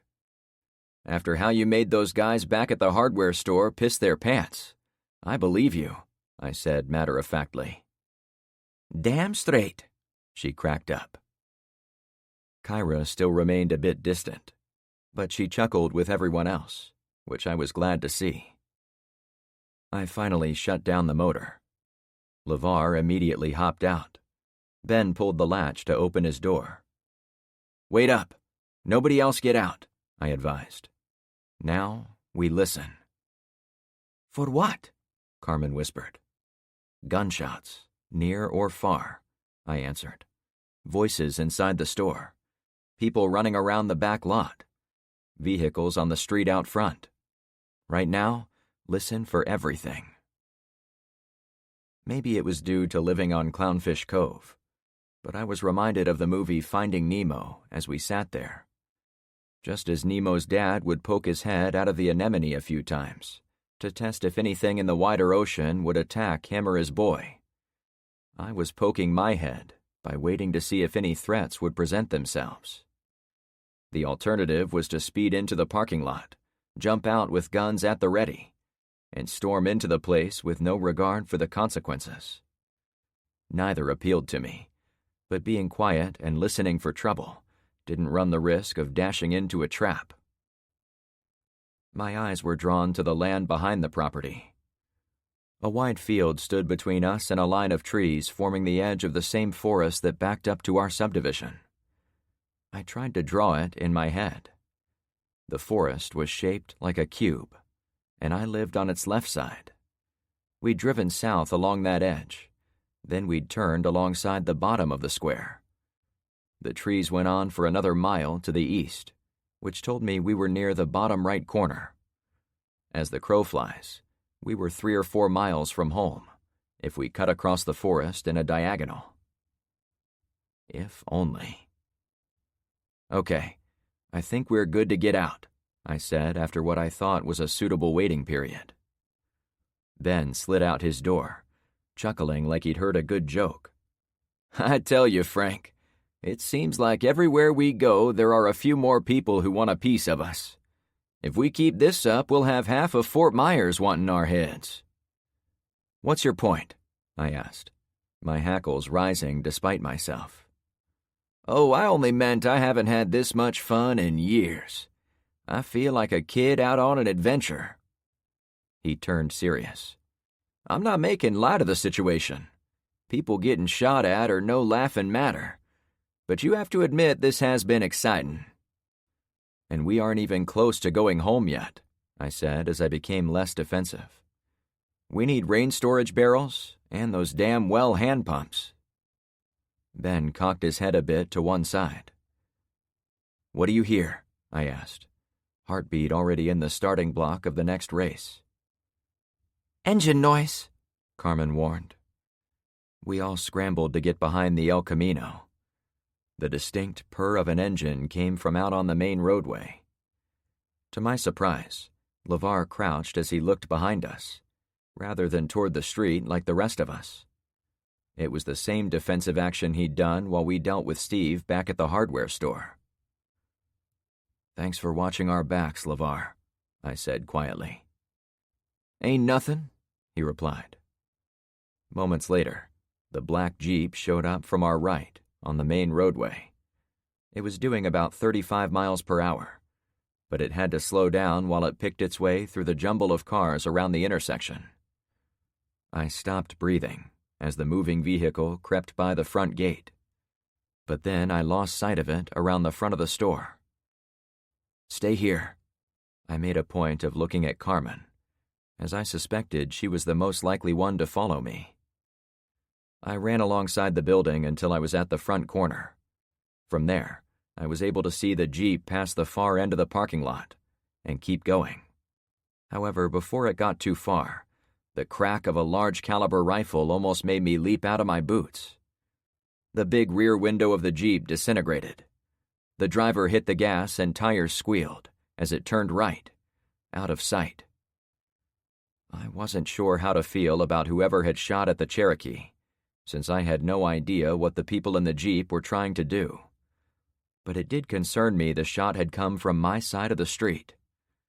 It could have even come from inside the Tractor Supply store. We needed to organize. I hurried back to my friends. Ben, do me a favor and turn the car around. I want to be facing the street so we can giddy up and go if we run into trouble. Can do, he replied. LeVar, will you bring a ladder over here from that pile? I pointed to the outdoor corral where several 30-foot telescoping ladders were stored. I couldn't say for sure, but they looked like rentals based solely on their wear marks. He headed for the corral. Carmen, I want you up at the front corner of the building where I was standing, making sure no one walks up on us, okay? I pointed exactly where I wanted her to go. Stay low and out of sight. Maybe use the trash can as a shield. She smiled. I'll do my best, Frank. It left me and Kyra alone. "Kyra, I have an important job for you." You want me to wait in the car? She mused. "Hell no," I replied. "Are you afraid of ladders?" We both turned our attention toward LeVar, who jogged in our direction with the ladder held to his side. "Put it against this wall," I advised him. While he set it up, I turned to Kyra again. "Well, are you?" No, I can climb. But what am I going to do up there? Kyra had a Glock that matched the one LeVar carried. But of all the people on our drive, she seemed the least interested in having it out. I'd caught her a time or two glancing down at the weapon on her hip, as if a feral cat hung from her waist. "You won't have to fire your gun, since you'll be too far from anyone, okay?" She sighed with relief. That sounds great. "And," I went on, "your main job will be to warn us if anyone turns into the front parking lot, or if it looks like cars or people might be heading to this property from somewhere out on the streets. Sound good?" I can keep watch, yeah. LeVar took some extra time to ensure the aluminum ladder didn't slam against the concrete wall of the building. He also used his height to slide out the extra length of ladder with a minimum amount of noise. "Let's all go up there," I suggested. I led them to the roof. LeVar had no issues, but Kyra was almost certainly putting on a show about not being afraid of heights. The roof was only about 20 feet up, but her arms trembled as LeVar helped her dismount the ladder. "The roof is empty, so we've got that going for us," I assured them. "Try to stay low as we cross to the front." I hunched over as I walked the flat roof for about 50 feet. When I'd made it close to the short lip of the front wall, I crouched completely so I wouldn't easily be spotted from below.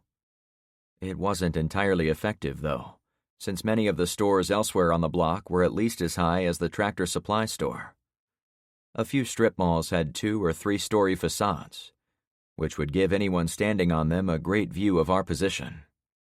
However, I didn't believe there were snipers in every hiding place out there, so I judged it reasonable we weren't under a direct threat.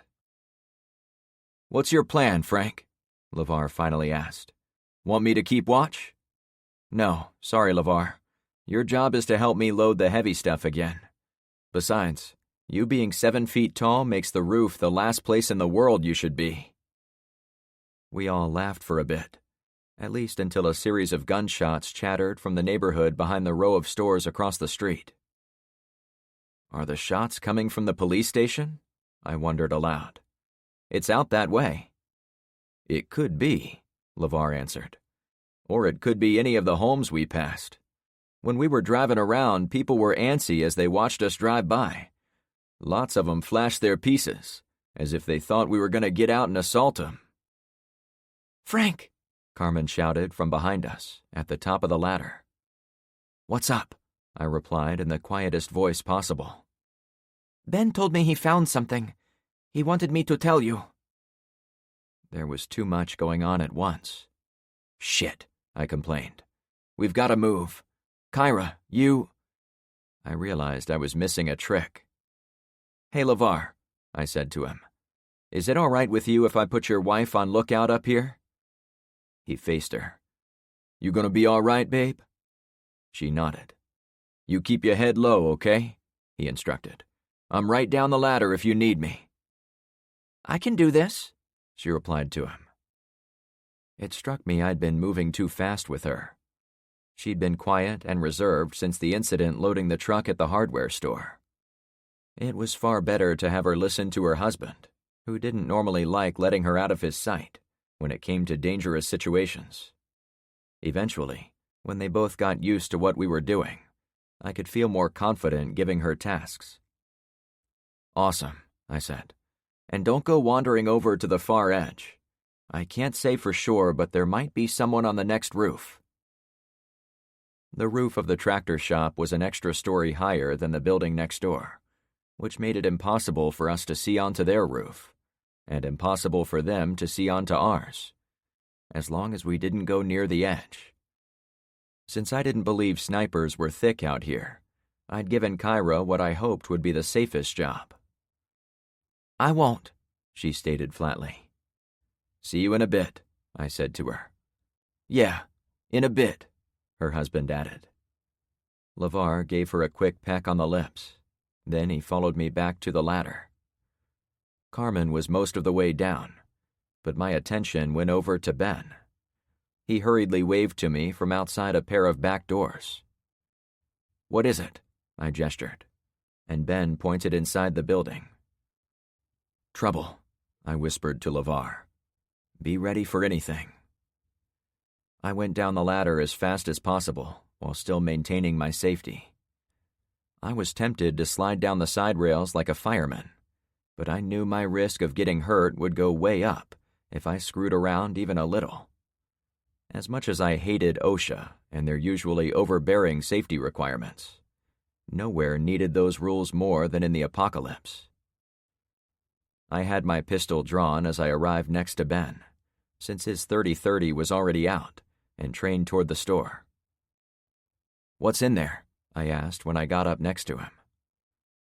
The outer glass doors appeared normal, but the interior glass doors had been ripped off their hinges.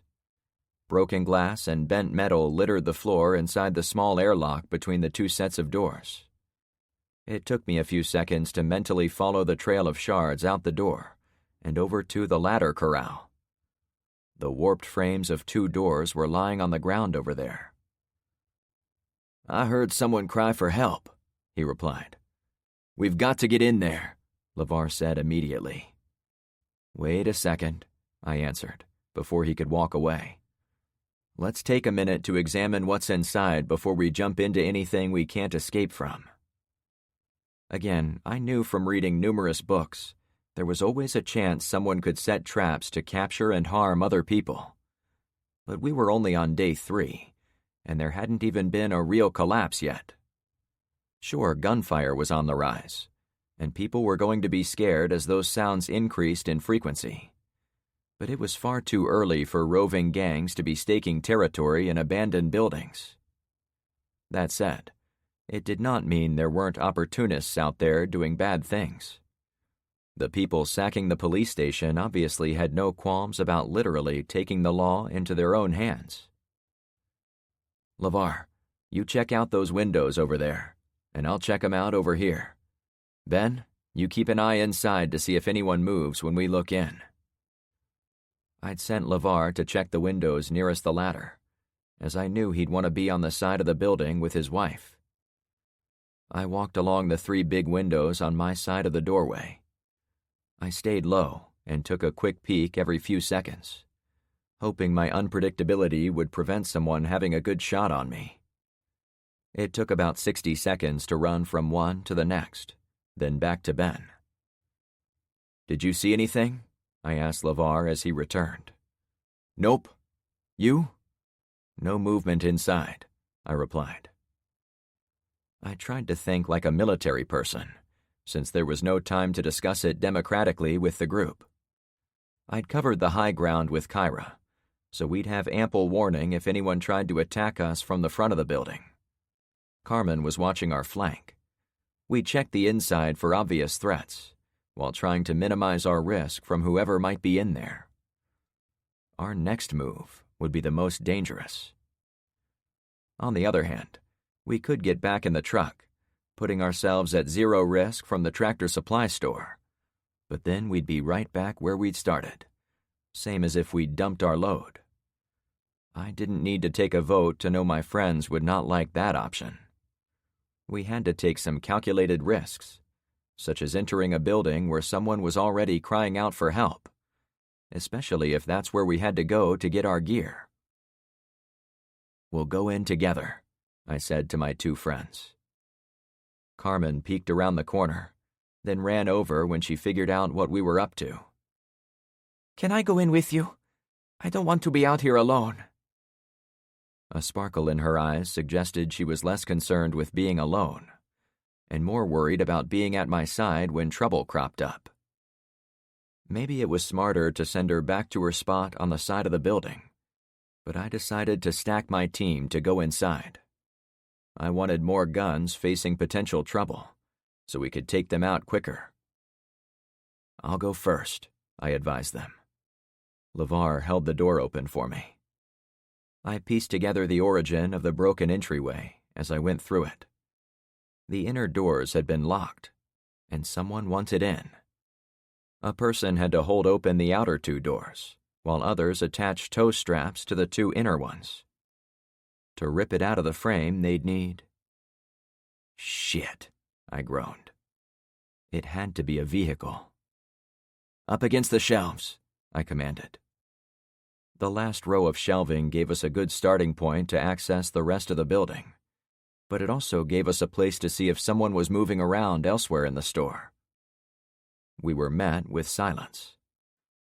I waited for a few seconds before I peeked around the corner to look down the center aisle toward the sun-drenched front windows. No one presented themselves. Carmen slid up next to me, followed by Ben and LeVar. "Other side." I waved the two men across the aisle while I aimed my pistol toward the front. Once on the other side of the main aisle, they were able to look down the same gap as me. A faint voice came from one side of the darkened store. "Help!" a man called out. "This way," I said to my friends. The back of the store seemed to be reserved for irrigation and lawn care. By wild coincidence, I spotted the distinctive red well handles lying on a low shelf, but my attention was totally on the voice. Muffled cries for help became louder as we approached the side of the retail outlet. Once we got through a section of work boots and safety vests, I zeroed in on the public restroom door in the rear corner of the store. "In there," I pointed. However, before going to the door itself, I walked to the end of the aisle and looked to the left, on the assumption someone would be waiting to catch us in a crossfire from that direction. I held my breath as I poked around the corner. No one shot me, and I let out the breath I'd been saving. "There still isn't anyone here," I reported. "No one behind us," Ben added. He and LeVar were both glancing over their shoulders, toward where we'd come in. It made me appreciate they both had good heads on their shoulders, and didn't need to be told what to do for every little thing. I'd worked with plenty of mechanics and drivers who couldn't tie their shoes without watching a YouTube video about it first, and it would have sucked to have to rely on people like that right now. "This might be a trap," I whispered as I pointed to the restroom. Even in the heavy shadows, I saw the situation. Whoever was inside had been placed there intentionally, and then someone had jammed a 12-foot 2x4 board between the door handle and the nearest shelving unit, so the door couldn't swing open. For me to get in, it was a simple matter of pushing it aside. But I took another calming breath. Whatever else was going on in the world, we were looking at a trap someone had set for another person. Who was to say there weren't 10 people already trapped on the other side of the door, and there were about to be 5 more? "How do you want to play this, Frank?" Ben whispered. I'd easily read 100 books on the end of the world, but none of them had this same exact scenario. It made me jokingly think of writing my own book, and including the result of whatever was going to happen next. "I have an idea," I replied. Chapter 14. In 30 seconds, I want you to talk to the man inside and tell him we are about to open the door. I whispered loud enough for my friends to hear me, but no one else. But don't actually open it. Carmen cocked her head. "Are you sure?" "Yeah," I nodded. "Me and the boys are going to make sure no one comes up behind you." "But I still shouldn't open it," she asked again. I put my hands on her shoulders and looked her square in the eyes. "It's very important you don't open the door, okay?" Her face brightened. "I understand."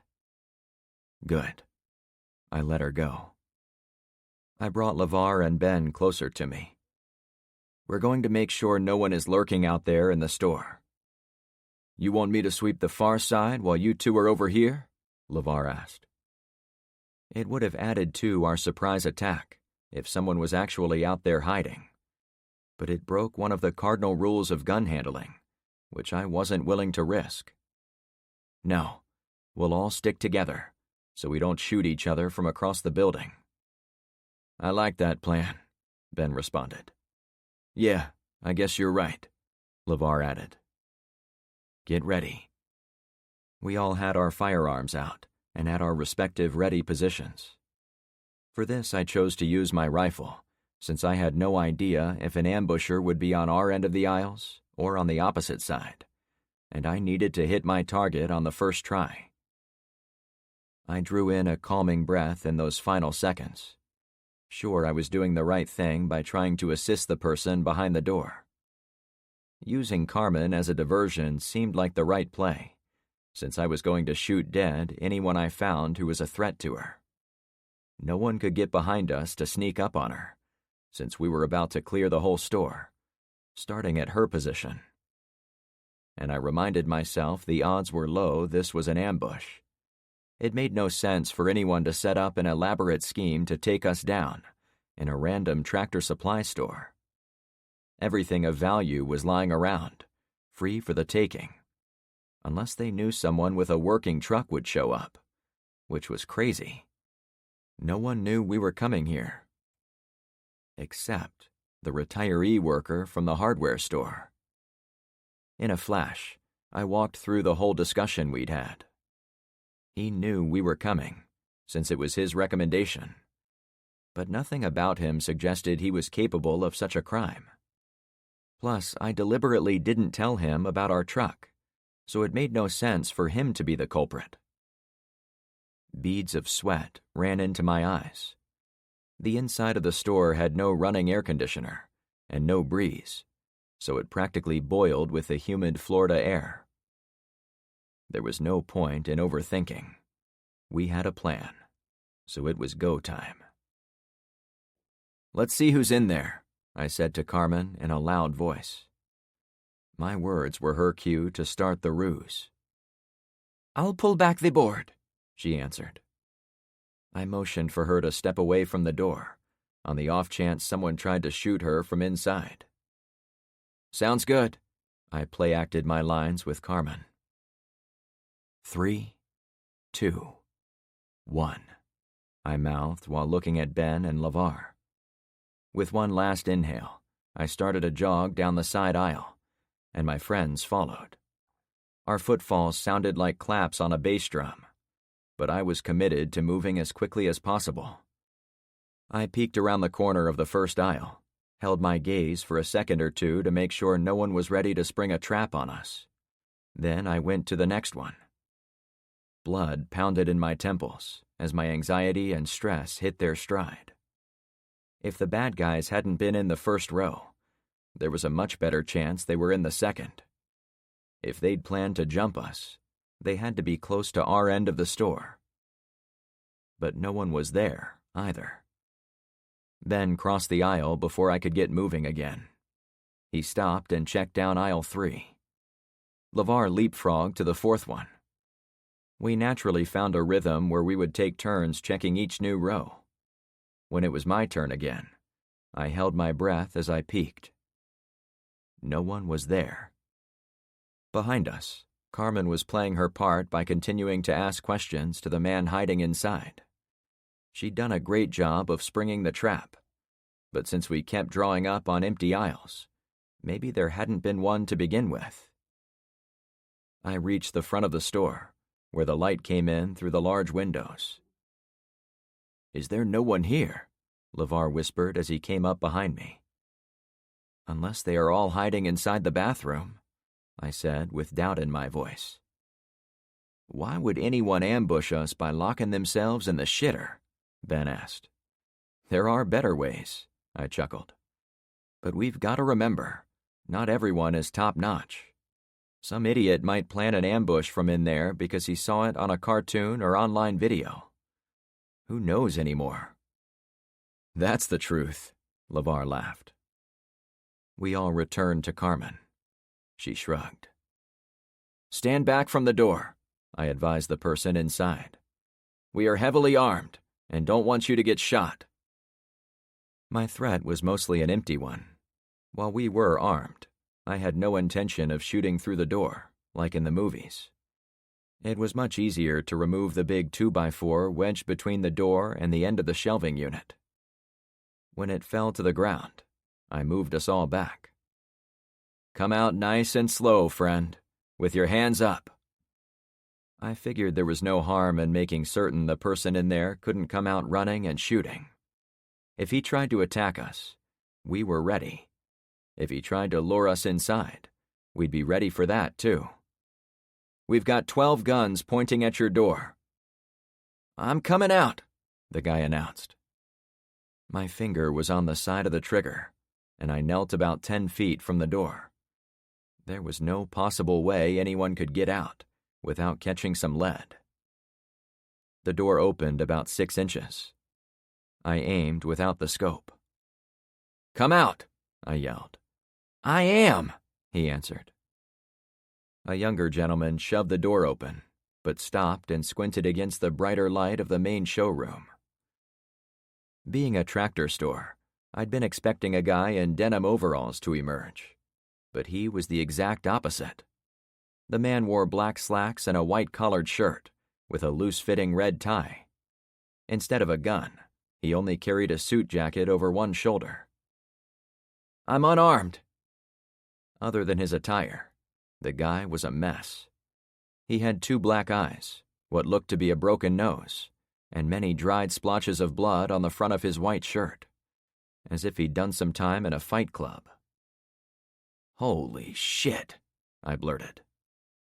He got as far as the wall next to the door before he had to lean against the water fountain. "You okay, sir?" Carmen asked with wary concern. None of us had gotten within 5 feet of the man, and I was happy to see our collective hesitance, since we still had no reason to trust him yet. "You mind if I take a drink?" he asked. "Sure," I replied. I turned to LeVar. "Can you go to the front of the store and keep an eye outside? Check the aisles once more, on the off chance we missed someone. I'll call for you when we're ready to start loading." "Will do," he said as he strode away. "Ben, take a peek inside the bathroom," I requested. "So you're here to rob me?" the man asked as he stood up straight. It was the same thing the manager at the hardware store had said. "We're not here to rob anyone. I brought money to pay for what we need, though the last place made my life miserable when I tried to pay for anything." I gave him a closer look, then held out my hand. "My name is Frank Douglas." "I'm Chuck Hefner. No relation to the Nudie magazine guy." "Nice to meet you. This lovely woman is Carmen. That guy walking away is LeVar, and this other guy heading for the bathroom is my friend Ben." "Who's on the roof?" Chuck asked. I gave him a look of surprise. "I could hear them walking around up there while you were down here in the store. I assume you've got a team supporting you as you loot? You said you had 12 guns." "I think you have us mistaken for the guys who beat you up and locked you in there. I already told you, I've got money." I didn't whip it out and show him, since I still didn't trust the man. And the 12-gun bit was to keep you guessing how many of us were out here, since you can never be too careful. Chuck blew air through his pursed lips, as if frustrated. "Sorry. I've been in that dark room since the evening of the first day. I wasn't here when the power went out, but I rode my son's bike to get up here as soon as it did, since I knew my employees wouldn't know what to do. Sure enough, by the time I'd arrived, they'd walked off the job and left the place wide open. I locked down everything I could, but it only took a few hours before someone came here with a Jeep and ripped the back doors off their hinges." "Uh-oh. Was it a black Jeep?" I asked. "Yeah, one of them old boxy kinds." Ben walked out of the restroom. "A Cherokee," I clarified. "Yeah, that's what it was." "What are the odds?" I asked no one in particular. "Of?" Carmen responded. "Of this being the same Jeep who we found shooting the nearby buildings. the same one who chased us. Why did they choose this place as their first target? Probably for the same reason you did, Frank, Ben remarked. This and the hardware store are probably the two most important buildings in the area, if your plan is to survive in the long term. I guess you've got a point, I allowed, though I still didn't like the idea my thoughts were being mimicked by anyone who could lock a man in his own bathroom after beating the snot out of him. Ben stepped closer to me. There's no one in the bathroom. You want me to hang out by the back window to keep an eye on our truck? That's a great idea. I put Kyra up top to warn us, but if the Jeep boys have already been here, they might be bigger threats than we originally thought. It wouldn't hurt to have more people watching our ride. What are you driving? Chuck asked. And how did you get it working? I wish I had more time to explain, but basically any cars built before the very early 80s was unaffected by the EMP, and ours is from 1970. The streets are soon going to be filled with shitty antiques and professionally maintained hot rods. Do you think you could give me a ride home? Chuck added. Let's do one thing at a time, I suggested. Will you take my money so we can buy the things we came here to get? Like what? We need a bunch of well pump handles, and the guys at the hardware store said you've got 275-gallon potable water containers. I think I saw them in the back lot. It was a lot to stack on top of the already filled truck bed, but I knew we could make it work for the one trip home. What are you making? He asked with interest.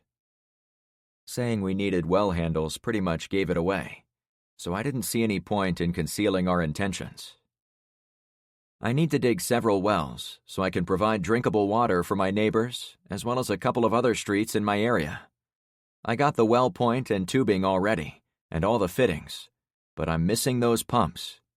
The big basin is for catching rainwater off my roof, so we'll have even more untainted water on standby. And you were going to use a sledge to drive them in? He asked with clinical interest. We plan to use one. I knew Luke had a sledgehammer from being in his garage. The others probably did too, though mine was on the moving truck. I'm going to help you, Chuck said as he walked by. You'll take our money? It was the first step to getting out of there. He strode to the back window and stood next to Ben. He immediately pointed to what looked like metal poles designed to support a 20-foot fence. Around here the soil is pretty loose, so using a sledgehammer isn't the worst idea. But I've had clients who make tripods out of those tall poles. Then they hang a heavy weight from a rope so they can raise it, and then drop it on top of the well cap. It's a hell of a lot easier than using a hammer. That's ingenious, I blurted. I think they were with the university, doing some sort of test to see if they could dig a working well by hand. But it's been years since they did that, and they never told me the details beyond what I've said. However, you mentioned the priming pump handles here in the store. We have better American-made ones out in the yard. You're going to want some durability if you want your high-use wells to survive more than one season. Those have much better leather gaskets, too. I appreciate this, Chuck, but I'm not sure I brought enough money for anything fancy. He kept on talking. The 275-gallon totes would be fine, but you could store a lot more water with one of our big cisterns. We sell 500-gallon models all the way up to 1,500 gallons. I recommend the white 1,000-gallon version as a good balance between portability and storage. He pointed to the white cisterns out the back windows. As I said, I was pretty sure how much it would cost to buy a few of your little ones, but these are more than I... He held up a hand. I've heard the shooting out there. I don't see my son's bike out back, so someone must have stolen it already. I have a small pistol in my back office, assuming it wasn't ransacked, but I doubt I'd make it all the way home without a high degree of risk. I saw where he was going. That's why you mentioned us giving you a ride home, I remarked. Yeah, I needed to know what you wanted from my inventory before I knew what to ask for it. It seems like something we can swing. All this stuff for a ride to your home? Not exactly, he chuckled. Your crew seems like you've got this outage figured out. I don't have the resources to dig a well back at my place, but I do have the ability to collect water, so I want you to help me get one of those cisterns to my house." A series of distant gunshots rattled outside. "So you want us to be a taxi and a delivery vehicle?" I asked. "Yes. To be clear, you don't have to pay me money for the stuff. I only want to get home to my wife and son with one of my cisterns." "This sound like a good deal to you?" I asked Ben. "Whatever you think, boss," he shot back. I would have preferred to pay cash and head straight home, but saving our money for future purchases also had value. "This works for us," I said to Chuck, shaking his hand. "But how are we going to carry them? I don't suppose you have a trailer we could rent." The cisterns were wide and flat, like above-ground swimming pools, rather than tall and thin like soda cans, which meant it would be impossible to haul two of them, unless I could somehow get one to sit on top of the crew cabin and let it hang above the hood. "We got out of that business a while ago," he replied. We all turned silent as we thought about the problem. The only way we could make good on helping Chuck was if we'd commandeered a big rig hauling a flatbed, and I remembered seeing a pair of them when we came in through the front gate. But there was no doubt in my mind they had all been manufactured in the last 20 years, removing any chance they'd work now, unless maybe they were diesel. But there was another trailer on the front lot. It was the one I'd almost side-scraped on the way in. The flatbed had been carrying a pair of lawnmowers, and unlike the larger trailers, it only needed a ball hitch rather than a fifth-wheel connection in the bed of the truck. "We'll borrow a trailer from the front lot," I said at last. I expected Chuck to protest the suggestion, since they were his customers, but he nodded with great enthusiasm. "I'll pay for the trailer myself when the power comes back on, so it will be worth their while." After bringing Carmen and LeVar to the back doors, we were ready to load. "Chuck, do you think this strong woman can carry one of those well pumps?" I inquired. "Of course," he answered. "I see women carry them all the time." "Perfect. Will you show my friend where they are, so she can grab 6 of them and load them into the bed of my truck?" "Will do," he replied. "When you finish showing her, can you join me and these other 2 out front? We're going to unhitch a trailer and roll it back here." "That sounds dangerous," he replied. "With any luck, no one will see us among all the big trucks parked out there." "I'll have them loaded before you get back," Carmen said as she followed Chuck away. "We'll see," I sassed. "Do you want me to check on Kyra first, Frank?" LeVar motioned toward the ladder. I knew he was itching to see his wife. "Why don't you check on Kyra and tell her our general plan? Tell her to come on down when we have the trailer on the side of the building."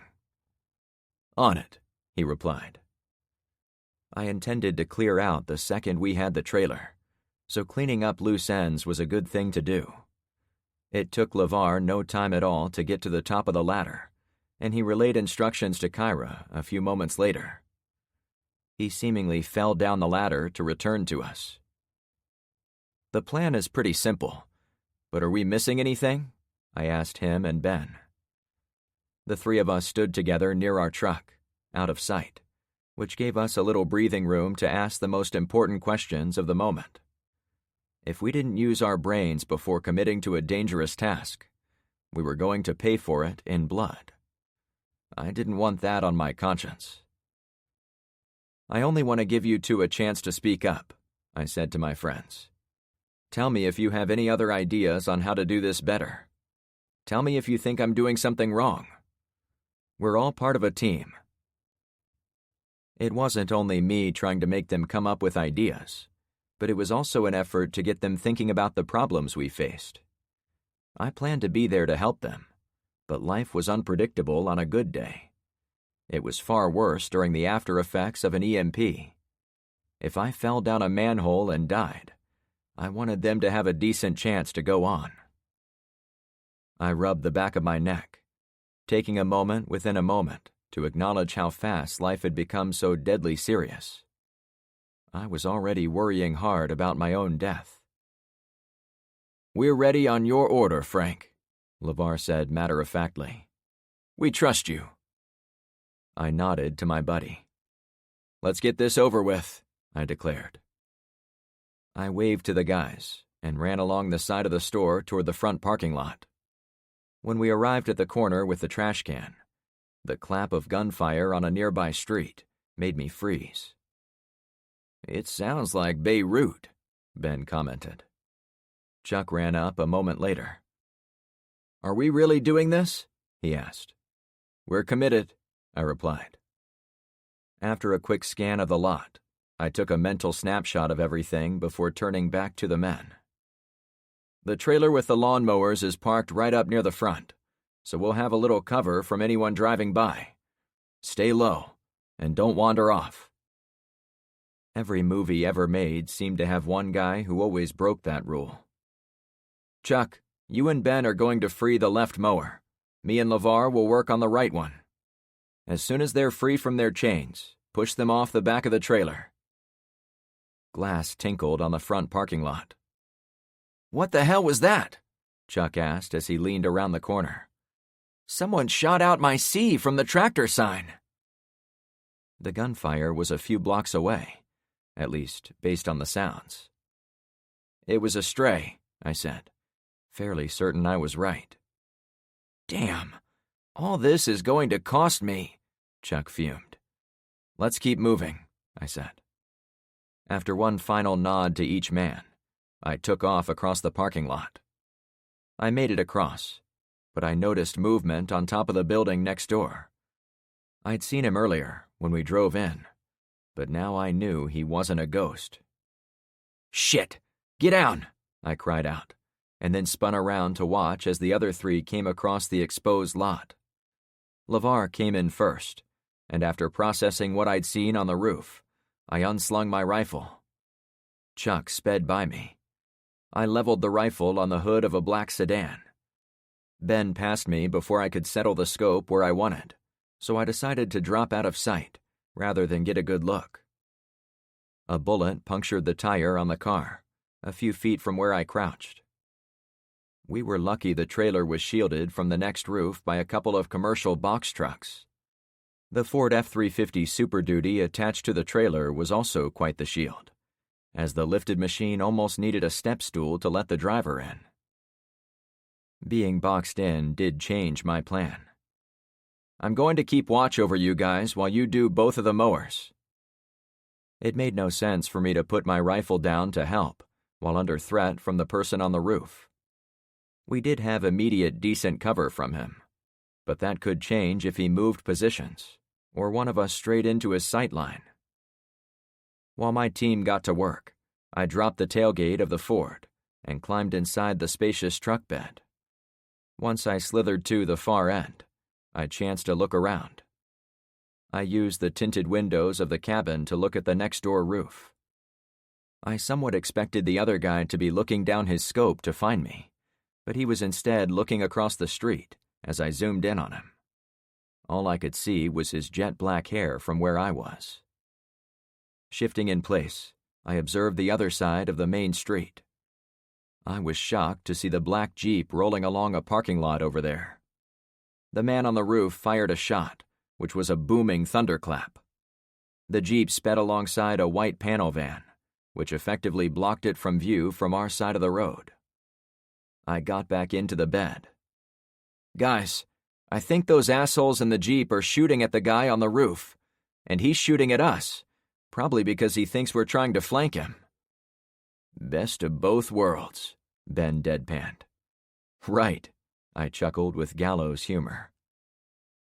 As I watched, the mower on the left rolled forward and then tumbled off the back of the trailer. It smashed into the ground, threatened to roll sideways, but then it bounced on its larger rear tires and came to a rest against a truck in the next row. We were moving fast.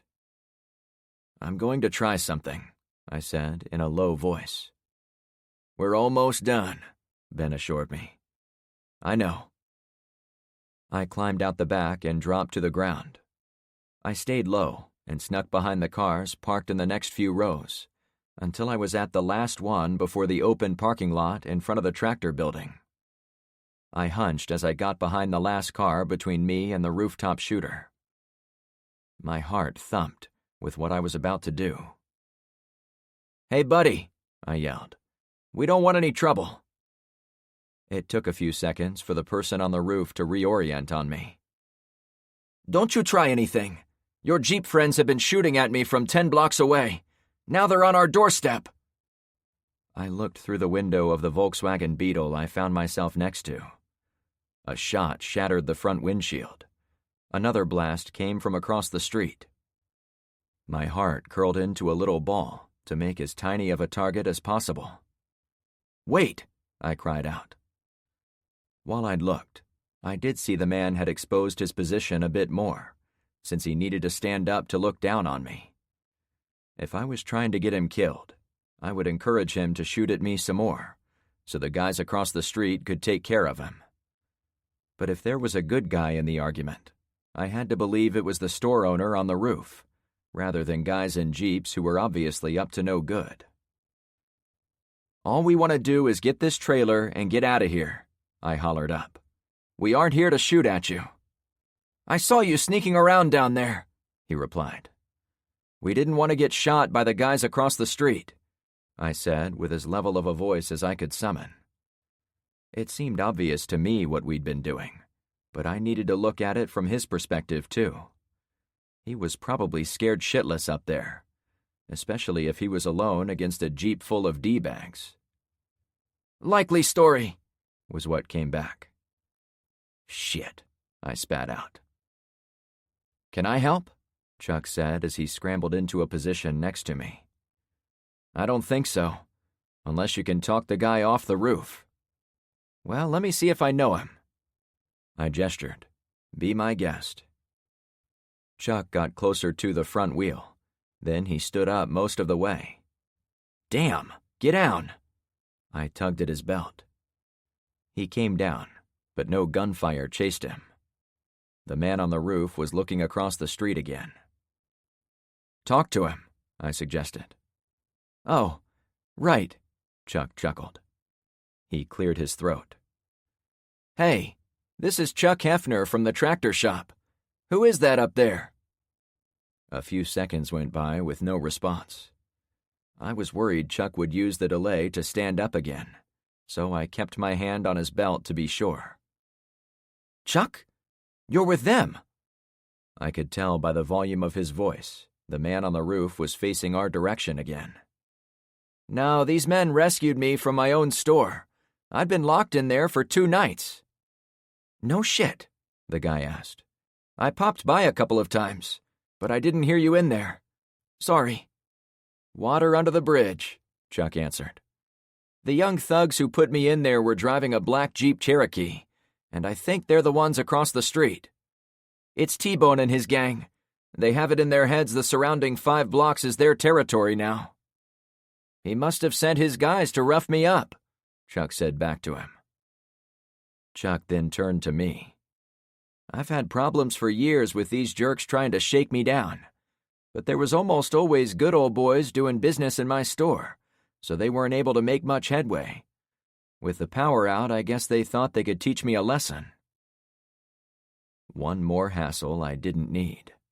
A suburban gang who were playing at being tough guys to victimize people who were already victimized by the EMP. It wasn't unlike what Trevor did to our neighborhood, though it bummed me out to realize there were already fault lines forming on the map about which group owns what territory. I was tempted to join the shootout and take out all of those bastards myself, but I had to complete one task before starting another. "How do I know they haven't taken you hostage again, and you aren't trying to trick me?" the man on the roof asked. "That's a logical question. I think we have to show ourselves," I suggested. Chuck tried to stand up again. "Wait, what are you doing?" I asked. "I've got to show him you aren't holding me here against my will." He smiled at my hand. "Like this." I know, but I can't hang you out to dry. I'm going to go first. Are you sure? I can just stand up. No. Please sit tight.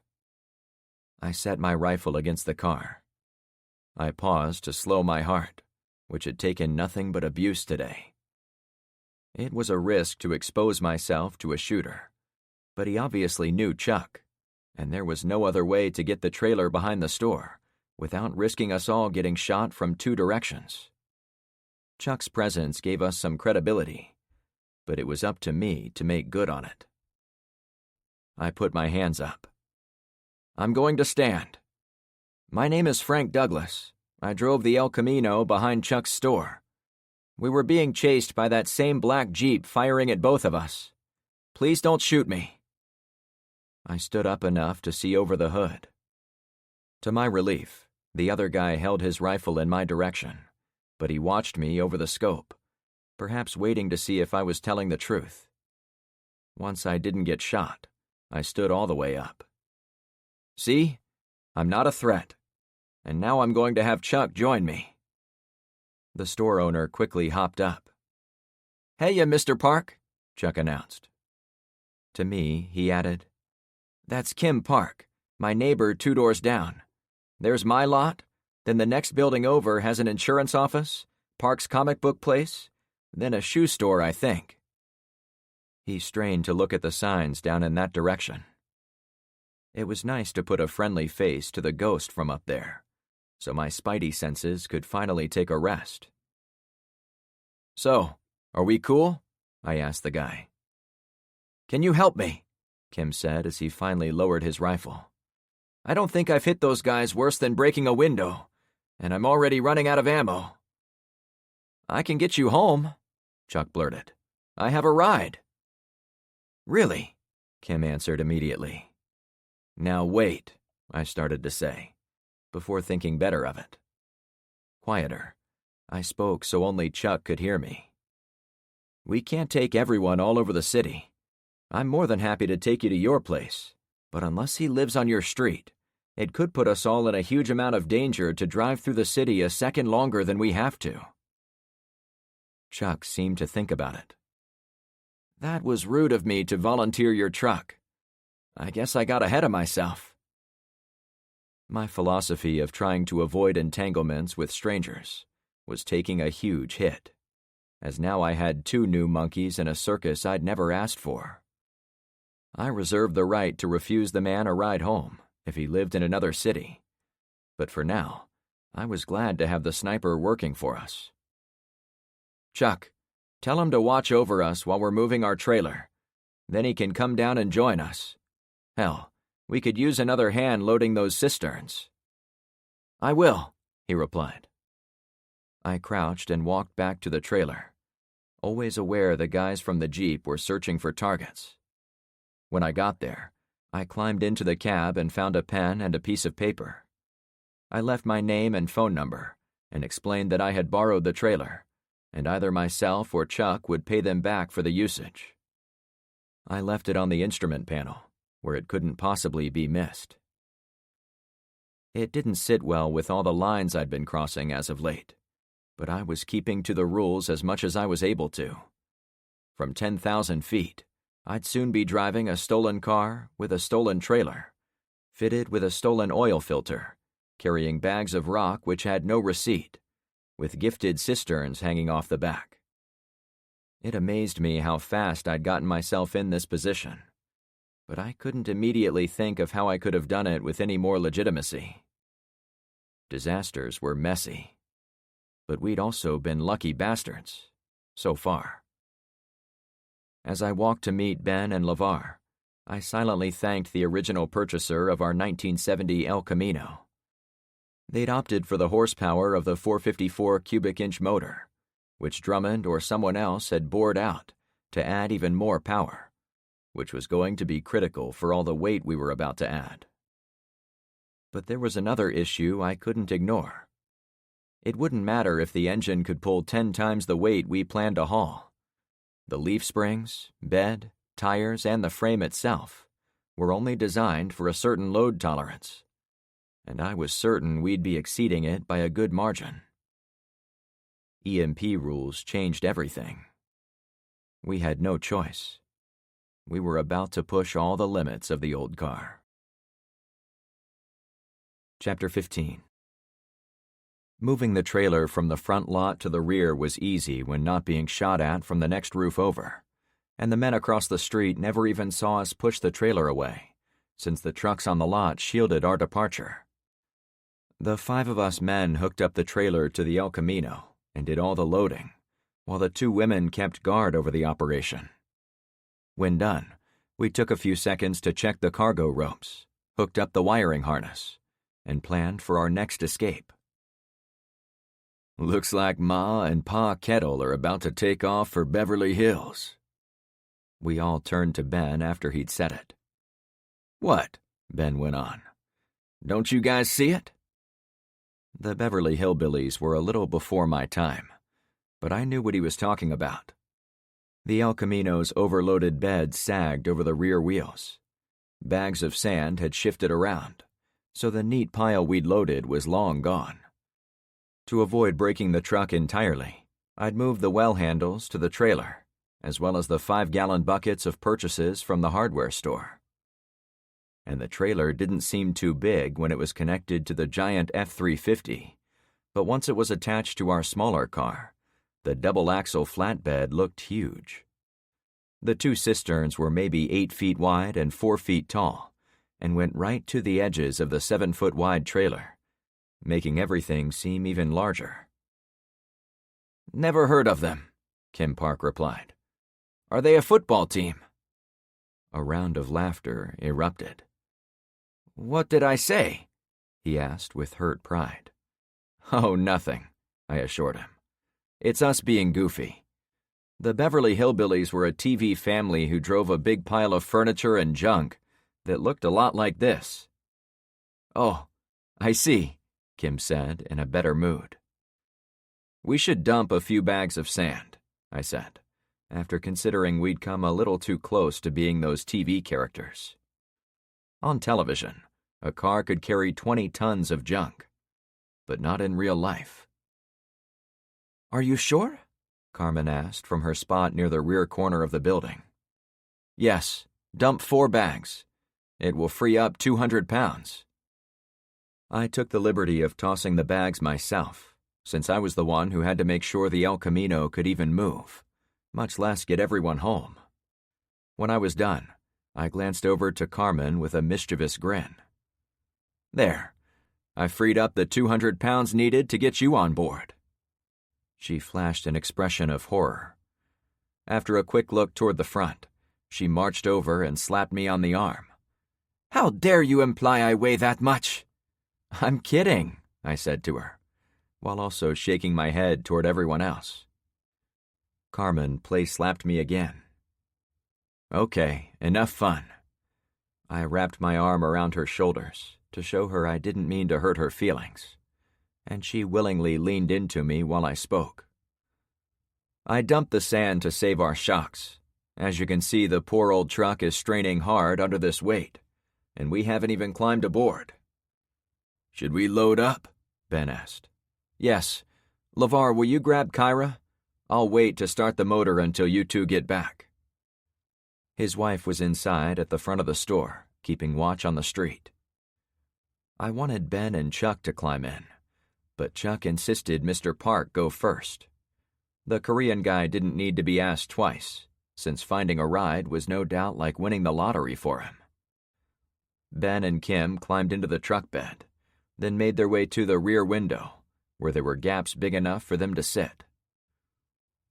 Can you push a few bags toward the back, so Chuck and LeVar can fit in the middle with you? I suggested. While I couldn't get it perfect, I wanted all 4 men against the bulkhead behind the seats, with the sand piled higher in the middle and back of the bed, as that would give them some cover while out on the road. Ben and Mr. Park got busy shifting more bags. Chuck played with a pistol while we waited. You nervous? I asked him. Earlier he'd gone into the office of his tractor store and found a pistol he'd kept hidden in there. The little Smith & Wesson fit snug in his front pocket, though he'd made a point of looking at it several different times, while we talked about how to slide the giant water tanks onto the trailer. I got the feeling he was aching to pay back those guys across the street for locking him up. Nah, I'm sore. He pointed to his broken nose. But I'm not too bad, all things considered. And you don't live far from here? I asked for what was probably the third or fourth time. We talked about it briefly using my map, but he wouldn't tell me his exact street or house. He claimed he didn't want to give away the exact location in case we turned out to be bad guys after all.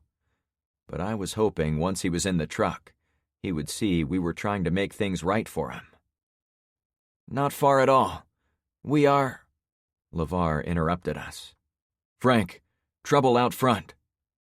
Kyra came out at the same time as LeVar. He's right, she said. The people from the Jeep are on foot and at the front gate. The news kick-started my blood pressure again. I had no idea how many men were stalking us, other than the two I'd seen in the Jeep. Assholes like that probably controlled a type of ass signal, which blazed across the sky calling in fellow assholes. I had to assume they did. How strong do you think the fence is? I asked no one in particular, while I looked straight ahead. The tractor store had a 6-foot chain-link fence around the entire property, but most of it in the back portion was blocked off with heavy equipment. However, there was a 30-foot section directly to the west of us, where I could see the parking lot of the adjacent property, which was a cash-for-gold shop.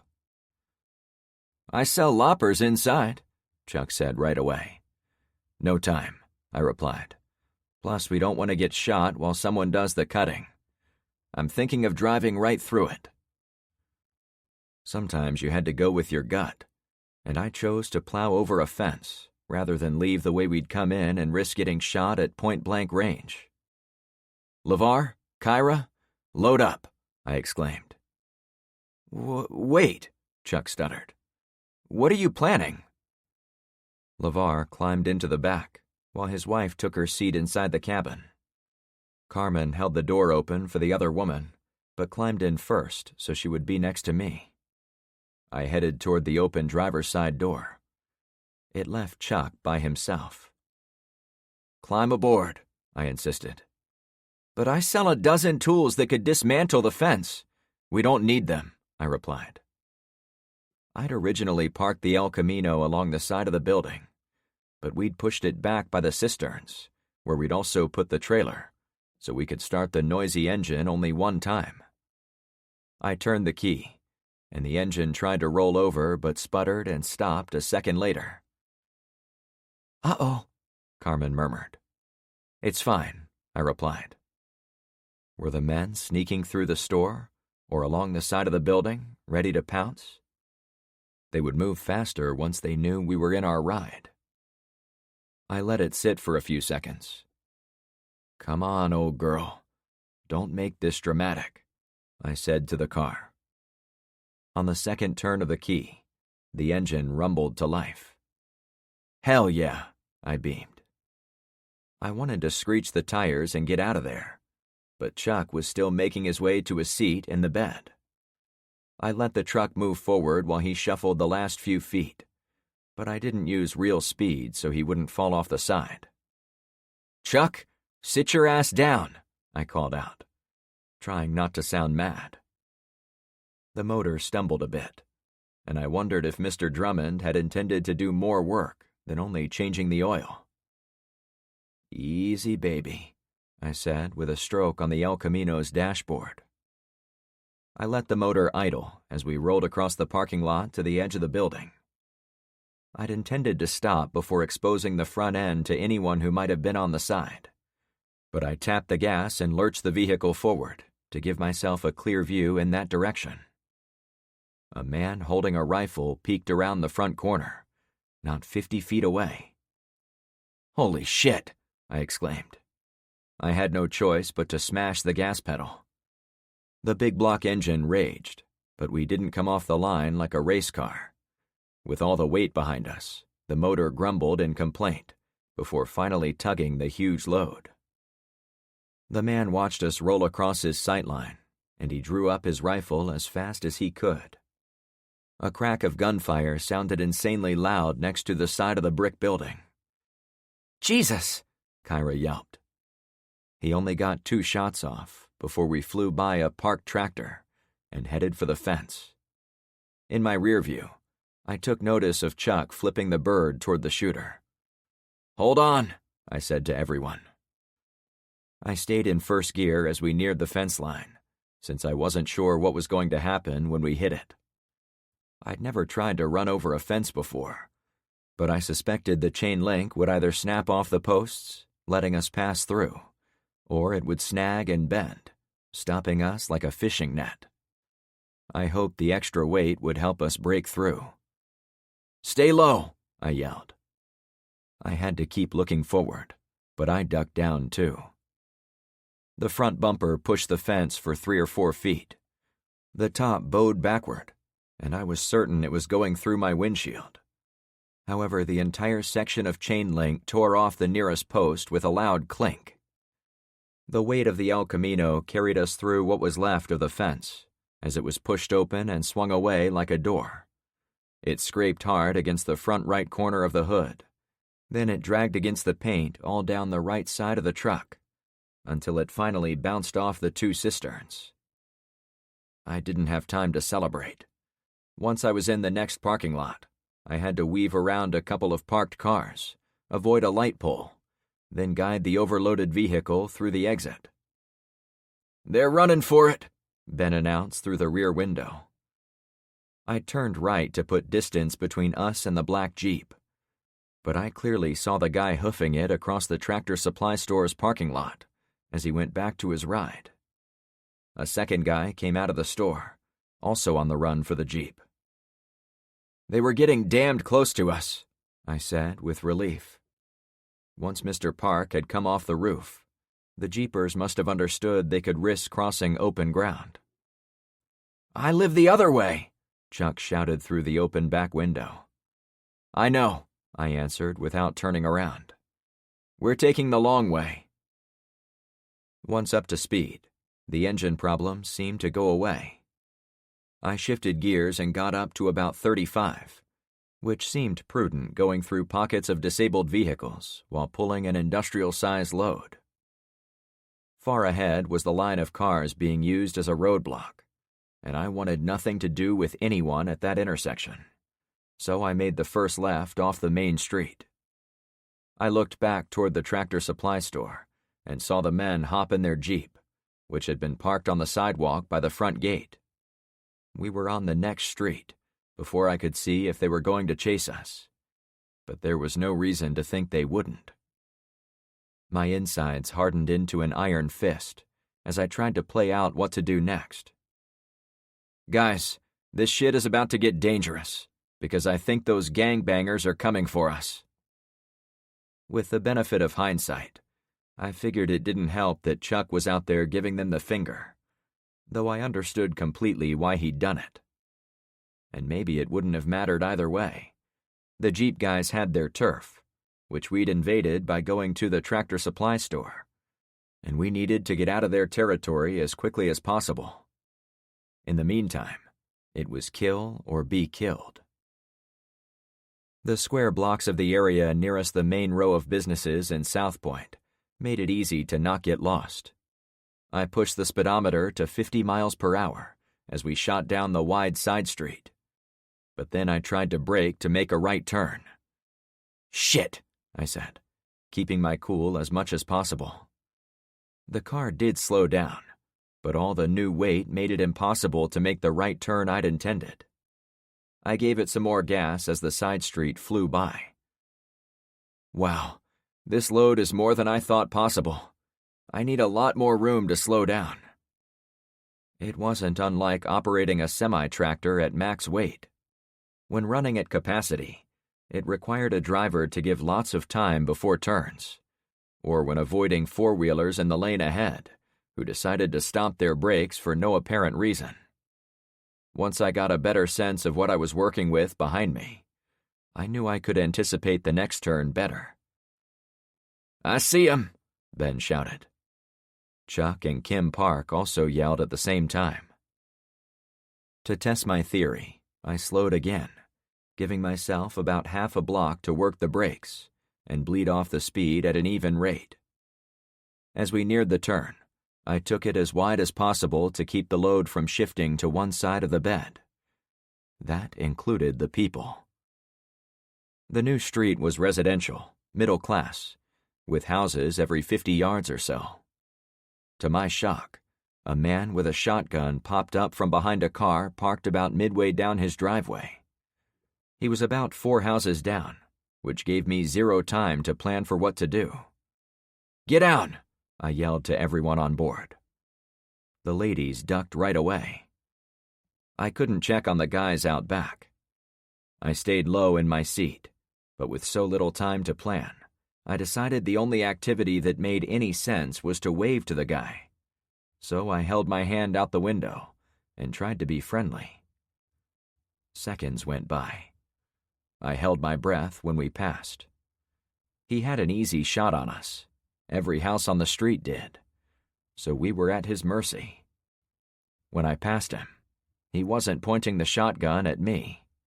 Instead, the guy pointed his finger behind us. In the mirror, I saw the Jeep come around the corner. "They're close," I exclaimed. Another intersection was a short way ahead, which led to even more choices. We needed to go east, but we were currently heading west, so I knew we had to make a few more turns. I heard the distinct chirp of hard braking. The man on the driveway fired his shotgun, causing Carmen to react by recoiling even lower. Was he firing at us? I glanced in the mirror and saw that the guy had fired at the Jeep. Another shot went off. We neared the end of the block. "Thank you," I shouted out the window, hoping the guy heard me. "He wasn't shooting at us?" Carmen asked, carefully sitting up again. "No," I answered. "I guess the Jeep freaks aren't welcome in this neighborhood. They must have been pissing off a lot of people around here." Or it was a competing group, who maybe saw the Jeep gang as a threat.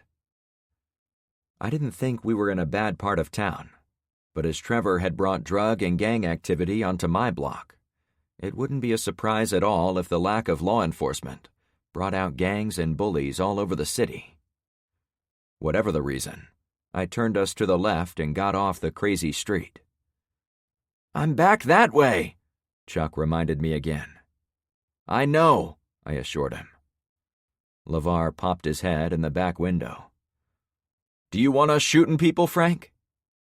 Not only would it be impossible to take out every threat, but anyone with a hunting rifle and a little competence could fire back at us as we drove away and take out anyone they wanted, including the truck itself. I also remembered a couple of drivers who had served on convoys in Iraq. They often mentioned the rules of engagement limited how they could respond to threatening situations. They were never told by the politicians to shoot first and ask questions later, though they sometimes did exactly that.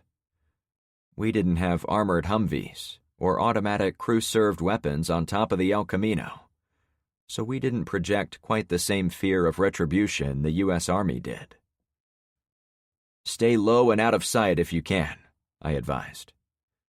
I knew it was almost impossible for the 4 men. The bags of sand had shifted again, and they had filled in most of the gaps they'd tried to make for themselves. Chuck sat on top of the bags, behind my driver's seat, and he was the most exposed. "We're going to put some distance between us and the Jeep," I commented as much to myself as my passengers. The speedometer crept up to about 50, which was breakneck speed on the 2-lane avenue laced with parked and stalled cars. I slowed whenever the road got too congested, since any wreck would likely throw our cargo around and send us all to the hospital, if any hospitals were even still open. I had a moment or two to wonder about parts of the EMP event I wasn't seeing. The hospitals who were unable to keep patients alive who had been on life support. The old woman who was having her house robbed by criminals who knew the cops would never arrive. The innumerable people trapped at airports and bus stations, waiting for someone to tell them what to do. Soon enough, everyone would come to the same conclusion as me. The EMP had changed our entire way of life. I rode the brakes for 50 yards while I slowed to make the next turn. "Won't your turn take us toward the Jeep again?" Carmen asked. "We don't have a choice," I replied. "Chuck lives that way, so we have to head there sooner or later." "I see," she replied. The new street was yet more homes. They each stood alone, with plenty of room between them. They were nice-looking, and most of them had well-cared-for yards. But the houses were a bit older, maybe from the 1990s. I was still getting used to Florida real estate, so I couldn't say for sure. Lots of people were out in their yards. "Oh, crap," I said. The nearest block was about the same length as our street, and it looked as if all the residents had congregated at a block party in the middle of the road. We were already committed to the route, so I kept us moving forward toward the congestion. My dilemma was whether to barrel through like an asshole and be safe, or risk slowing and getting tangled up in whatever was going on. "Of all the streets you could have picked," Ben chuckled. "Not now," I snapped back, eyes forward. Carmen nudged me. "What are we going to do, Frank?" A few seconds went by. We got a little closer. "Frank?" Chapter 16. "We're stopping," I declared. The surrounding yards were perfectly flat, so I did have the option of peeling off the main pavement to avoid having to deal with the people. But that would no doubt come across as a hostile act. I couldn't take the chance of pissing off strangers for no good reason. Besides, with women and children standing around, it didn't look like they were intending to shake us down. As I slowed, I spoke only loud enough to be heard by my friends. "Stow your weapons as much as possible." My Bravo Company rifle was behind my seat, but the Springfield remained on my hip, ready at a moment's notice. Adults guided the kids onto the grass as we arrived. It gave me the option of blowing through, but nothing looked threatening, so I continued to slow as a man my age flagged me down. "Let's see what he wants," I said. I let the El Camino idle to a stop a few feet from where the man stood. "Howdy," I said in my Midwestern accent. "Hey there," he replied. "Sorry for the clogged street, but we're trying to keep our kids entertained until someone gets in here and fixes the power. You wouldn't happen to know how long that might be, do you?" The man was soaked in sweat, as if this was also a dance party. But then I remembered my new home in Florida was constantly sticky, especially when the sun beat down without a cloud in the sky, like today. "I hate to tell you this, but I don't think anyone knows what's going on. We drove by your local police station and it was ransacked." "Well," he clicked his teeth for a few seconds, "I've been telling people around here to act like a hurricane swept through, and we've got to keep ourselves fed, watered, and safe from looters until the National Guard comes to our rescue." "I've been doing something similar," I chuckled. "We've been filling everything we can with water, did inventory on all our food, and we have every gun cleaned, loaded, and ready for action." The man had more white hairs speckling his scalp than I did, and he had a short beard where mine was only stubble. But I saw a lot of myself in him. "And if it isn't obvious," I added while pointing to the trailer behind us, "we've hung our hat on the long-term storage of clean water. We're also going to dig a well to keep it coming." "Smart," the man replied. "We've got guns coming out our asses, but water is a resource we could take more seriously. If you don't mind me asking, where did you get all that stuff?" A few of my non-gray hairs stood on the back of my neck. I took a casual glance outside the truck, including the far side, wondering if this was an elaborate trap to capture our haul. However, none of the armed locals had moved closer to us, nor were they giving us more than passing glances as they hung out with their other neighbors. I decided the question was innocent. "The hardware store for the rock and sand, and the tractor supply store for those big cisterns. However, you'll need to move fast, since both places had guys who weren't there with good intentions. In fact, a jeep full of them is stalking us." "Holy shit! There they are!" 2 blocks up, about a quarter of a mile away, the black Cherokee crossed halfway through an intersection, before it stopped. "Mm-hmm," the man replied in a knowing tone. "We had a bunch of Jeeps and old trucks stolen from around here. One guy kept 2 old CJs in his garage that got taken from him night before last. He told me several folks in his Jeep club around here were also robbed." "It's like the thieves had a list," I said. "Or were in the club," he countered. The Jeep slowly left the intersection. "They shot up my store," Chuck added. "They've got a gang going around here." "Look, I don't want to do this to you guys, but it sounds like you've got a beef with them, and I've got a shitload of kids running around." "Say no more," I cut him off. "We'll get out of your hair." "Thanks," the guy answered. "I'm Frank Douglas. I live off Bayside Road." I thought about giving him a more accurate location, but I needed to be careful about giving out my address to strangers, even ones I felt some kinship with. "I'm Jerome Dixon. I'd shake your hand, but these gang people have eyes everywhere. We'll fight 'em if they show up, but it's best not to antagonize 'em." Since I'd been worried for nothing about guys sneaking up on us to steal our truck, I let myself come down off high alert. The man was obviously acting like a leader for his neighbors, checking out strange cars passing through and watching out for dangers. His logical responses made me like him even more. "I understand," I answered. I revved the motor a bit to keep the kids from wandering back into the street. "If I could give you one piece of advice," I remarked. "Sure," he replied. "You've got a lot of open ground around here, but you've also got a lot of neighbors. You can roll your dead cars out of the garages and use them as roadblocks or barriers. So if those guys in Jeeps try to case your street, it will be a lot harder for them. Plus, you might not get as many lost drivers such as myself." We both chuckled. "Good idea," he said as he took a step back. If the Jeep marauders were watching, they'd see Jerome doing his best to get rid of me. To keep with appearances, I got us moving. "Good luck," I called out. "You too." It seemed a little like being in a parade as we passed the large group of neighbors.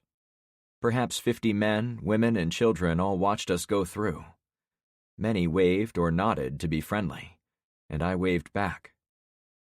I turned left at the end of the block, knowing it would take us away from the Jeep, but leaving those people behind tugged at my heart, as if I'd said goodbye to a way of life that might never exist again.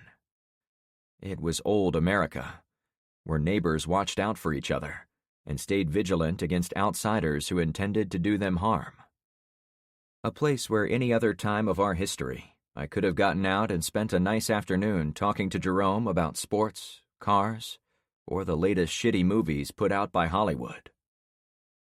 For the next several minutes as I drove the streets, I waved at anyone standing in their yards or on their porches, almost like a politician smiling for the cameras while traveling through new towns. Each person out there represented a potential ally or enemy in the weeks ahead, so I did my best to make them remember our shiny blue truck as friendlies. I spent the rest of my time checking mirrors, looking both ways at cross streets, and watching multiple streets over. Each minute I didn't see the Jeep gave me a bit more hope we'd somehow avoided it, but I didn't let myself fully believe it. "Are we getting close to your house?" I asked through the back window. I'd scanned the map earlier, so I knew the general area where we needed to go, but since I couldn't sprawl the map out and confirm each new street myself, I had to rely on others to get us there. "Yeah," Chuck said as he stuck his head in the window. "You'll have to go north to get back on the main roadway, since that one will take you right to my place. But as long as you go east, we're heading the right way." "Great," I replied. "And thanks for letting me tell Jerome he could get what he needed at your store." Chuck seemed to dwell on it for a few seconds before answering. "To be honest, I almost said something about it, but being chased and shot at has made me realize there's a lot going on here that's beyond just me or my inventory. I don't care if my whole store gets looted or people take things to help them back home. I don't even care if insurance claims this is all an act of God, and none of my losses are covered. The only thing that matters to me right now is seeing my wife and son again." I took a second to glance over to him. "We'll do our best to get you home, Chuck. But if it ever comes up again, please don't give anyone the finger out here." He chuckled. "You saw that?" "I did," I said in my boss voice. "Sorry," he said as he retreated outside. We left the built-up area of homes and entered a wide-open stretch of flat scrubland with several canal crossings.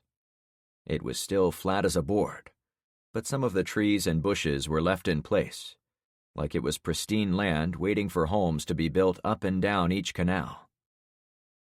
"Frank, they're back!" Ben cried out.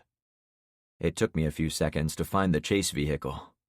The black Jeep wasn't behind us, but it was on the next street to our south.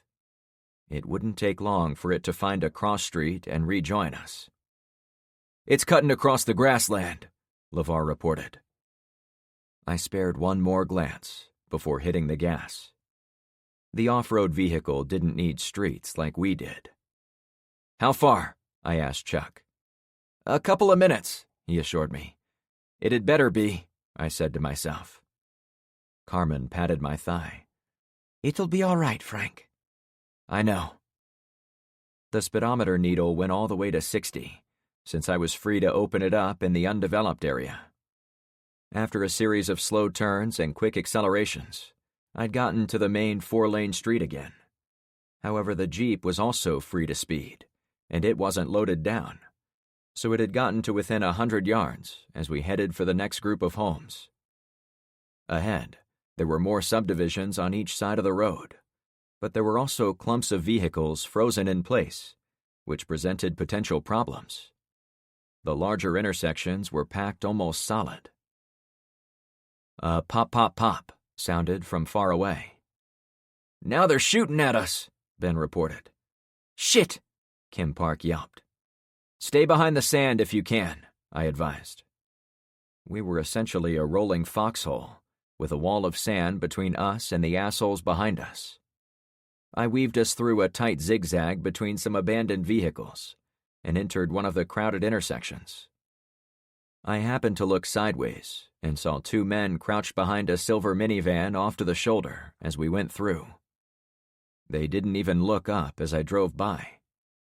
I figured they'd heard the shooting and wanted no part of it. Ben fired his .30-30 as I made the last half turn out of the intersection. The blast sounded distant, even though he was only a few feet from my ears. "I only have shots when you turn," Ben said a few minutes after I'd straightened us between the yellow lines. "And that's when they can also shoot at us," Park answered back. "Just stay down for a few turns," I advised. I pushed the El Camino hard on the next stretch of road, which was about half a mile long. We turned a few times, and the shooter in the Jeep took some pot shots, but he couldn't hit any of us through all our cargo. On a long straightaway, I put a little distance between us.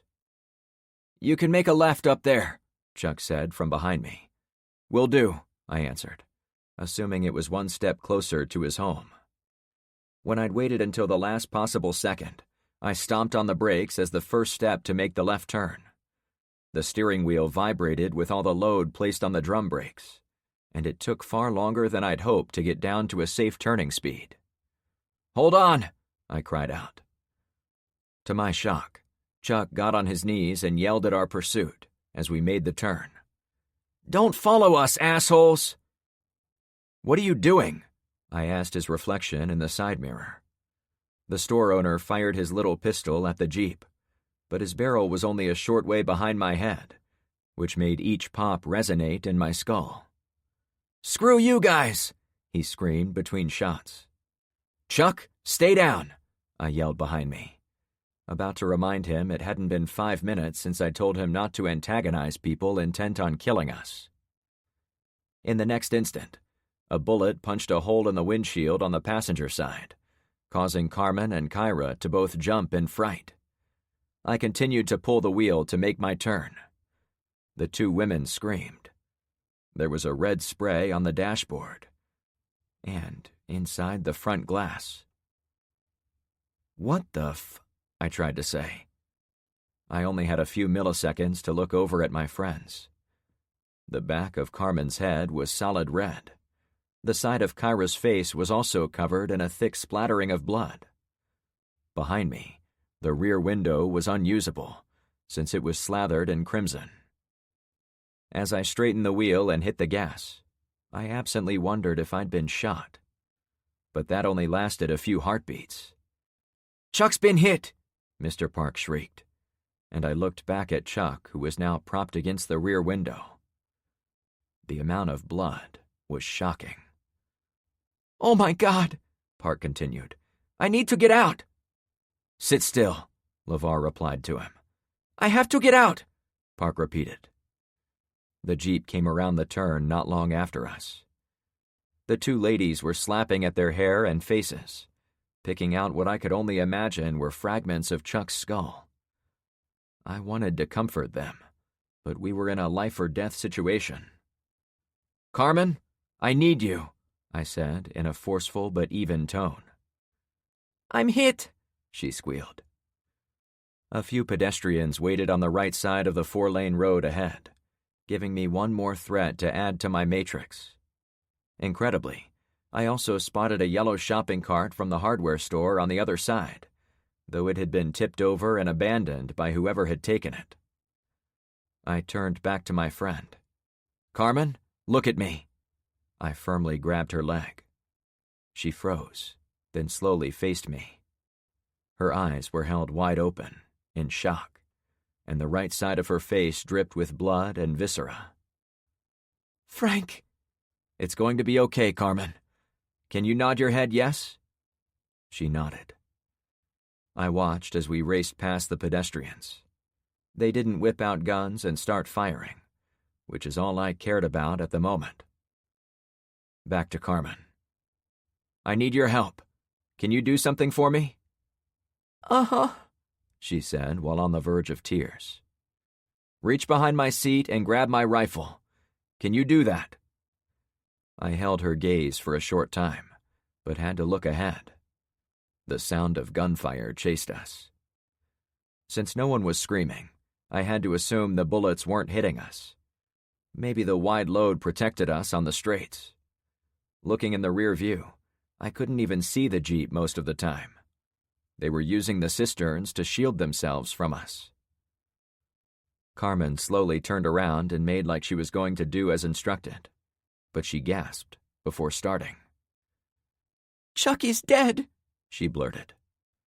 It confirmed what I'd already assumed, based on the mess inside the cabin. "Carmen, you are the only person I need right now." She looked at me. "Oh, I'm so sorry, Frank, but he's missing half of his—" "Focus on the rifle," I said in the calmest voice I could summon, despite my pounding heart and heavy breathing. We thundered along the roadway, between more houses and small businesses, heading for a dead man's neighborhood. She let herself look at Chuck one more time, but slowly reached behind my seat. I had to lean forward as she tried to jimmy it out of the narrow storage area. "I've got it," she sobbed. "Please pass it through the window." To the men outside, I shouted, "I need someone to take my scoped rifle and put a bullet through the driver's forehead." Chasing us was one thing, but the Jeep had escalated our encounter by shooting at us, and Chuck's misguided bravery had removed the option of hunkering down until we could fight back on our terms. It wouldn't be long before they shot out a tire or engine component, so we needed to counterattack immediately. Carmen held the gun out the back window until it seemed to float out of her hands. The second it was gone, she flung around in her seat and clawed at her hair to clean away the mess. I had to focus on the road again, but my stomach clenched itself into hardened coal. Then it went a step further and turned into diamond. If I didn't keep the El Camino moving, my friends were going to die. Ahead, the roadway was ending in a T-junction. Several cars were parked around it, left there on day one, but they weren't going to stop us. I had to decide which way to go. Left would take us back toward the hardware and tractor supply stores. Right would take us toward the highway, running along the eastern edge of the forest between North Point and South Point. Like everywhere else in this part of Florida, there were plenty of homes in that direction too. "Mr. Park?" I called. "I need to get out," he reminded me. "Just tell me where you live," I said matter-of-factly, to project calmness, which I didn't feel inside.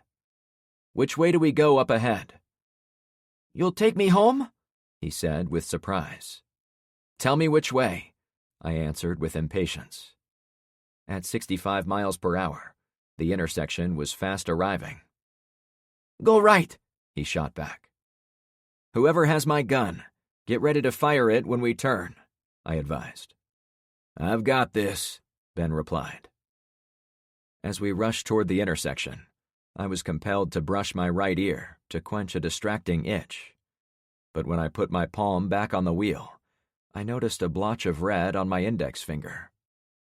Chuck's blood really was everywhere. We got down to the last 100 yards. Then I put on the brakes. I swallowed hard, since there was no time to worry about what had happened to Chuck on the last turn. The only thing that mattered was fighting back on this one. "Get ready to shoot," I shouted. All 4 tires yelped like sea lions as we skidded. At the last moment, I cut the wheel, already praying. Chapter 17. We rounded the turn at 35, which was far faster than I would have done otherwise with a heavy load. However, the cross street was 4 lanes wide, giving us a lot of room for a sweeping right. The air erupted with multiple gun blasts. My blood completely froze in my veins. Ben fired the AR fast enough it could have been mistaken for an automatic. The loud pop bangs of LeVar's 9mm pistol added to the din, though at a slower and more deliberate pace. The right mirror exploded from a shotgun blast. The buckshot ripped into the side of the hood and pockmarked the stanchion holding up that side of the windshield. Kyra, already in tears from her terrible bloodbath, flew to the floorboard. Carmen leaned over on Kyra's seat. In less than 5 seconds, we were on the new roadway. I let the truck straighten out so the trailer gave us some shielding again. My blood started flowing again. "Did you get him?" I exhaled. But no one replied to me, so I turned around to see what was up. "Well?" LeVar's huge frame sat as low as possible behind the pile of sand, but he looked fine. Park was turtled directly next to LeVar. Ben was now in the middle, so he could shoot to either side, but he also seemed unhurt. Eventually, LeVar turned my way. "They surprised us when they shot Chuck, but Ben put a bunch of holes in their front windshield, so I'd say we surprised them back. They're still following, but not as close." "Good job, fellas," I replied. I believed him without question, but I also had to see it with my own eyes, so I weaved on the road to give myself a look behind the loaded trailer. As promised, the Jeep had fallen way behind. Sure enough, I said to myself. I unreeled some of the steel wire wrapped around my diamond stomach, letting a trace of tension go. "Mr. Park, tell me how to get to your house." It's not far south of here," he said, fighting off a shaky voice. "Turn right." I noticed he wasn't asking to be let off anymore. He must have figured out he could either jump out of the moving truck or take me up on the safer offer to get home. I could have joked with him about his change of tune, but the bloody glass behind my head reminded me Kim Park had been sitting next to Chuck when the man was struck by that bullet, giving him a good reason to freak out. "I'll get you home, sir," I said to him in a more sympathetic tone. "Thanks," he whimpered. Carmen was already up in her seat. She consoled Kyra by rubbing the other woman's back and alternately picking pieces of a dead man out of her hair. She turned to me as if she'd sensed I was watching her. "You warned him," she reassured me. I was touched she would think of me as needing a pep talk, but it also surprised me how much better I felt after she'd said it. I'd cautioned Chuck twice not to engage with those men in the Jeep, but he wanted to do his own thing. I did feel bad about losing the guy, since he seemed like a decent person, but his emotions had gotten the better of him. "Let's get home, then we can reflect on what happened," I replied. LeVar stuck his head inside. "Kyra, babe, you okay in there?" In tears, she responded to him. "I'm fine." "She's tough," Carmen said to LeVar. "And how about you?" I asked Carmen. She didn't reply for a while, so I looked ahead and noted the next turn. "I'll be fine," she finally said with a loud sniffle. "Just give me a few minutes." Silently, she gave me the okay gesture. Another braid of steel wire unclasped from my stomach. "The Jeep dropped back," I said to her, passing along the only good news of the moment. "What are we going to do if they get close to us again, though? We have to stop to let Mr. Park out, right?" "We do," I replied in an emotionless way. Our choices were limited. We could make Kim jump.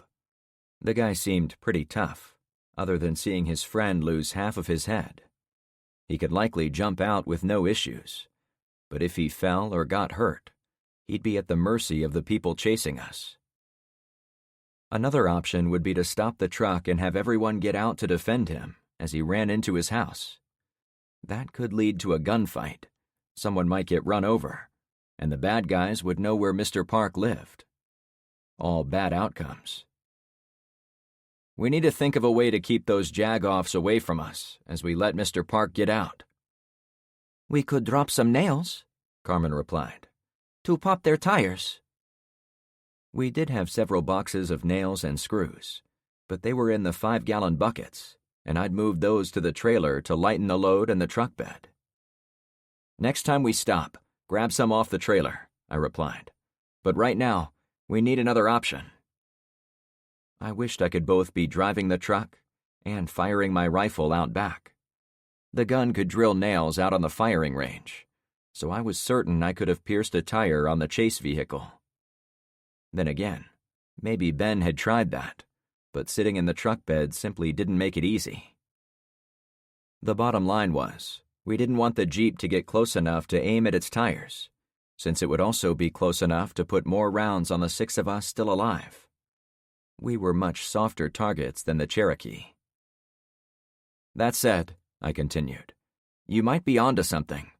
If we can't make them stop completely, we need to convince them of a danger that makes them hang back long enough for us to safely unload our passenger, while not letting them gain any ground on us."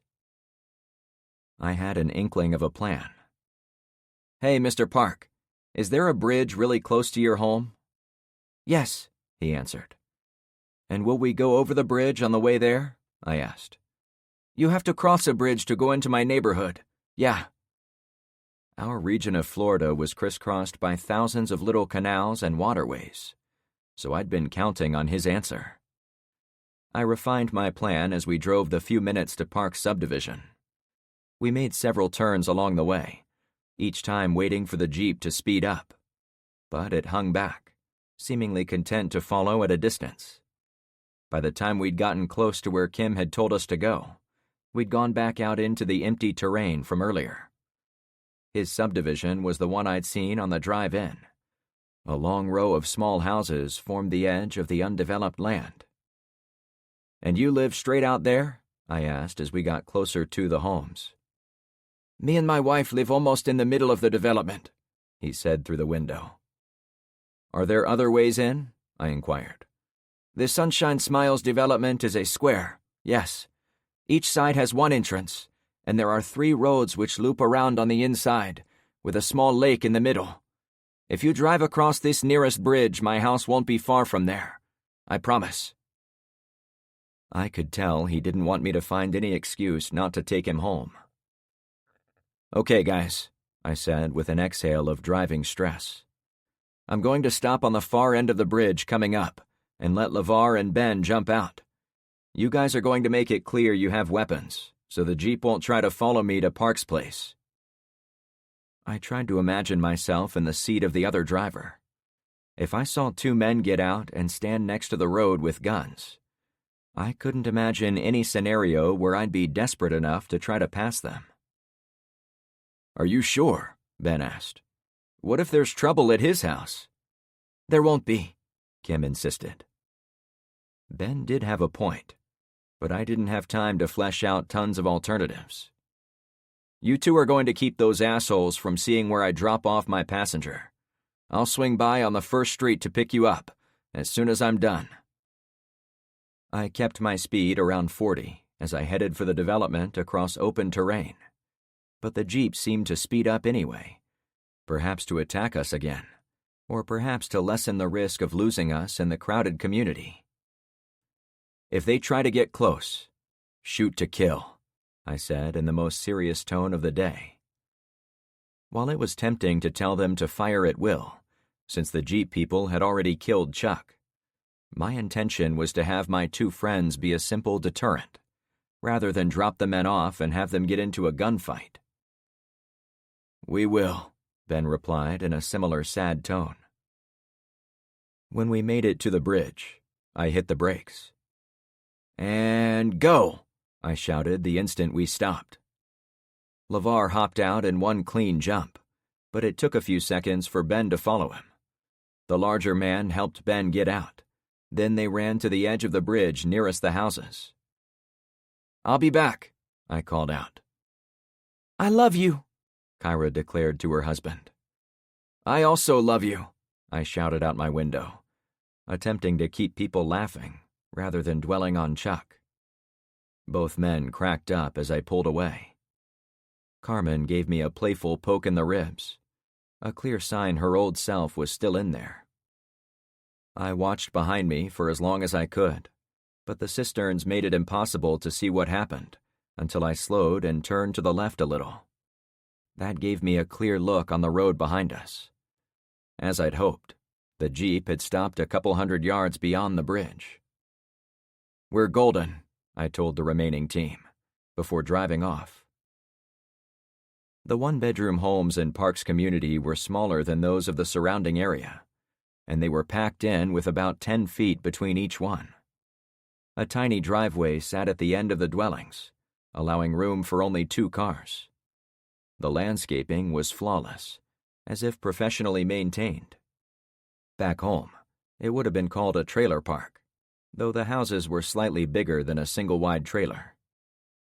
The subdivision was about a mile square, with a narrow road that ran along the outer edge, with houses between the street and the open scrubland, exactly as Park had described. The central lake was up ahead, but Park tapped my window before we reached it. "This is my street," he said. I made a right turn, expecting we'd have to go far into the sprawl, but we only had to drive a few houses down. Park lived on the innermost loop of the development, though his tiny home was on the opposite side of the road, not on the lake itself.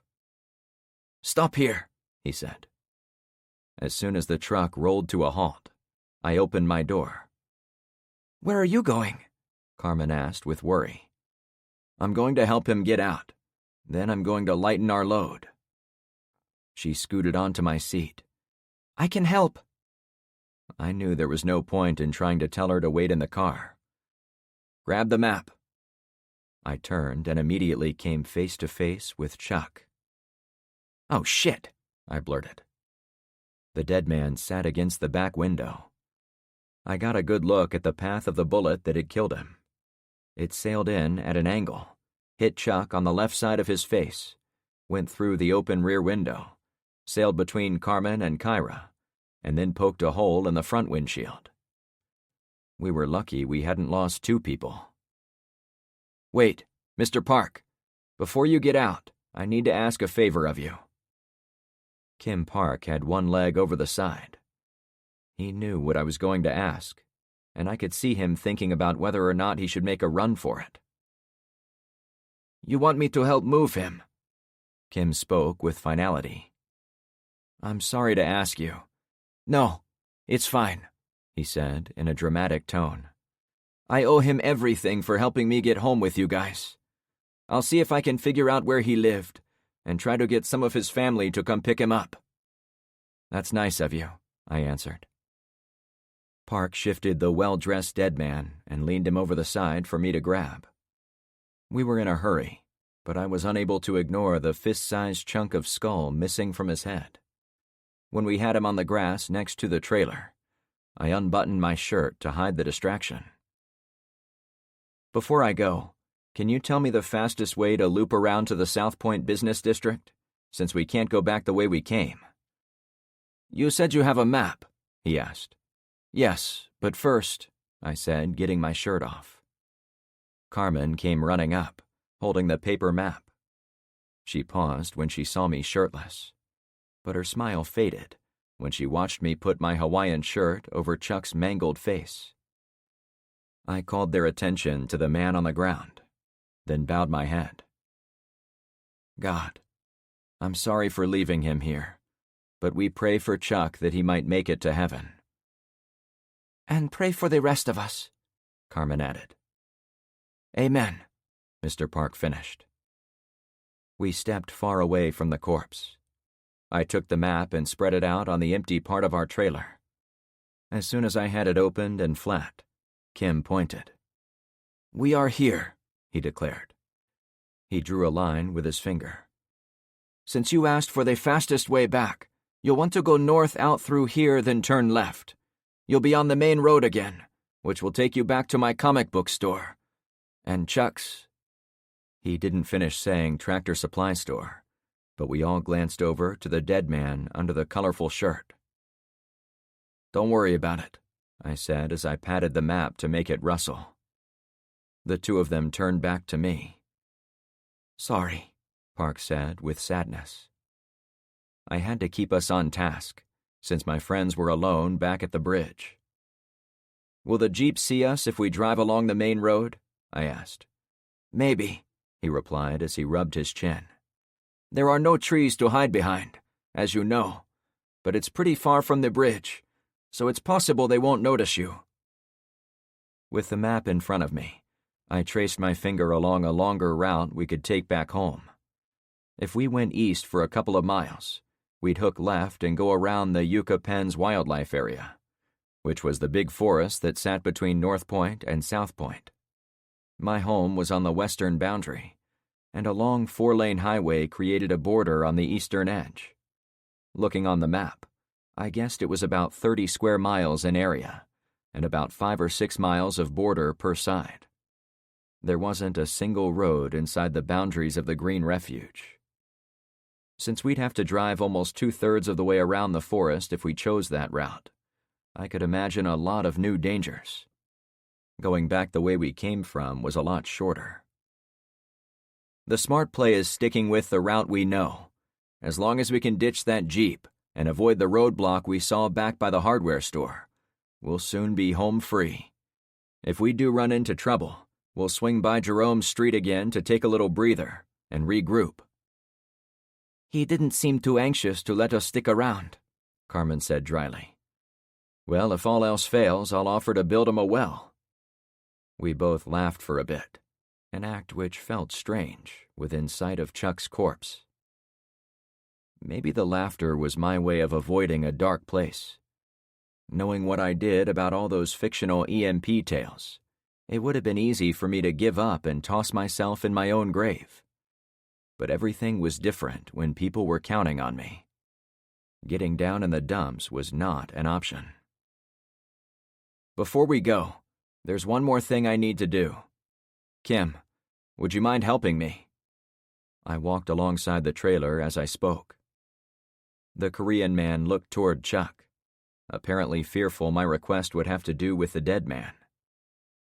Of course, he said in a robotic tone. I brought him to the tail of the trailer and yanked on one of the heavy ramps. They were wedged under the wooden deck toward the middle, so they fit between the tires. As I pulled it out, he ran around me and started on the other one. Mind if we leave them here? I asked. Oh, these, he replied with relief. Be my guest. The metal ramps were quite heavy, as I expected. The 18-foot dual-axle trailer was meant to carry all types of equipment, up to the size of small tractors, which would roll down the pair of ramps to dismount the platform. I would have loved to keep them, but the drag of weight was a huge liability for us. This will save us a couple 100 pounds, I stated in a businesslike tone. Park struggled as he dragged it to the side of the street. Carmen trotted over to help him, but he waved her off. She and I shared a bemused look. I dragged mine too, but the pretty Cuban woman simply watched me work. I don't need any help, I said with thick sarcasm. Sorry, she replied with some embarrassment. It was another light moment I desperately needed with death so close. All right, Gawker, I poked fun at her. Let's saddle up. On the way back to the front, I grabbed 2 of the buckets with nails in them and set them inside the back of the truck bed, near where Chuck had been sitting. Wait, you have to meet my wife. Here she comes now. Mr. Park pointed to a middle-aged Asian woman emerging from the side door of the little home. Her face lit up at seeing her husband. I'd love to, but we really have to go. My friends could die back at the bridge if we didn't get moving. Park waved his wife over. I fired up the engine. Now I noticed other neighbors standing in front of their homes, since we'd made a disturbance. It reinforced the need to move. Nice to meet you, I said to the woman. She gave me a polite wave, then swept Kim in her arms. Glad we could help the guy, I said to Carmen as we accelerated up to the posted speed limit of 20 miles per hour. I waited until we reached a cross street, then I popped a U-turn. We passed Kim and his wife a second time, and they were chatting with neighbors. Good luck, he shouted. You too, I hollered. I noticed Kyra still wasn't back to herself yet. She was back on her seat, but she hadn't come out to chat over the map or say goodbye to Kim, and she now constantly tugged at some loose locks of hair, as if trying to scrape off every molecule of blood. Mental issues were going to play a role almost as important as who could shoot. It was a subject we'd need to chat about with the neighborhood watch team when we made it back home. But for now, I had to hope she could hold it together. In less than a minute, we were back at the intersection near the bridge. The sons of bitches have found a friend. I pointed to the distant black Cherokee, which was now joined by a big red Jeep CJ7. Shit, Carmen hissed through clenched teeth. LeVar, Kyra perked up. The black man waved to us as we approached, then ran across the yard of the small house on the corner next to the bridge. I swung the truck right, toward the north, which was the direction I intended to go to get out of the neighborhood. However, as soon as the El Camino was sideways, relative to the 2 Jeeps, I put a foot on the brake. Ben, run behind me, I shouted. Ben stood on the opposite side of the road from LeVar. However, to get him out of there, he could either run across the street in full view of the onlookers down the road, or he could run a bit further and use the trailer and truck as a shield. He immediately sprinted toward the back of the trailer. LeVar came around the front of the truck and immediately went to his wife. LeVar, give me the rifle, I insisted. He shoved it through the front compartment, which elicited a bit of a recoil from Kyra. Carmen took hold and got it over to me. "Thanks," I said to them both. I set it on the windowsill to steady it. Once there, I was able to look through the scope glass to see what we were dealing with. The old CJ had big mud tires and several whip antennas. It was coated with wet mud, suggesting they were not going to be stopped by fields, lawns, or small fences. They might even have the clearance to get across a canal for all I knew. It wasn't the first red Jeep of the day. "That's the same Jeep from the police station," I said with recognition. "They showed up almost the second you sped off," Ben said as he ran up and started climbing into the back. "I assume they're working together?" I asked, still peering through the glass. "Have to be. They haven't—" A loud metallic thud came from the rear of my truck, vibrating the vehicle. A second later, a distant boom of a rifle cracked from where the Jeeps were parked. "Get in!" I shouted. LeVar was still outside his wife's door. I didn't know what kind of rifle they had, but I knew it was large caliber, probably a hunting rifle or even a .50 caliber sniper model. I'd parked broadside to provide cover for Ben, but we'd be in mortal danger if we didn't get out of their line of sight. I couldn't roll without my friend on board, so I leaned down into my scope and put the reticle above the black Jeep, estimating the range at about 250 yards. I fired over and over as I fought to keep the barrel on target, though I didn't see anyone inside the rig. "They're in the weeds next to the road," Ben yelled. "Not the truck." Kyra began scooting back onto the floorboard. Carmen pushed her body behind mine. We all knew the situation. A second shot came in from the Jeep crew. It missed the truck completely, but it blew apart a mailbox on the first house down the road. The clap of the shot arrived an instant later. All the oxygen left my lungs. I thought I saw where the shooter was located in the scrub next to the road out there, but I was distracted by the surprise departure of the red Jeep. It headed north across the open ground, toward the main road, as if its only job had been to drop off the big-ass rifle. A rifle that may have come from the police station. "I'm in!" LeVar cried out.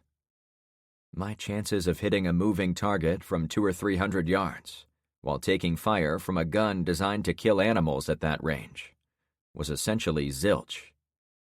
The black Jeep was a temptress sitting there out in the open, and if I had a few more seconds, I would have tried to disable it. Another shot was microseconds away. I pulled the AR back in and crushed the gas pedal. The next incoming round hit the rear trailer, or a cistern, I couldn't tell. By moving the truck, I might have caused them to miss one of my friends. Several heads stuck out the doors of the nearby homes, watching the commotion. The last thing I saw was two men getting out of the grass and running for the Cherokee. Then we were shielded from each other by the tightly packed row of homes as we rolled on. "Is everyone okay?" I called out. Ben and LeVar both reported in. Carmen patted my leg. "We're good here, Frank." I knew she was talking about Kyra. There was no way to sugarcoat what had happened. "Guys, I hate to say this, but their new buddy took off to the north. I can't say for sure, but I'd bet almost anything they are going to block off the north entrance. If they can somehow communicate with each other, there may be more of them out there. They might even be ganging up with others to block off all 4 exits to this place. Then they can pick us off at their leisure." "We could hide among all these people," Carmen volunteered. "I'm sure we could stay with Park until they leave." "That would keep us alive, yeah. But it wouldn't help Penny and the others back on our street." "Of course," she replied. "I didn't mean to say we wouldn't." "I know," I reassured her. "But what can we do?" she asked. All my previous choices risked dire consequences if I'd chosen poorly. The hardware store, the police station, Chuck's tractor supply store. now in Kim Park's community. Each of those choices kept us going on our mission to get the well equipment and bring back valuable intel that could save our lives. But now I had to roll the dice on a move that would either get us home or get us killed. A man standing on his driveway made a downward motion with his arms I recognized. "He wants us to slow down," I said, let off the gas, and cruised by the man. "Dickwad!" he shouted as we went by. We did perhaps 30. My instincts said to open the throttle and ignore the consequences. But there were still children around, and I couldn't risk hurting anyone. We passed the northern exit and kept going on the outer loop of the Sunshine Smiles community. Where are we going? Carmen pressed. The El Camino growled menacingly as we rolled among the tiny homes. "I'm thinking," I replied. Seconds later, I saw a glimpse of movement in my side mirror.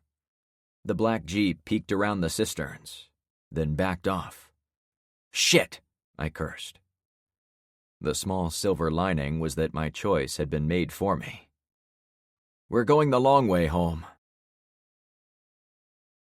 Chapter 18. "We're going out the south entrance," I said, steeling my stomach for breaking the speed limit in Park's neighborhood. With the black Jeep already behind us, and the red Jeep somewhere to the north, our best chance of escape was to the south. I got the needle to 35, which seemed like jet plane speeds on the narrow streets. Several retired residents hobbled to the curb and used the downward hand motion to remind us we were breaking the rules. But they didn't know the real threats were behind us. I began honking. "Get out of the way!" I yelled out my window. Several of the male residents stood in the street itself, bravely trying to force us to brake. I hit the horn continuously. "Slow down, asshole!" one of them yelled as we went by. "I know," I said under my breath. There were no kids around, which was a plus, since we were presenting a real danger to pedestrians. But the steady stream of adults almost made up for it. One woman held her slipper as she screamed at us. Another man pointed at us menacingly with his cane. A lone man stood at the end of his driveway, watching our rapid approach. He was probably 75 or 80, but he'd come out wearing nothing but a postage stamp-sized pair of pink swim trunks. "I don't even want to know," I mumbled. "Get out of the way!" Kyra screamed from her window. Based on his posture, I worried he was about to jump in front of the truck, as that would for sure make us stop. But he instead wound up his arm as if he was on a pitcher's mound. "Duck!" I yelled over to Kyra, while also reaching to grab her shirt tail. The elderly man side-armed a rock, which thumped against the door on Kyra's side as we flew by. She fell to her seat with a gasp. "Who are these people?" she asked with exasperation. "This is an old-school retirement community," I answered, focused on the road. "A whole powerless village, with nothing better to do than wait for something exciting to happen." "Which is us right now," Carmen said with realization. "Yep," I answered. I knew we were burning our bridges with the subdivision people, but the payout was up ahead. "There's the damned exit." An elderly woman sat on a bench near the corner, curious what was coming her way. "Ma'am," I said to her as I made the turn. The entryway was almost identical to the one where we'd come in. A little bridge went over a canal behind the outer row of houses. However, instead of an open field, we drove into a built-up area with shops, restaurants, and other structures. I didn't need to look back, as I was certain the Jeep couldn't have lost track of us, since 35 was hardly racing speed. However, I took a minor victory. There was no red Jeep waiting for us. I'd avoided the eastern exit, figuring the red Jeep could still catch up to us while driving around the outside of the complex.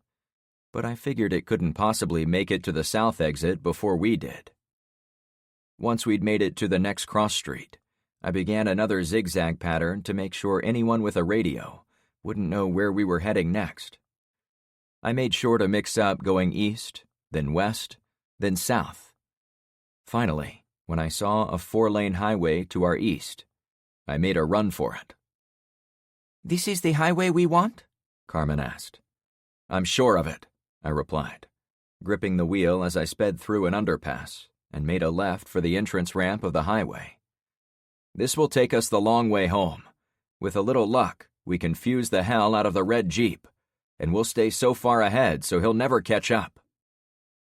But that didn't solve my problem with the black Jeep, which followed us onto the ramp like a bloodhound, tracking a truck wrapped in bacon. I would have left both Jeeps in the dust if I wasn't pulling a heavy load, so they might have seen our situation as their only shot of catching such a fast machine. "How far back is he?" I shouted over the road and engine noises, once we were up to speed. "Pretty far," LeVar shouted. "He came up the ramp a lot slower than us." "Keep me updated," I replied. I turned my attention inside the cabin. "Can you grab my backpack?" I asked Carmen in a friendly manner. Once she had it, I instructed her to pull out ammo for my AR-15 and begin reloading for me. "On it," she said. "And are you doing any better?" I asked Kyra, leaning in front of my Cuban passenger. She was a mess. Chuck's blood had dried on her face and in her hair, but her tears had spread streams of the mess onto her cheeks, jawline, and neck. It looked as if she'd been a victim in a chainsaw massacre film. "I'm fine, Frank. Thanks for having patience with me." It did seem like she'd been doing a lot better since LeVar had rejoined us in the truck. "You're good," I said with conviction. No matter what I thought about her recent setbacks, I needed her back on the team for whatever was coming next. The forest flew by on my left. It bordered the highway for long stretches in each direction, as I'd seen on the map. A few miles ahead, there would be a route that would take us across the northern boundary of the forest. We'd go into North Point where we'd see the plane crash again. Then we'd turn south toward home, on good old Bayside Road. It would be a pleasant hour-long Sunday afternoon drive in my Vet. Now, our lives were at risk. I did notice a few gravel roads heading into the woods, which suggested the map didn't have every trail or path marked out. But it would practically be suicide for me to blindly pick one and hope it took us somewhere on the other side. We were in an old truck hauling a trailer, while the guys in the 4-wheel drive Jeep could go anywhere in the woods. It would be no contest, which is why I kept pushing hard to get away from the second Jeep. One was enough. "It's catching up," Ben shouted.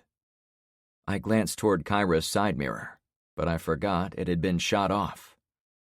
I weaved a little to get a look at the Jeep from the mirror on my door. As he'd said, the Jeep had gotten closer by about half, as if he'd smashed down the gas pedal to close the gap. "Be ready," I shouted. It wasn't really necessary to say. Both men in the rear bed knew we were in life or death mode. If sitting in Chuck's blood didn't hit home with them, they were never going to make it in this new world. I gave it a little more gas.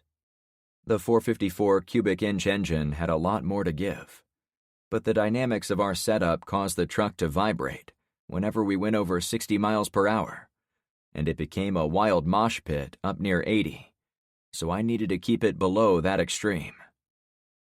"It's backing off again," Ben announced.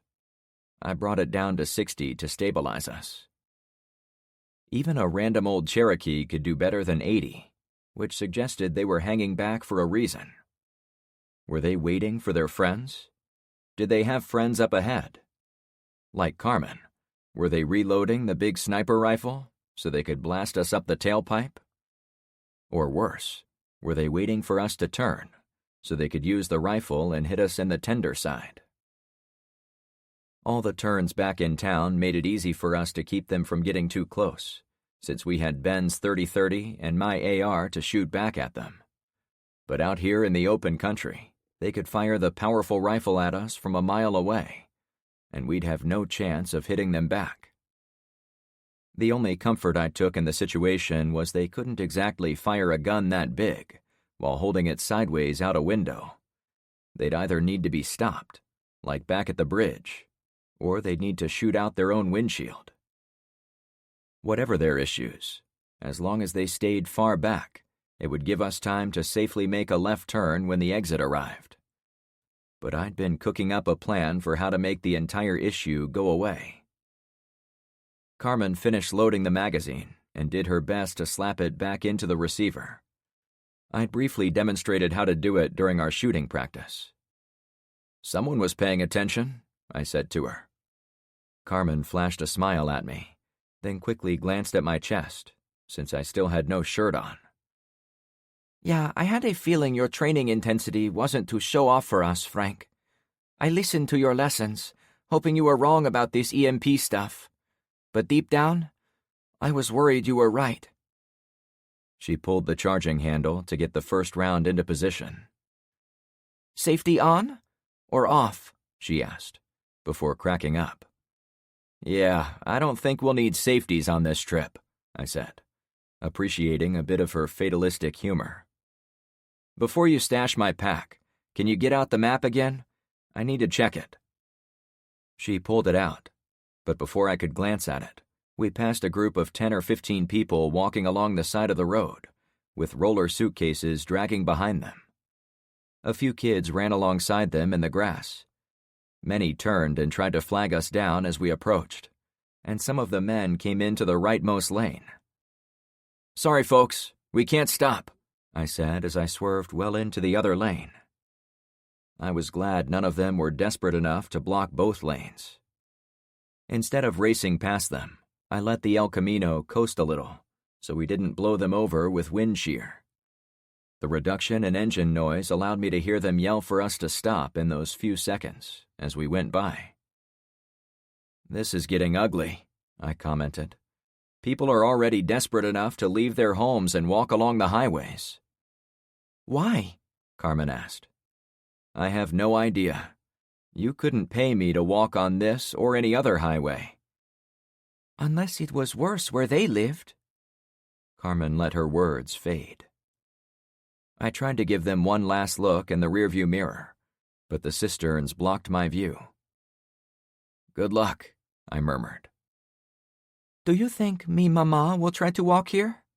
Carmen asked with sadness. Her mother lived in Miami, and she'd almost tried to go there on the day of the EMP, so it was natural for her to see the travelers as representatives of her mom. I realized I'd forgotten all about her mother, and my tone might have put worry into Carmen's mind, so I had to head off that dark place as fast as possible. "Hell no," I shot back. "If your mom is half as smart as you, she'll know the safest place you can be is at home, so she can ride this out. She won't risk going out into the unknown." "I hope so," she replied. "My mom and dad are back in Detroit," Kyra added. "So is LeVar's dad. His mom passed a few years back." "I'm sure they'll be just fine too," I responded. We all had someone out there in the unknown. My sister Lissa and nephew Joey were back in Chicago. There was no question in my mind they would stay there. My brother-in-law was a resourceful dude, and I had total faith he would take care of my sister. Joey should be prepared for disasters, thanks to lots of hints from Uncle Frank, so all my bases were covered. We sped by a small business on our right side. It was a welding shop or a farm equipment service center, based on what I could see as we passed. I also noticed a couple of men holding shotguns, almost daring us to turn up their gravel driveway. Kyra spoke softly. "Not too friendly out here, are they?" "I guess they don't know whether we're the good guys or the bad guys," I replied. "They'd better not give those walkers any trouble," she added. "Let's see this map," I finally said to Carmen, motioning to it still sitting on her leg. Carmen folded the map on the steering wheel in front of me. "Thanks," I said. "We're on this road." She touched a long fingernail to the paper. "That's right," I said. "Can you put your finger where we need to make our turn?" I'll try, she replied. I glanced sideways, savoring a look at her pretty green eyes. I experienced a moment of hatred for whoever shit on my Florida retirement party. Never in my life did I imagine sitting next to someone so beautiful, under such stunningly awful conditions. I should have been wooing dates in my dream car, not fighting modern-day marauders on the dangerous highways, and guessing who the good guys and bad guys were at every turn. We soon passed a small trailer park again on the right side. It also had men out front, but they waved as we sailed by. Kyra waved back at them. "People are arming up," I said, both impressed and dismayed. I appreciated people were coming together, but armed groups would make it harder for us to get home. It was only a matter of time before someone thought to barricade the entire highway, forcing people to pay tolls for safe passage. "This is the turn, Frank." Carmen pointed to the map, which allowed me to zero in on the area. "I see it," I replied. The plan came together in my brain, but I had to set the stage with my friends, since they weren't going to like it. "Looking at our route, I think we all know we can't continue this pursuit all the way back to Clownfish Cove. It would give away where we lived, and they would have time to gather all their asshole friends before paying us a visit in the middle of the night." "Sounds about right," she said. "So we have to take them out," I said without emotion. "But how?" she pressed. I smirked as I revealed step one of my plan. "Can either of you drive a stick?" I asked Carmen and Kyra. Carmen immediately said no, but Kyra took a bit longer. "I learned to drive on a stick," Kyra said in a subdued voice. "You think you could drive this car?" I asked. She turned to me, as if I'd suggested she relive the incident with Chuck. "It's okay if you can't," I said immediately. I'd hoped one of the women could drive the car, since they could take over for me far faster than either of the two men in the rear cargo bed. I also wanted the men where they were, so they could defend against the Jeep if it got any closer. "Tell me what you need, Frank," Kyra went on. Far ahead, almost at the limit of my view, I saw the turn sign for the intersection where we'd need to go left, toward North Point. Whatever I was going to do, I needed it to happen before we made the turnoff. Otherwise, it would give the bad guys one additional clue where we lived. Fortunately, there was a small neighborhood on the opposite corner of our target intersection, right where Carmen had placed her fingernail.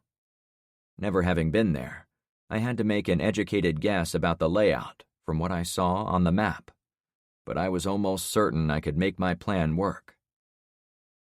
"I'm going to get out, so I need you to drive the truck back home." It was essentially the same plan as having Ben and LeVar block the bridge, but I was removing the extraction step, giving the truck an easy way out of the encounter. My hope was the Jeep guys wouldn't realize the trick until it was far too late. "But I don't know the way," she complained. "Carmen has the map." I quickly handed it to her. "See?" "This isn't right," Carmen interrupted. "Why are you trying to be the hero again? Why can't we all jump out and shoot the crap out of those guys?" Her suggestion did have some appeal to me. It reminded me of all of my neighbors backing me up when I'd handed Trevor over to Zen. If a firefight had kicked off, they would have been over my shoulders, ready to fire on the enemy. But this situation was entirely different. "We can't risk losing the truck in a shootout. You guys have to get this stuff home. You're the bait." I smiled at her, though I knew right away she wasn't going to take it so lightly. "But," she tried to say, "we don't have time. This is the way it has to be." I started braking to show I meant business. The turnoff for the subdivision was seconds ahead. "Damn it, Frank. Don't do this." "Don't worry. If I can find a place on a bend, I can jump out before they see me. Then I'll surprise them by jumping out when they get close, so I can blow the shit out of their ride." You'll be long gone by the time they figure out it's only me. I knew nothing with firearms would be that easy, but my plan couldn't be any more complicated. We were only seconds ahead of them, so time was a big enemy of planning too. The only sure way to end this was rapidly, and through the use of deadly force. "Make this turn," Carmen said in a downtrodden voice. I was already going right, but it helped to have confirmation from the map reader.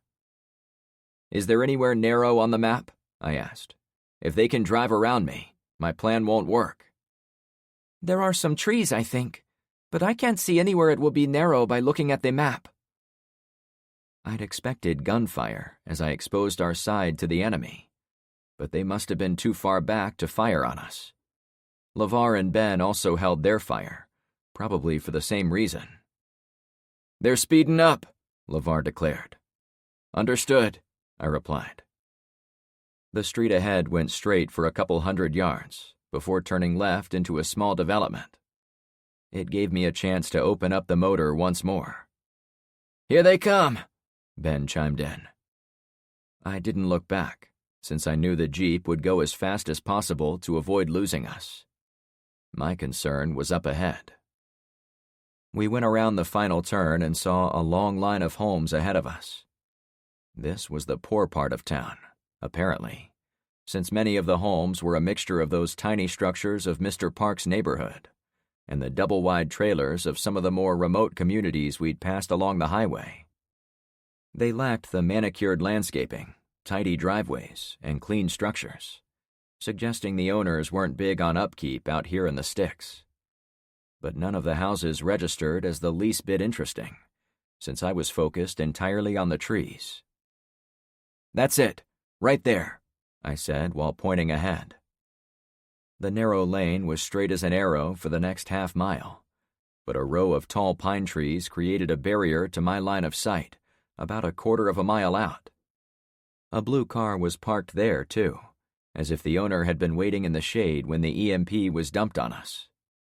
I spurred the El Camino with high RPMs through all the gears, as we sped past half a dozen homes.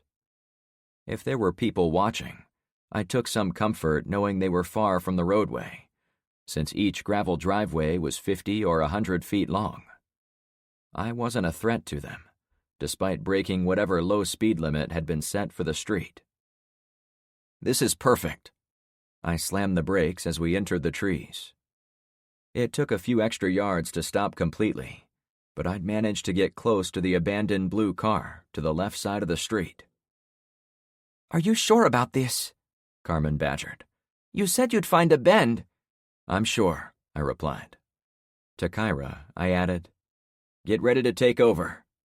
"I'm ready," she answered. "I'll jump out so Kyra can slide over," Carmen announced. "Yeah, that'll work," I said as I tried to look out the rearview mirror one last time. "Now," I said as soon as the tires stopped rolling. I flung open the door and sprinted behind the blue car. Kyra and Carmen played emergency fire drill on the far side of the truck, but soon Kyra slid across the seats until she was in the driver's position. "Go," I insisted. "Get out of here." "I'll try," she said. The Jeep had come around the bend not far back, and I knew they would suspect something was up. I jumped out and hid behind the car before they could have spotted me. But they couldn't be complete idiots. If they saw us parked for even a second, they would be looking for people. Kyra put it in gear, then immediately killed the engine. "That's bullshit," she fumed. "I had the clutch in." "Take it slow," I said, as I tried to keep my heart from coming up my throat. My whole plan would be ruined if the Jeep closed the distance with us anyway. However, rushing her would do no one any good. I peeked through the glass of the parked car and saw the Jeep had come to a stop about 100 yards out. Their door was opening too. A heavy rifle was about to rain down on us. The motor cranked over, but didn't start. I was about to scrub the whole idea and hop back in. Then, the engine came to life. "I did it!" Kyra cheered. Go, I ordered.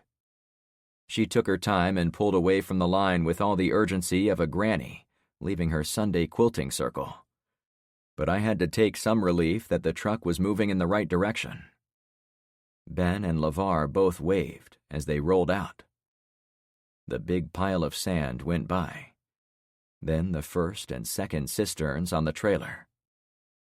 Finally. What the actual F? I blurted. Carmen stood on the other side of the road, as if she too was watching the bus leave the station. Get down, I commanded. She looked to me, then to the Jeep. To her credit, she didn't need but half a second to absorb my advice and look toward the trees behind her. Was there enough time for her to reach cover?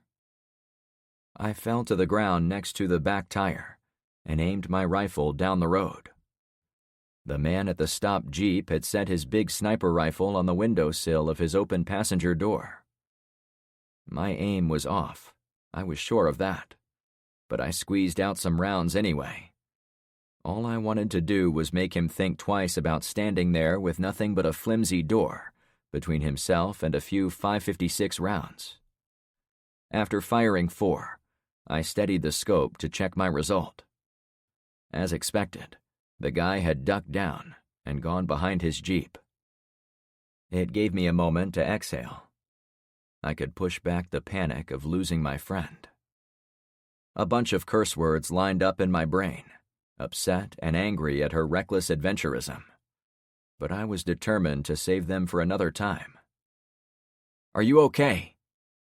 It was the only thing that mattered. I'm fine, Frank, she said from behind a tree near the edge of the woodline. Aren't you going to say I should have stayed in the truck? You must not know yourself very well, I chuckled.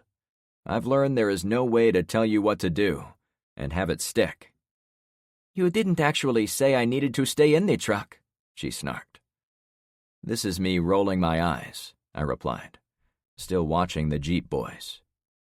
She laughed some more. I'll stop doing dangerous stuff the second you stop trying to get yourself killed. You have a much better chance at staying alive another day if we do this together. Maybe she was right, or maybe not.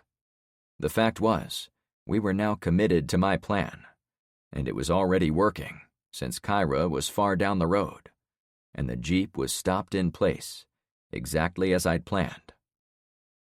I guess we'll find out if this Jeep comes at us. I was tempted to put a bunch more rounds in the Jeep to disable it, but I wasn't going to expose myself to the sniper rifle. The shooter had run behind his Jeep, and I'd lost sight of him, so he could be lining up a shot on me from a new hiding spot. My only goal now was to keep the Jeep from passing to give chase to Kyra. Looking at Carmen, I realized our positions put us directly facing each other. If the truck flew by, there was a good chance we'd shoot the other person. That was one tactical element I'd read about many times. I heard a car door slam, so I dared take another look around my tree. The passenger was back inside. They're getting ready, she said with a frog in her voice. I'm coming over, I shouted. What? She asked. There was no time to think about it or plan. As long as the men were inside their Jeep, I could be reasonably sure they weren't aiming the sniper rifle at me, so that was my best chance to act. As soon as I hopped out from behind the parked car, someone fired a pistol. The tiny pop sounded harmless the first 4 or 5 times, but when a bullet slapped against the bark of the tree next to Carmen, I dove headfirst into the weeds to avoid the incoming ordnance. Nice save, she said, totally serious. Carmen immediately helped me off the ground, and then she slapped me hard on my left cheek. What was that for? I winced. It's what you would have done to me if I'd run out in the open like that. I pretended to be hurt. I would never hit a woman, I finally said. She scrunched her nose in disgust. I had to get over here, I added, so we don't shoot each other. But you're right about me taking chances. Next time I'll have you be the runner. Her eyes narrowed as she interpreted what I'd said. But then her features softened. Frank, I just want you to stay alive is all. I knew she meant well. Believe me, I want us both to stay alive. From somewhere far away, the El Camino's motor revved. My head swung behind us, and the blue car waited at the end of the street. For reasons I couldn't figure out, Kyra had turned around and was now facing the Jeep instead of heading for home. The driver of the Cherokee revved their engine. "Here they come," I said with sudden urgency. We spread out behind different trees. After steadying myself yet another time, I peeked around the trunk. I'd been wrong.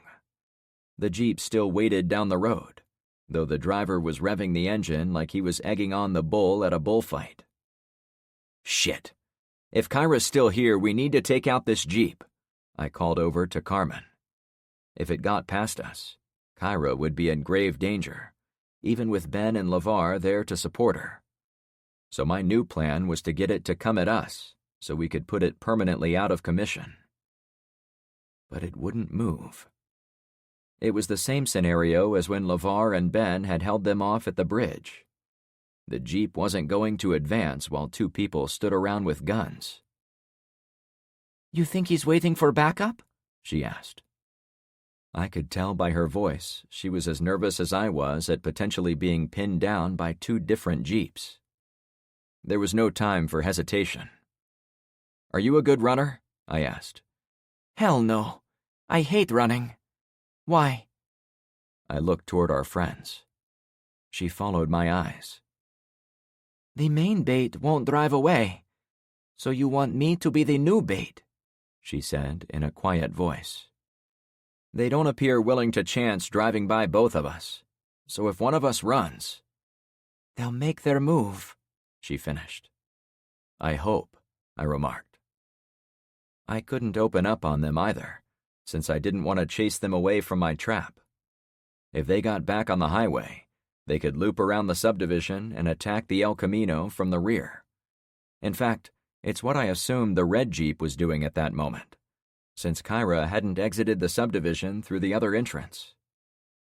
"You run toward our ride," I explained, "but stick to the middle of the yards, not the open road, so the Jeep doesn't have a good shot on you through all the trees. I hope they'll see you running away, and they'll figure they can risk going by me standing here all by myself." What if they shoot at me anyway? It was a risk, but far less of a risk than if I'd asked her to run straight down the roadway, in full view of the Jeep. I met her eyes. "If they shoot at all, you run directly to the side and get behind a house. My plan is to blow away anyone who tries to get that giant gun trained on you. If I can take out the gunner, I can then try for the driver." She took a step closer. And you think this will work? You have to stop acting like I'm an all-knowing dude.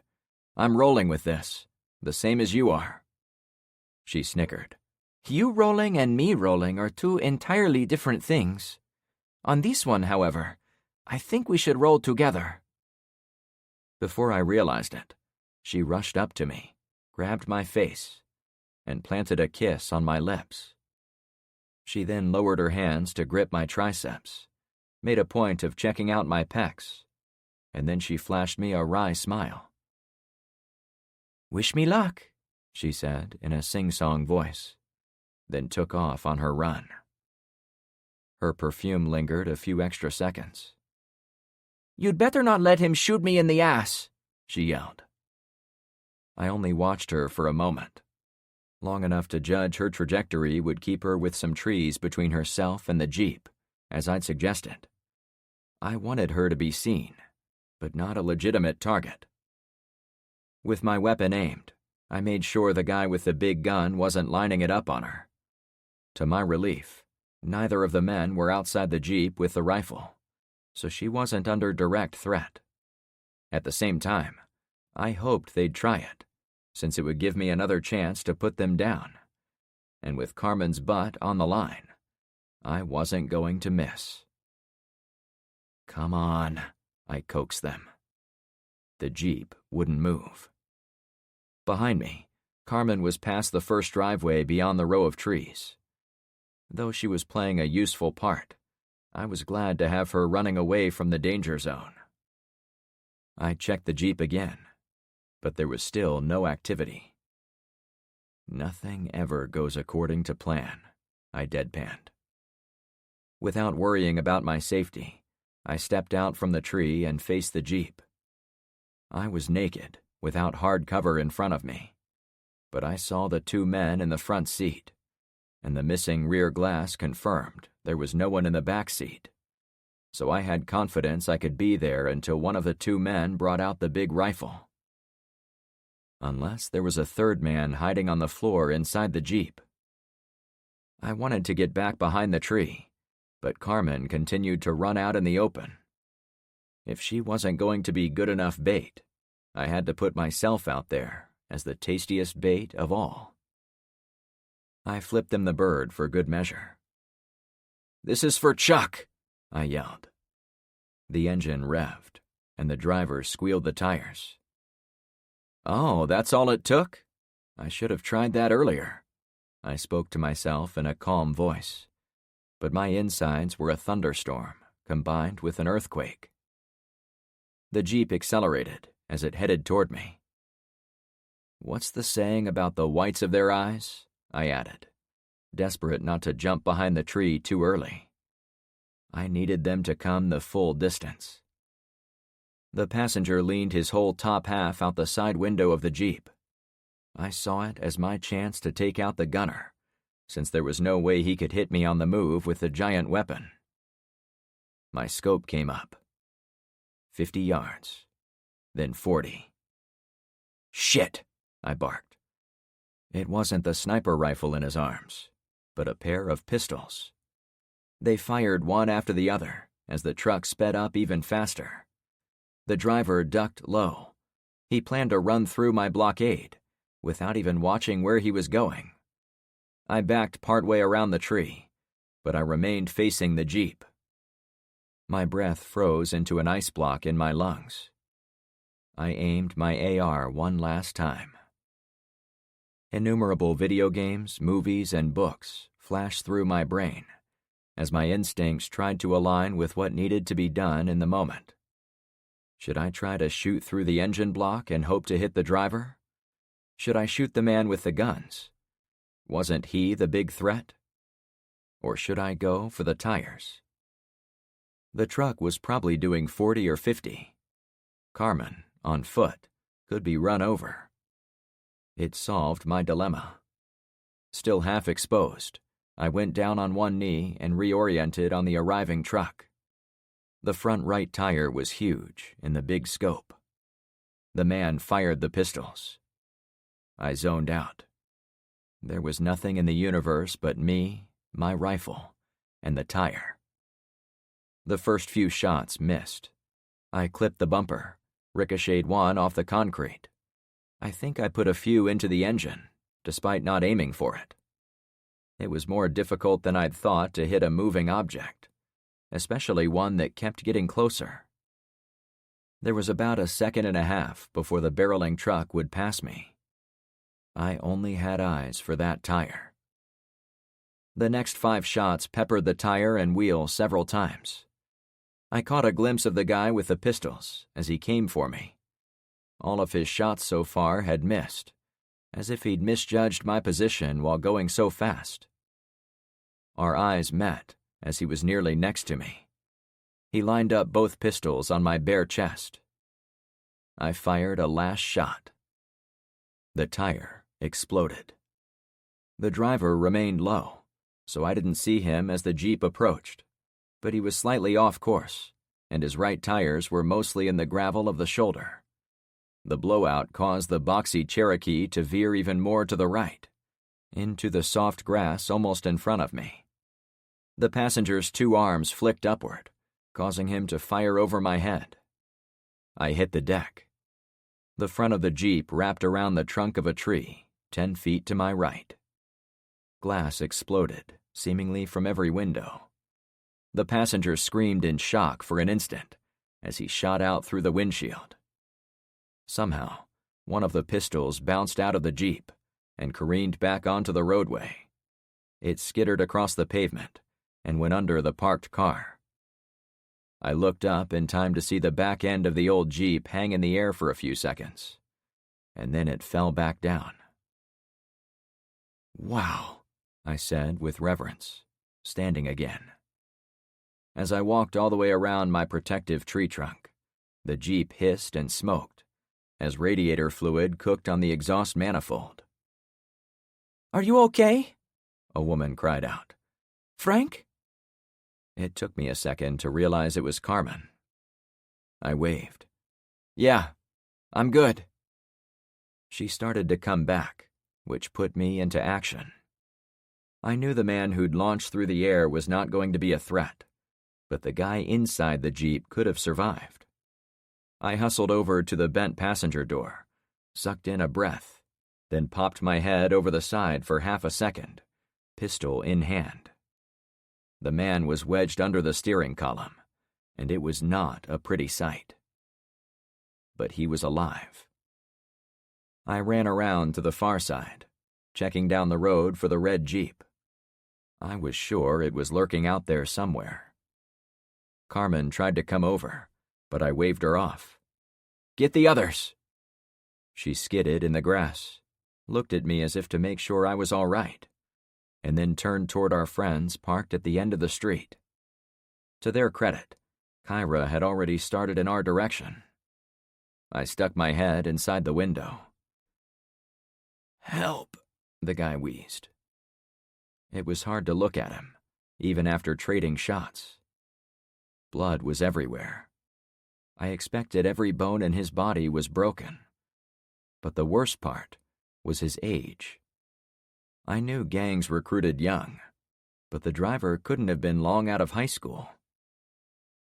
"Sorry, son. This is not how I wanted this to end." What do you say to a dying man?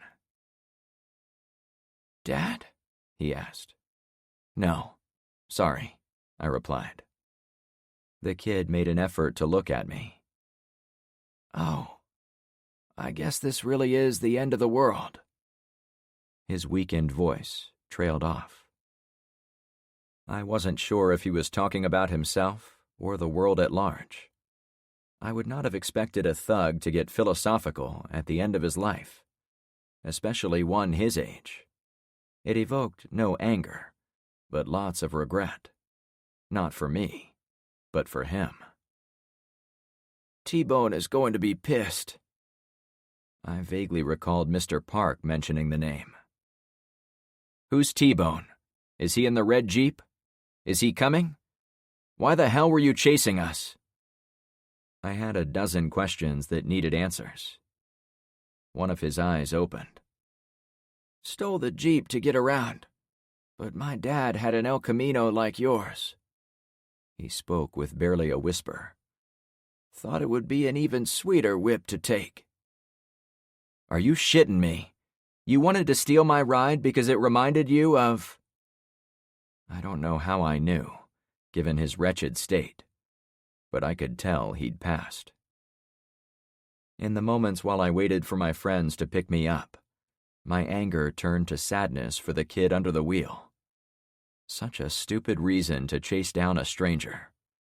If he would have said he was acting under orders from a crime lord, or needed the ride to carry supplies, or any of 100 other reasons, I might have understood why he'd come after us. But his explanation was almost the worst one possible. So damned senseless, I huffed.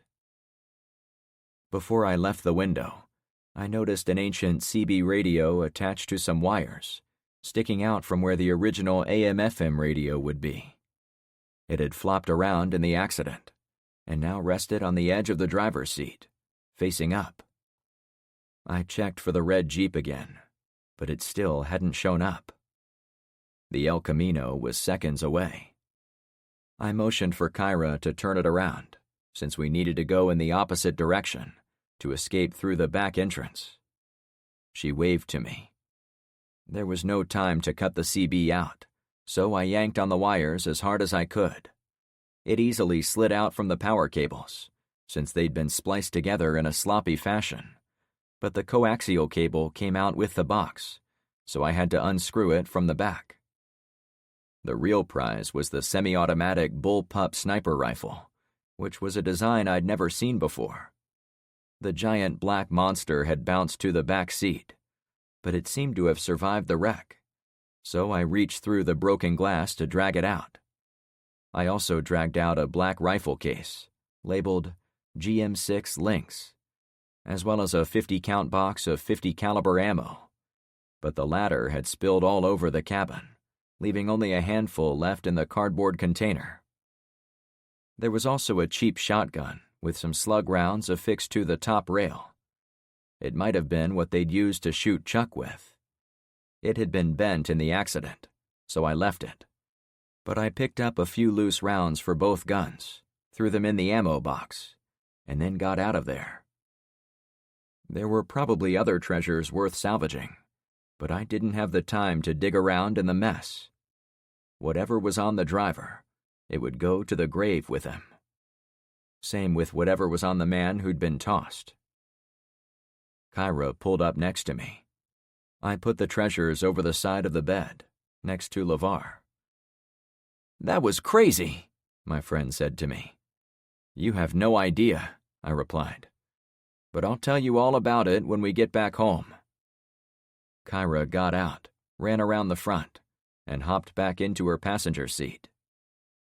"You did great," I said over the hood to her.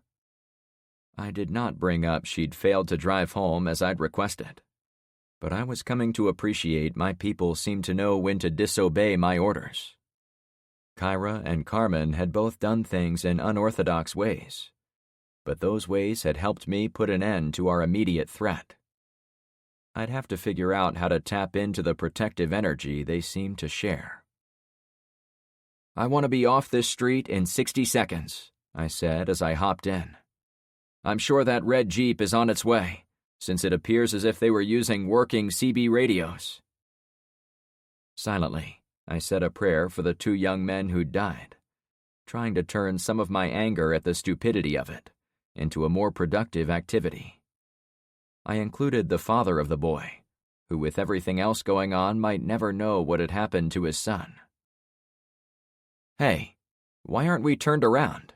I asked as I addressed the fact Kyra had twice failed to go in the direction I'd requested. Kyra sighed. "You aren't going to believe this, Frank." "Try me," I deadpanned. "It's a dead end." Chapter 19. "Don't get mad, Frank. I tried to leave this place like you wanted us to do, but the map didn't show there was a bridge torn down for construction by the other exit. Right now there is only one way in and out." Kyra pointed beyond the wreckage of the black Jeep. "Mad?" I chuckled. "Do I strike you as the type of guy who gets mad at my friends?" I got plenty mad at idiots and fools. There was no way around it if you spend a large part of your life driving professionally. But not my own teammates, especially when it clearly wasn't their fault. I sat there for a few seconds, certain the red Jeep was going to come around the corner at the end of the road, and we'd again be faced with a deadly threat.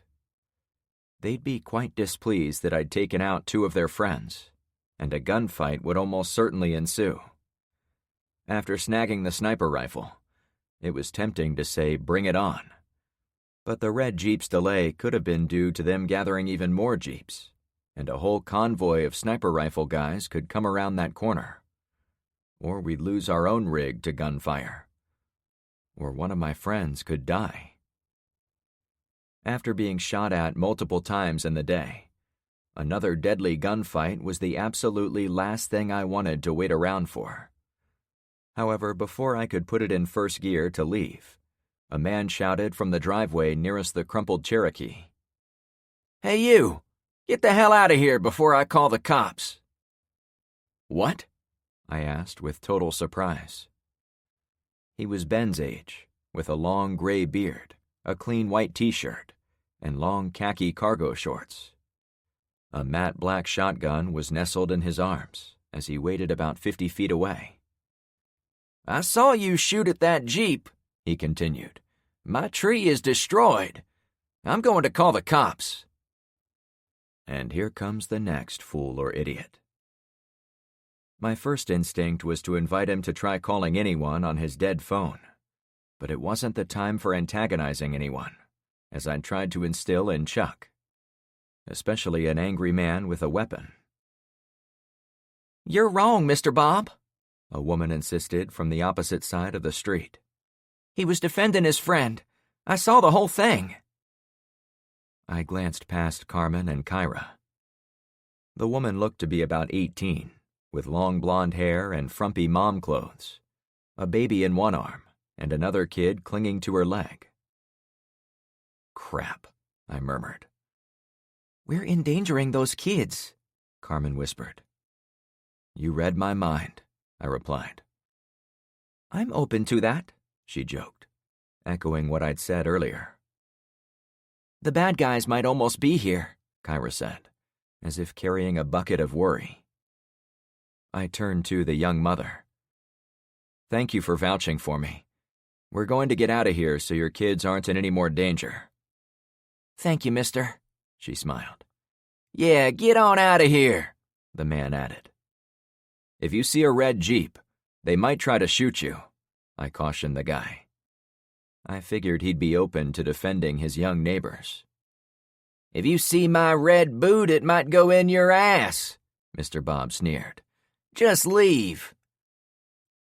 Then again, maybe he was an asshole to everyone. I put it in first gear and slowly passed the scene of the accident. I still wouldn't really let myself look at the man who'd flown through the glass. What was left of him?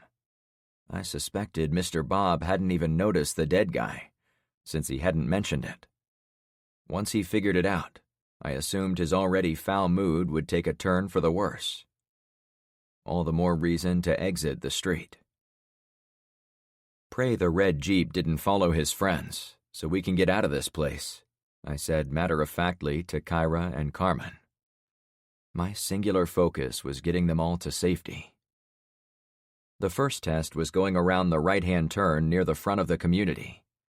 There were enough trees to screen most of the highway, but it wasn't a solid wall of them. Okay, so far so good, I said to my companions.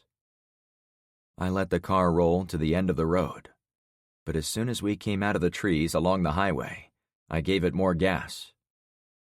Clear, I blurted. My maneuver was sloppy as I came around the right turn a little fast and put the two right tires of the trailer in a small ditch. But we were in a hurry again. I slammed the shifter through 4 gears, intending to slow down at the next left turn, which was not even a quarter of a mile up the highway. It was the road we needed, since it would take us across the northern border of the Yucca Pens and into North Point. Does anyone see the red Jeep? I shouted to the back. If it was there, it would simplify my immediate choices, as I would have to drive north instead of turning west toward home. Then we would try to find another tight road where we could repeat the ass-kicking we delivered to their friends. Kyra tried to help out, but her mirror was gone. I glanced at mine, but only saw the white cisterns. I'll swerve a bit, I announced before doing it. No one's there, Ben reported. I let off the gas and let the El Camino coast for a second. Phew, Carmen let out. We're home free. Mr. Bob popped into my head. Was he still standing in his yard, listening to my engine as we sped away? I'd thought of him as an idiot or fool, but I knew better than to underestimate someone these days. If the red Jeep showed up at his doorstep and asked at gunpoint who had killed the 2 gang members, he might be more than willing to tell them he heard us make the turn not far from his street.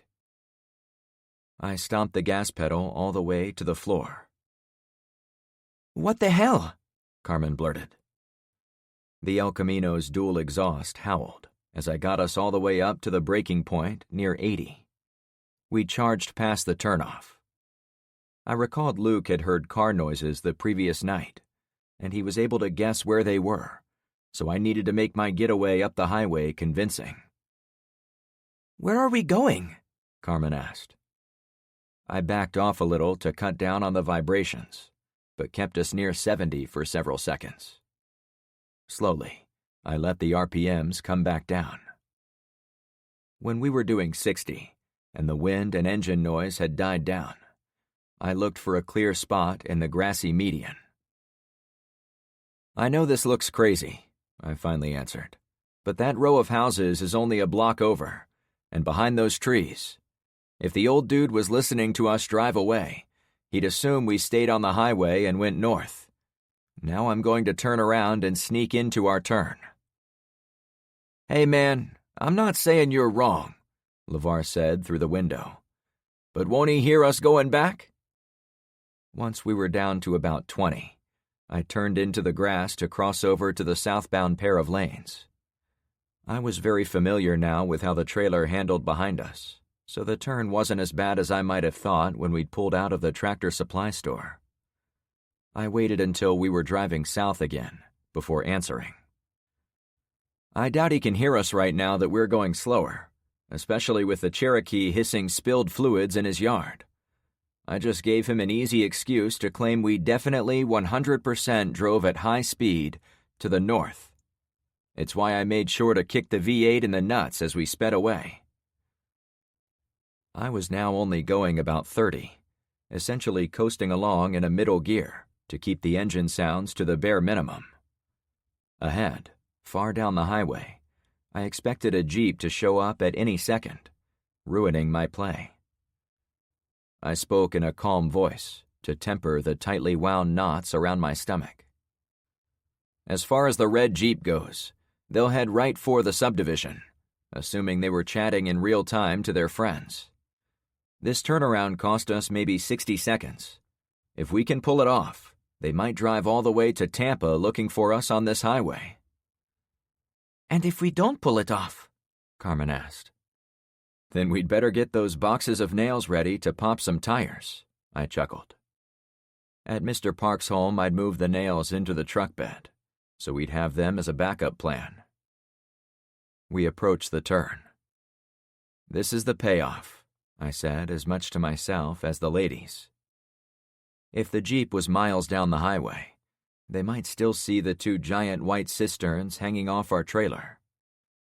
As we made the turn, I imagined we could be spotted from space. "Do you see anything?" I asked as we headed for the trees. Carmen and Kyra leaned to see across my chest. Another second went by. We were in the tree line. "Did we make it?" I prodded. Ben tried to say. "I didn't see shit," LeVar countered. "Me either," Carmen dogpiled. "Ben, did you see anything?" I pressed. "No," he said with more resolve. "Evelyn always says my eyes are shit, so I wanted to be sure." He laughed like it was no big deal. But I couldn't take any chances, so I gave it a little more gas. "We're fine," Carmen exhaled. I fought the urge to go hammer down, but we weren't clear of Mr. Bob yet. If I punched the motor, the exhaust would be heard for miles. It would give us away as heading west, and my turnaround ruse would have been for nothing. For the next mile, my danger senses tingled relentlessly, despite getting the all-clear from my crew. Every 20 or 30 seconds I would swerve to give myself a view of the roadway behind us. But each time I came up empty. I worried about the Jeep cutting through the forest to our left, but I dismissed it as impossible. If the Jeep somehow saw us make the U-turn, no driver on earth would try to catch up to a truck on a highway by cutting across a forest, not even in an off-road vehicle. Minutes later, when I figured we were far enough from the scene of the accident, I clutched up to the top gear and put us at 70 miles per hour.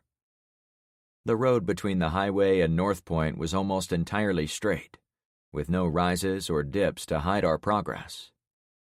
I peered behind us and watched for anything red in the distance, until the last second before we went around a slight curve in the road. Now they can't see us, I exhaled. For sure. Carmen leaned across my chest, pretending to look at my side mirror. Yeah, I can't see them either. She giggled to herself as she sat back in her spot. We did pass a few hitchhikers, saw a few people lurking out in the woods, and passed one enterprising family who'd pitched a tent next to their disabled minivan. But we couldn't stop for any of them. Each set of eyes was one additional witness to our route home, if the red Jeep ever thought to ask them. I didn't let off the gas until we reached the outskirts of North Point, with its fast food joints, strip malls, and the wisps of smoke still rising above the plane crash. "We made it," I said with a sense of accomplishment, finally letting out some more tension from my chest. Carmen patted my thigh. "Good job, Frank." "Thanks," I replied.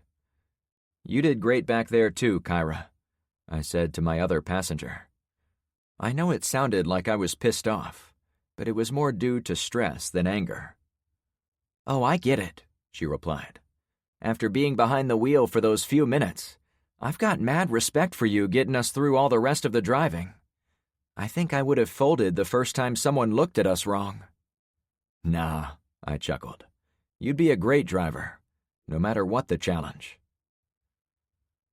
I had mixed feelings about how things had played out, but I couldn't deny she'd done well under the circumstances. Nitpicking every flaw wouldn't help her do better, so I chose to build her up, hoping she wouldn't wave me off when I needed her to take the wheel on the next outing. My sense of direction was getting better, since I'd been in the community of North Point a bunch of times by now. I came off the 2-lane road and turned left, which took me past Daisy's daycare, where my EMP survival story really began. I considered crisscrossing streets to make it confusing for anyone to know where we were headed, but more streets meant more potential eyeballs, so it seemed logical to be direct and get through town as fast as possible. We turned again, went past the intersection with the coins spread around, continued by the looted postal truck, then turned at the intersection where the lady guarded her salon. I threw a quick glance up the parking lot to see if she was there, but I didn't spot her in the doorway. We crossed a canal and headed south on Bayside Road. Unlike the featureless highway coming across the northern boundary of the forest, the new road was lined by housing develops on the western side, which explained why there were so many more abandoned cars. We passed quite a few people walking in both directions, but I really noticed the small groups heading north, who pulled the same roller suitcases as the refugees we'd spotted on the other highway. Many strode in the middle of the empty lanes, and seemed genuinely surprised to see us as we sped on through. I was careful not to endanger anyone, but I wasn't my usual friendly self as we passed them, since I couldn't afford any additional delays or entanglements. I'd again resisted the urge to race along the 2-lane road to get us the remaining few miles back toward home, since fast equaled loud for the El Camino. The last thing I wanted was to draw even more onlookers along the roadway, or to make a memorable impression, in case our pursuers ever asked about us. In 10 minutes, the promised land was upon us. The big orange fish on our welcome sign never looked so good. "Home!" Carmen cheered. I made the left and pulled on to Poseidon Pier. Zen's 2 AR-wielding men waited for us on the edge of the roadway, as if they'd heard us coming and wanted to be ready. "Hey guys," I announced. "We made it." One of the guards was drawn to the blood all over the back window. "Is it really that bad out there, dude?" the young man commented. "Zen never said we were in real danger." His tone of voice suggested he was aware of the risks for the first time, despite walking around the neighborhood with guns. I didn't want to rehash my day. After all the stops, running around on foot, and high-speed pursuits in the truck. We'd been out until well into the mid-afternoon. Yeah, it's pretty bad out there. But look, we're tired as hell, and it's getting late, so we're going to head home. You guys are free to do the same. Got it, he replied. When will we get our water well? When? I chuckled. Whenever we can get it to you. I wasn't in the mood to joke around. Well, Zen said you'd dig his well first, so we figured we'd help you take the stuff back to our place right now. I put the steering wheel into a death grip. Using every ounce of diplomacy I had left, I thought up an answer for him. Please tell Zen he must have misunderstood. I need to dig the first well at my house to ensure I have the system down correctly. Once I prove I can do it, and I have the tools figured out, I'll be able to do the next wells a lot faster. That's when I'll show him how to do his. I didn't want to give anything away for free, but I also didn't want there to be any real trouble between us. I'll put your well in the job jar as the second one. Fair enough? I forced myself to smile at the pair. I guess, he said with a sour face. He also said you'd dig it for us. The guy had to be messing with me. We'll see, was all I allowed. Zen's guard shrugged. Thank you for spending the day watching over my friends. Tell Zen I won't forget the awesome help you've been giving us. It was another bone to throw at them. Their time had cost me dearly in the form of a well, but it didn't cost anything extra to shower them with compliments to keep our relationship friendly. We stood there looking at each other for a few seconds. The one guy wore a silky black shirt with the top 4 buttons undone. The other had the top 3 open. It looked like they'd come from the dance club or a drug cartel open house. And it hit home how I wouldn't have associated with them for any possible reason a few short days ago. Now, we were essentially partners. Partners I could never fully trust. Yeah, okay, Blackshirt finally said. Bye for now, I said as we rolled forward. Once clear, Ben stuck his head in. One of those kids was really looking at the blood back here. Can't imagine what for. Probably wondering which of our people died, I answered. Each loss on our side would give them an advantage down the road. You expecting trouble from them? Ben asked. Haven't you figured me out by now? I said in a dry tone. I expect trouble from everyone. We drove by Albacore Anchorage, the first street on our left, and the one with the largest number of completed homes. I caught sight of a few people walking here and there, plus a couple of tents pitched on lawns far down at the end. So I took those as good signs the place had held together while we were gone. An older guy at the nearest house sat in a lawn chair on his front porch and waved at us. I returned the courtesy. The next street, Barracuda Bay, had about half the number of homes as the first, but it looked like a ghost town. We passed a tattooed woman pushing a stroller as we rounded the bend onto Clownfish Cove. Her route took her in the opposite direction, as if she'd been down our street and was now leaving. She waved in a friendly manner, which I tried to return in kind. We rolled past about 8 empty lots until we arrived at the roadblock strung between 2 of the houses still under construction. To my surprise, Tyler and Zoe were keeping watch again. By the time we reached them, they had already rolled my vet out of the way. Hey there, I said as we stopped. Tyler appeared as if he was the king of the world, based on his ear-to-ear smile as he walked up. Hi, Uncle Frank. He looked at me funny, then kept talking. Looks like you got a shitload of stuff. When we'd left, I'd been uncertain about the teens calling me Uncle Frank. Now, though, I didn't care. Anything to give people a little humor in their lives. Keeping to the theme, I saw an opportunity for hijinks with Tyler. "You know, you really shouldn't use that word," I said in a serious tone. "Sorry," he said sheepishly. "It looks like you got a shitload of crap." We both cracked up, since he had obviously finished the joke I'd taken from Christmas Vacation, a movie we both liked. It was a light-hearted moment, until he noticed the rear window was splattered with blood. "Oh my God! Who got hurt?" "None of us, thankfully," I answered.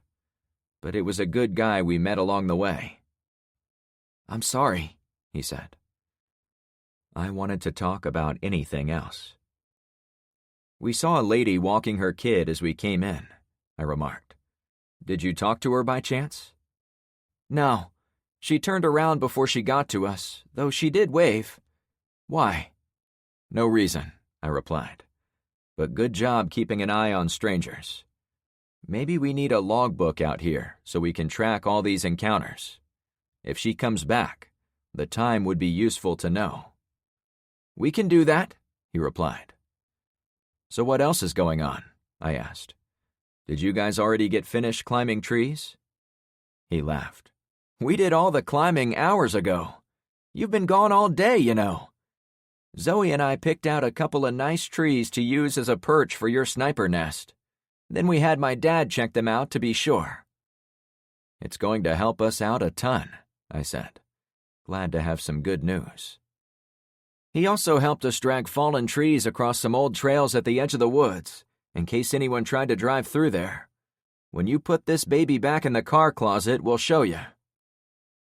To make his point, Tyler patted the El Camino on the windowsill. "Car closet?" I dared to ask.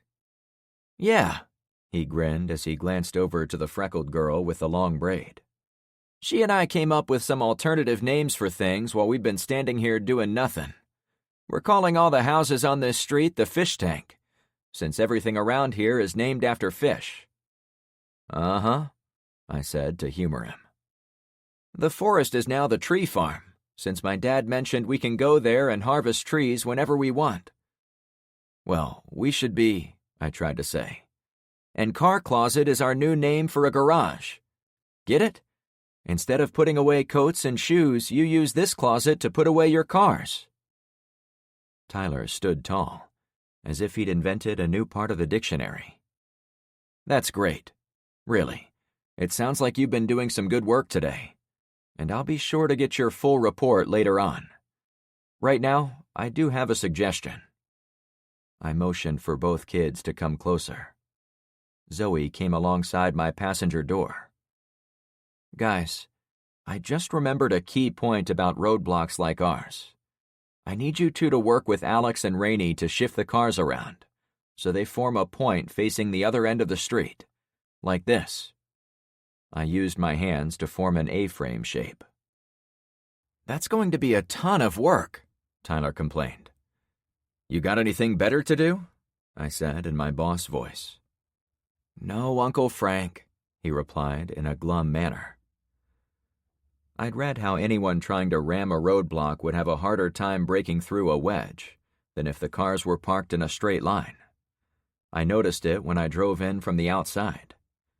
In time, we could also add obstacles outside the roadblock, like those serpentine routes U.S. soldiers used to defend American bases in Iraq. "Is that all?" Tyler asked. "For now," I said, with a tone suggesting I would add more later. Zoe stepped back from the car. Tyler did too, and I started to roll forward, but he jogged and put his hand on my window, which made me stop. "Oh, one more thing," he said in a subdued voice as he leaned all the way inside. "Thanks for helping me with stuff. Me and Zoe are officially hanging out." "Good for you," Carmen replied in an attaboy tone. I figured he'd forced himself to talk about street business first, but this was his real news. No matter if the world was ending or not, a teen boy was going to brag about any girl who said yes to going out with him. "If you're happy about it, why are you whispering?" I said in the same low tone. Tyler pushed back from the truck with a shit-eating grin. Instead of answering my question, he waved me to move forward. "All right, you can go through." Either he was embarrassed about the whole thing, or there was more to the story he wasn't telling me. Or maybe he didn't want his new girlfriend to know I had anything to do with how things worked out. Whatever the reason, I was happy to continue away, since I did want to use the car closet. We proceeded down Clownfish Cove, past the 2 empty lots, which brought us alongside Ben and Evelyn's place. "Son of a bitch," Ben shouted. I hit the brakes. "What is it?" I replied, ready for anything. "Look what she did to my lawn." We all turned to see where Ben was pointing. Someone had dragged a white toilet out to the middle of his yard, opened the lid, and placed a large potted flower inside the bowl. "This is what I get for shutting down Evelyn in public," he said in a resigned tone. "God love her, but that woman has a mean streak." I remembered Evelyn had mentioned a toilet when we discussed Ben going with me, but this was beyond my expectations. Where did she even get the toilet?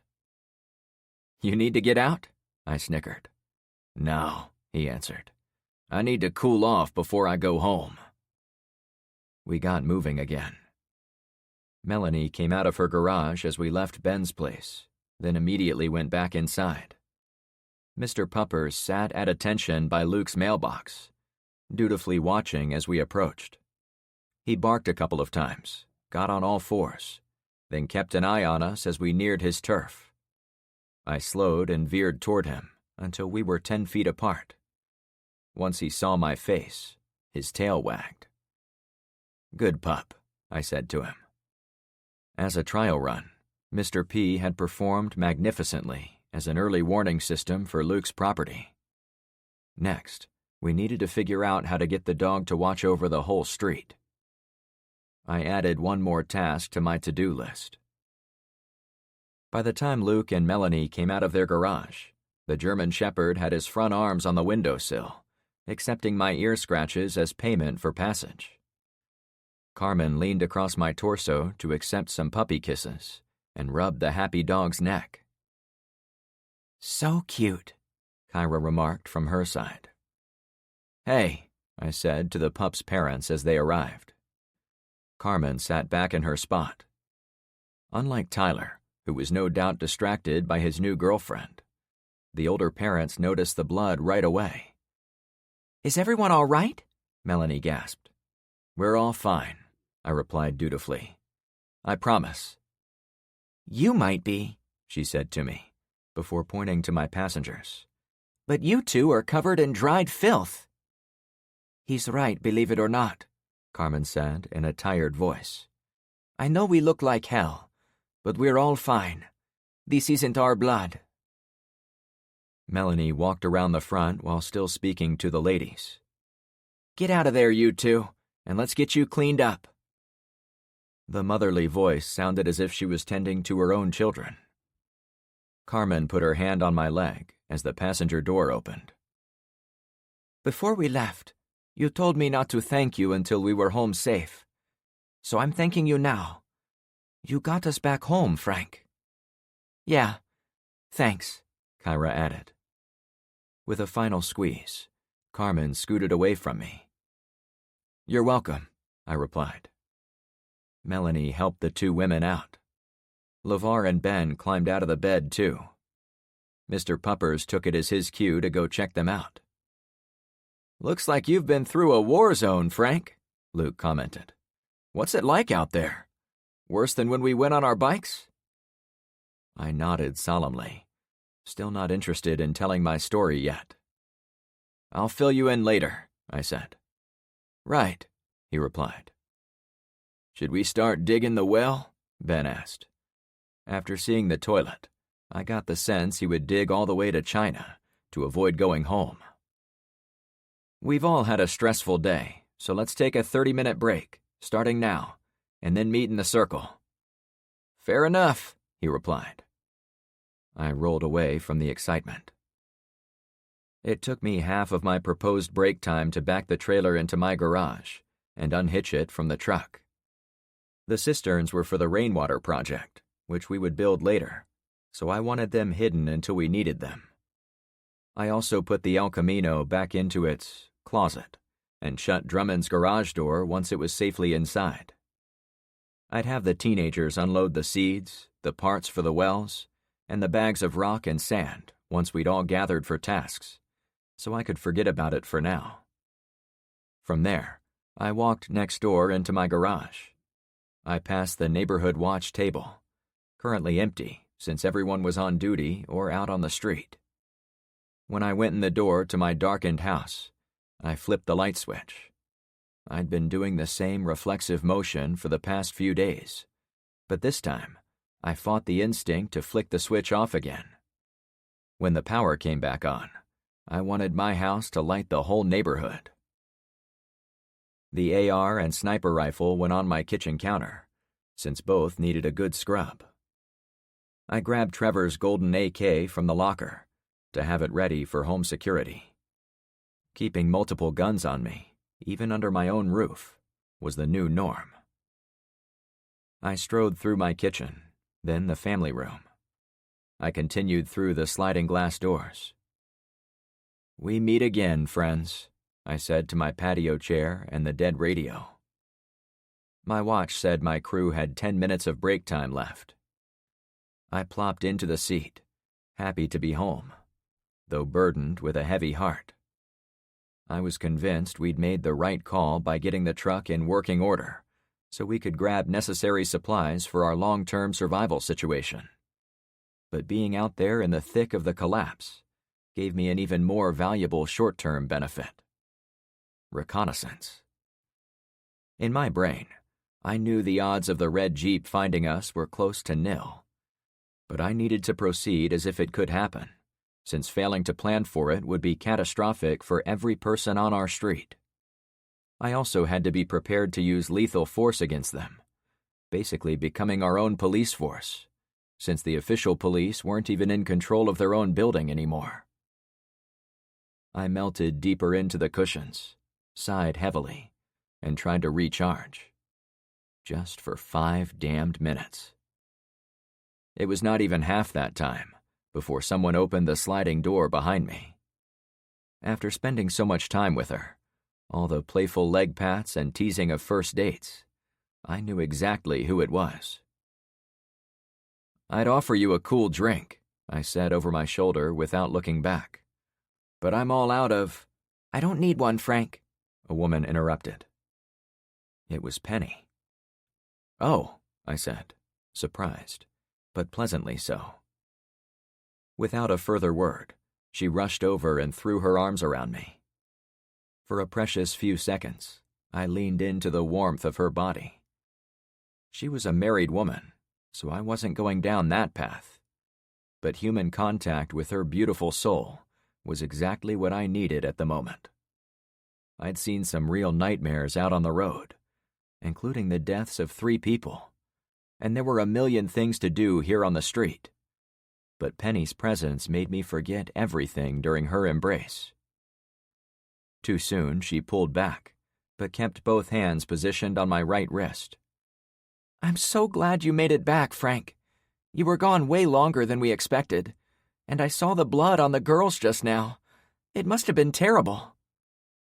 She crouched next to me, so her blue eyes shimmered in the sunlight as she looked me up and down. In return, I admired how she brushed some wild blonde bangs aside with the tilt of her head. I noticed how her growing smile brought out her amazing dimples. And yeah, the tighter-than-skin yoga pants were not to be ignored. I also deeply appreciated she smelled like a normal person, instead of a sweat-drenched dude who'd been sitting on hot vinyl all day. In short, she represented life as it was meant to be. A life that may soon be gone forever. I realized I was still shirtless. It spoke to how tired I was from all the driving, the constant tension, and weight of responsibility for my friends. It also explained why I'd gotten funny looks from both Tyler and Zoe. Her pretty eyes softened as she gazed into mine. Was there a spark of interest there? Did I want there to be?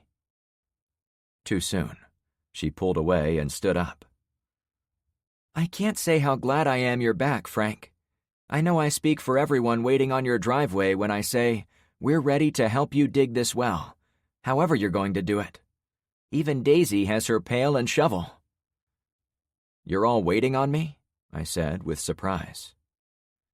I figured my friends who'd gone out with me could use a short rest after the day we'd had, which was why I'd suggested they take a 30-minute break.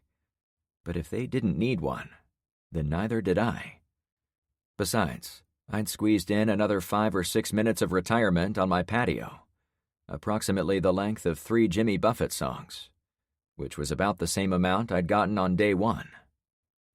Enough of a taste to remember what I was fighting for. Yep, she replied, holding out a supportive hand and flashing a smile full of kindness, as if to ease me back into the workforce. Luke said you wouldn't need any motivation to come out, but if you did, I'm supposed to tempt you with him telling a story about his worst bathroom incident. I let her pull me out of the chair while I laughed at Luke's sense of humor. That's one story I have to hear, I replied with gusto. Really? She backpedaled a pace and planted her hands on her hips. This is what motivates you? I swear I'll never understand men. We're not complicated, I assured her. For a moment, we shared a knowing chuckle. Well, simple guy, are you ready to start digging? One day I wanted to get back to a world where a mom like Penny would know her daughter would have a brighter tomorrow, not a darker one. A world where the women in my life wouldn't need to go around shooting people and being doused with blood. A world far better than the glimpse of the future I'd gotten today. But that would take time. I was born ready, I joked. But we aren't digging a well yet. Really? She seemed shocked. After what you've been through to get it? Why not? I started the day worried about dead bodies in the canal and how clean water is going to be a scarce resource in a month or 2. So on that count, I'm thankful we got the gear to build our well. But a lot has happened since this morning. Everything I've read in my books is coming true. People are losing their shit. Stores are being looted. Criminals have no fear of the police. Hell, the police are already gone. But you made it. You're safe. I smiled at her optimism. We're safe for the moment, but we're surrounded by people with nothing better to do than look out their windows, expecting civilization to come back. They watched us leave in the El Camino, and they watched us return. If they didn't see it directly, they heard about it through the rumor mill. Now everyone within a 10-mile radius of our subdivision probably knows we've got a working pickup truck. The secret is out, she said dryly. Clean water will be critical to our long-term survival, but before we can dig the first well, we have to focus on prepping the street in case any bad guys come snooping for our ride.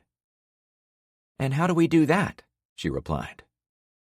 It was a good thing I was retired, since I was about to unleash a tidal wave of work for the neighborhood watch. I reached for her hand. Come outside, and I'll show you.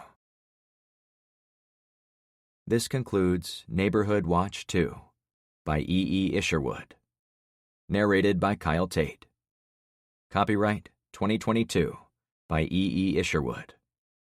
This unabridged audiobook is published by arrangement with E. Isherwood and was produced in the year 2023 by Tantor Media Incorporated, a division of Recorded Books, which holds the copyright thereto. Please visit tantor.com for more information on our growing library of unabridged audiobooks.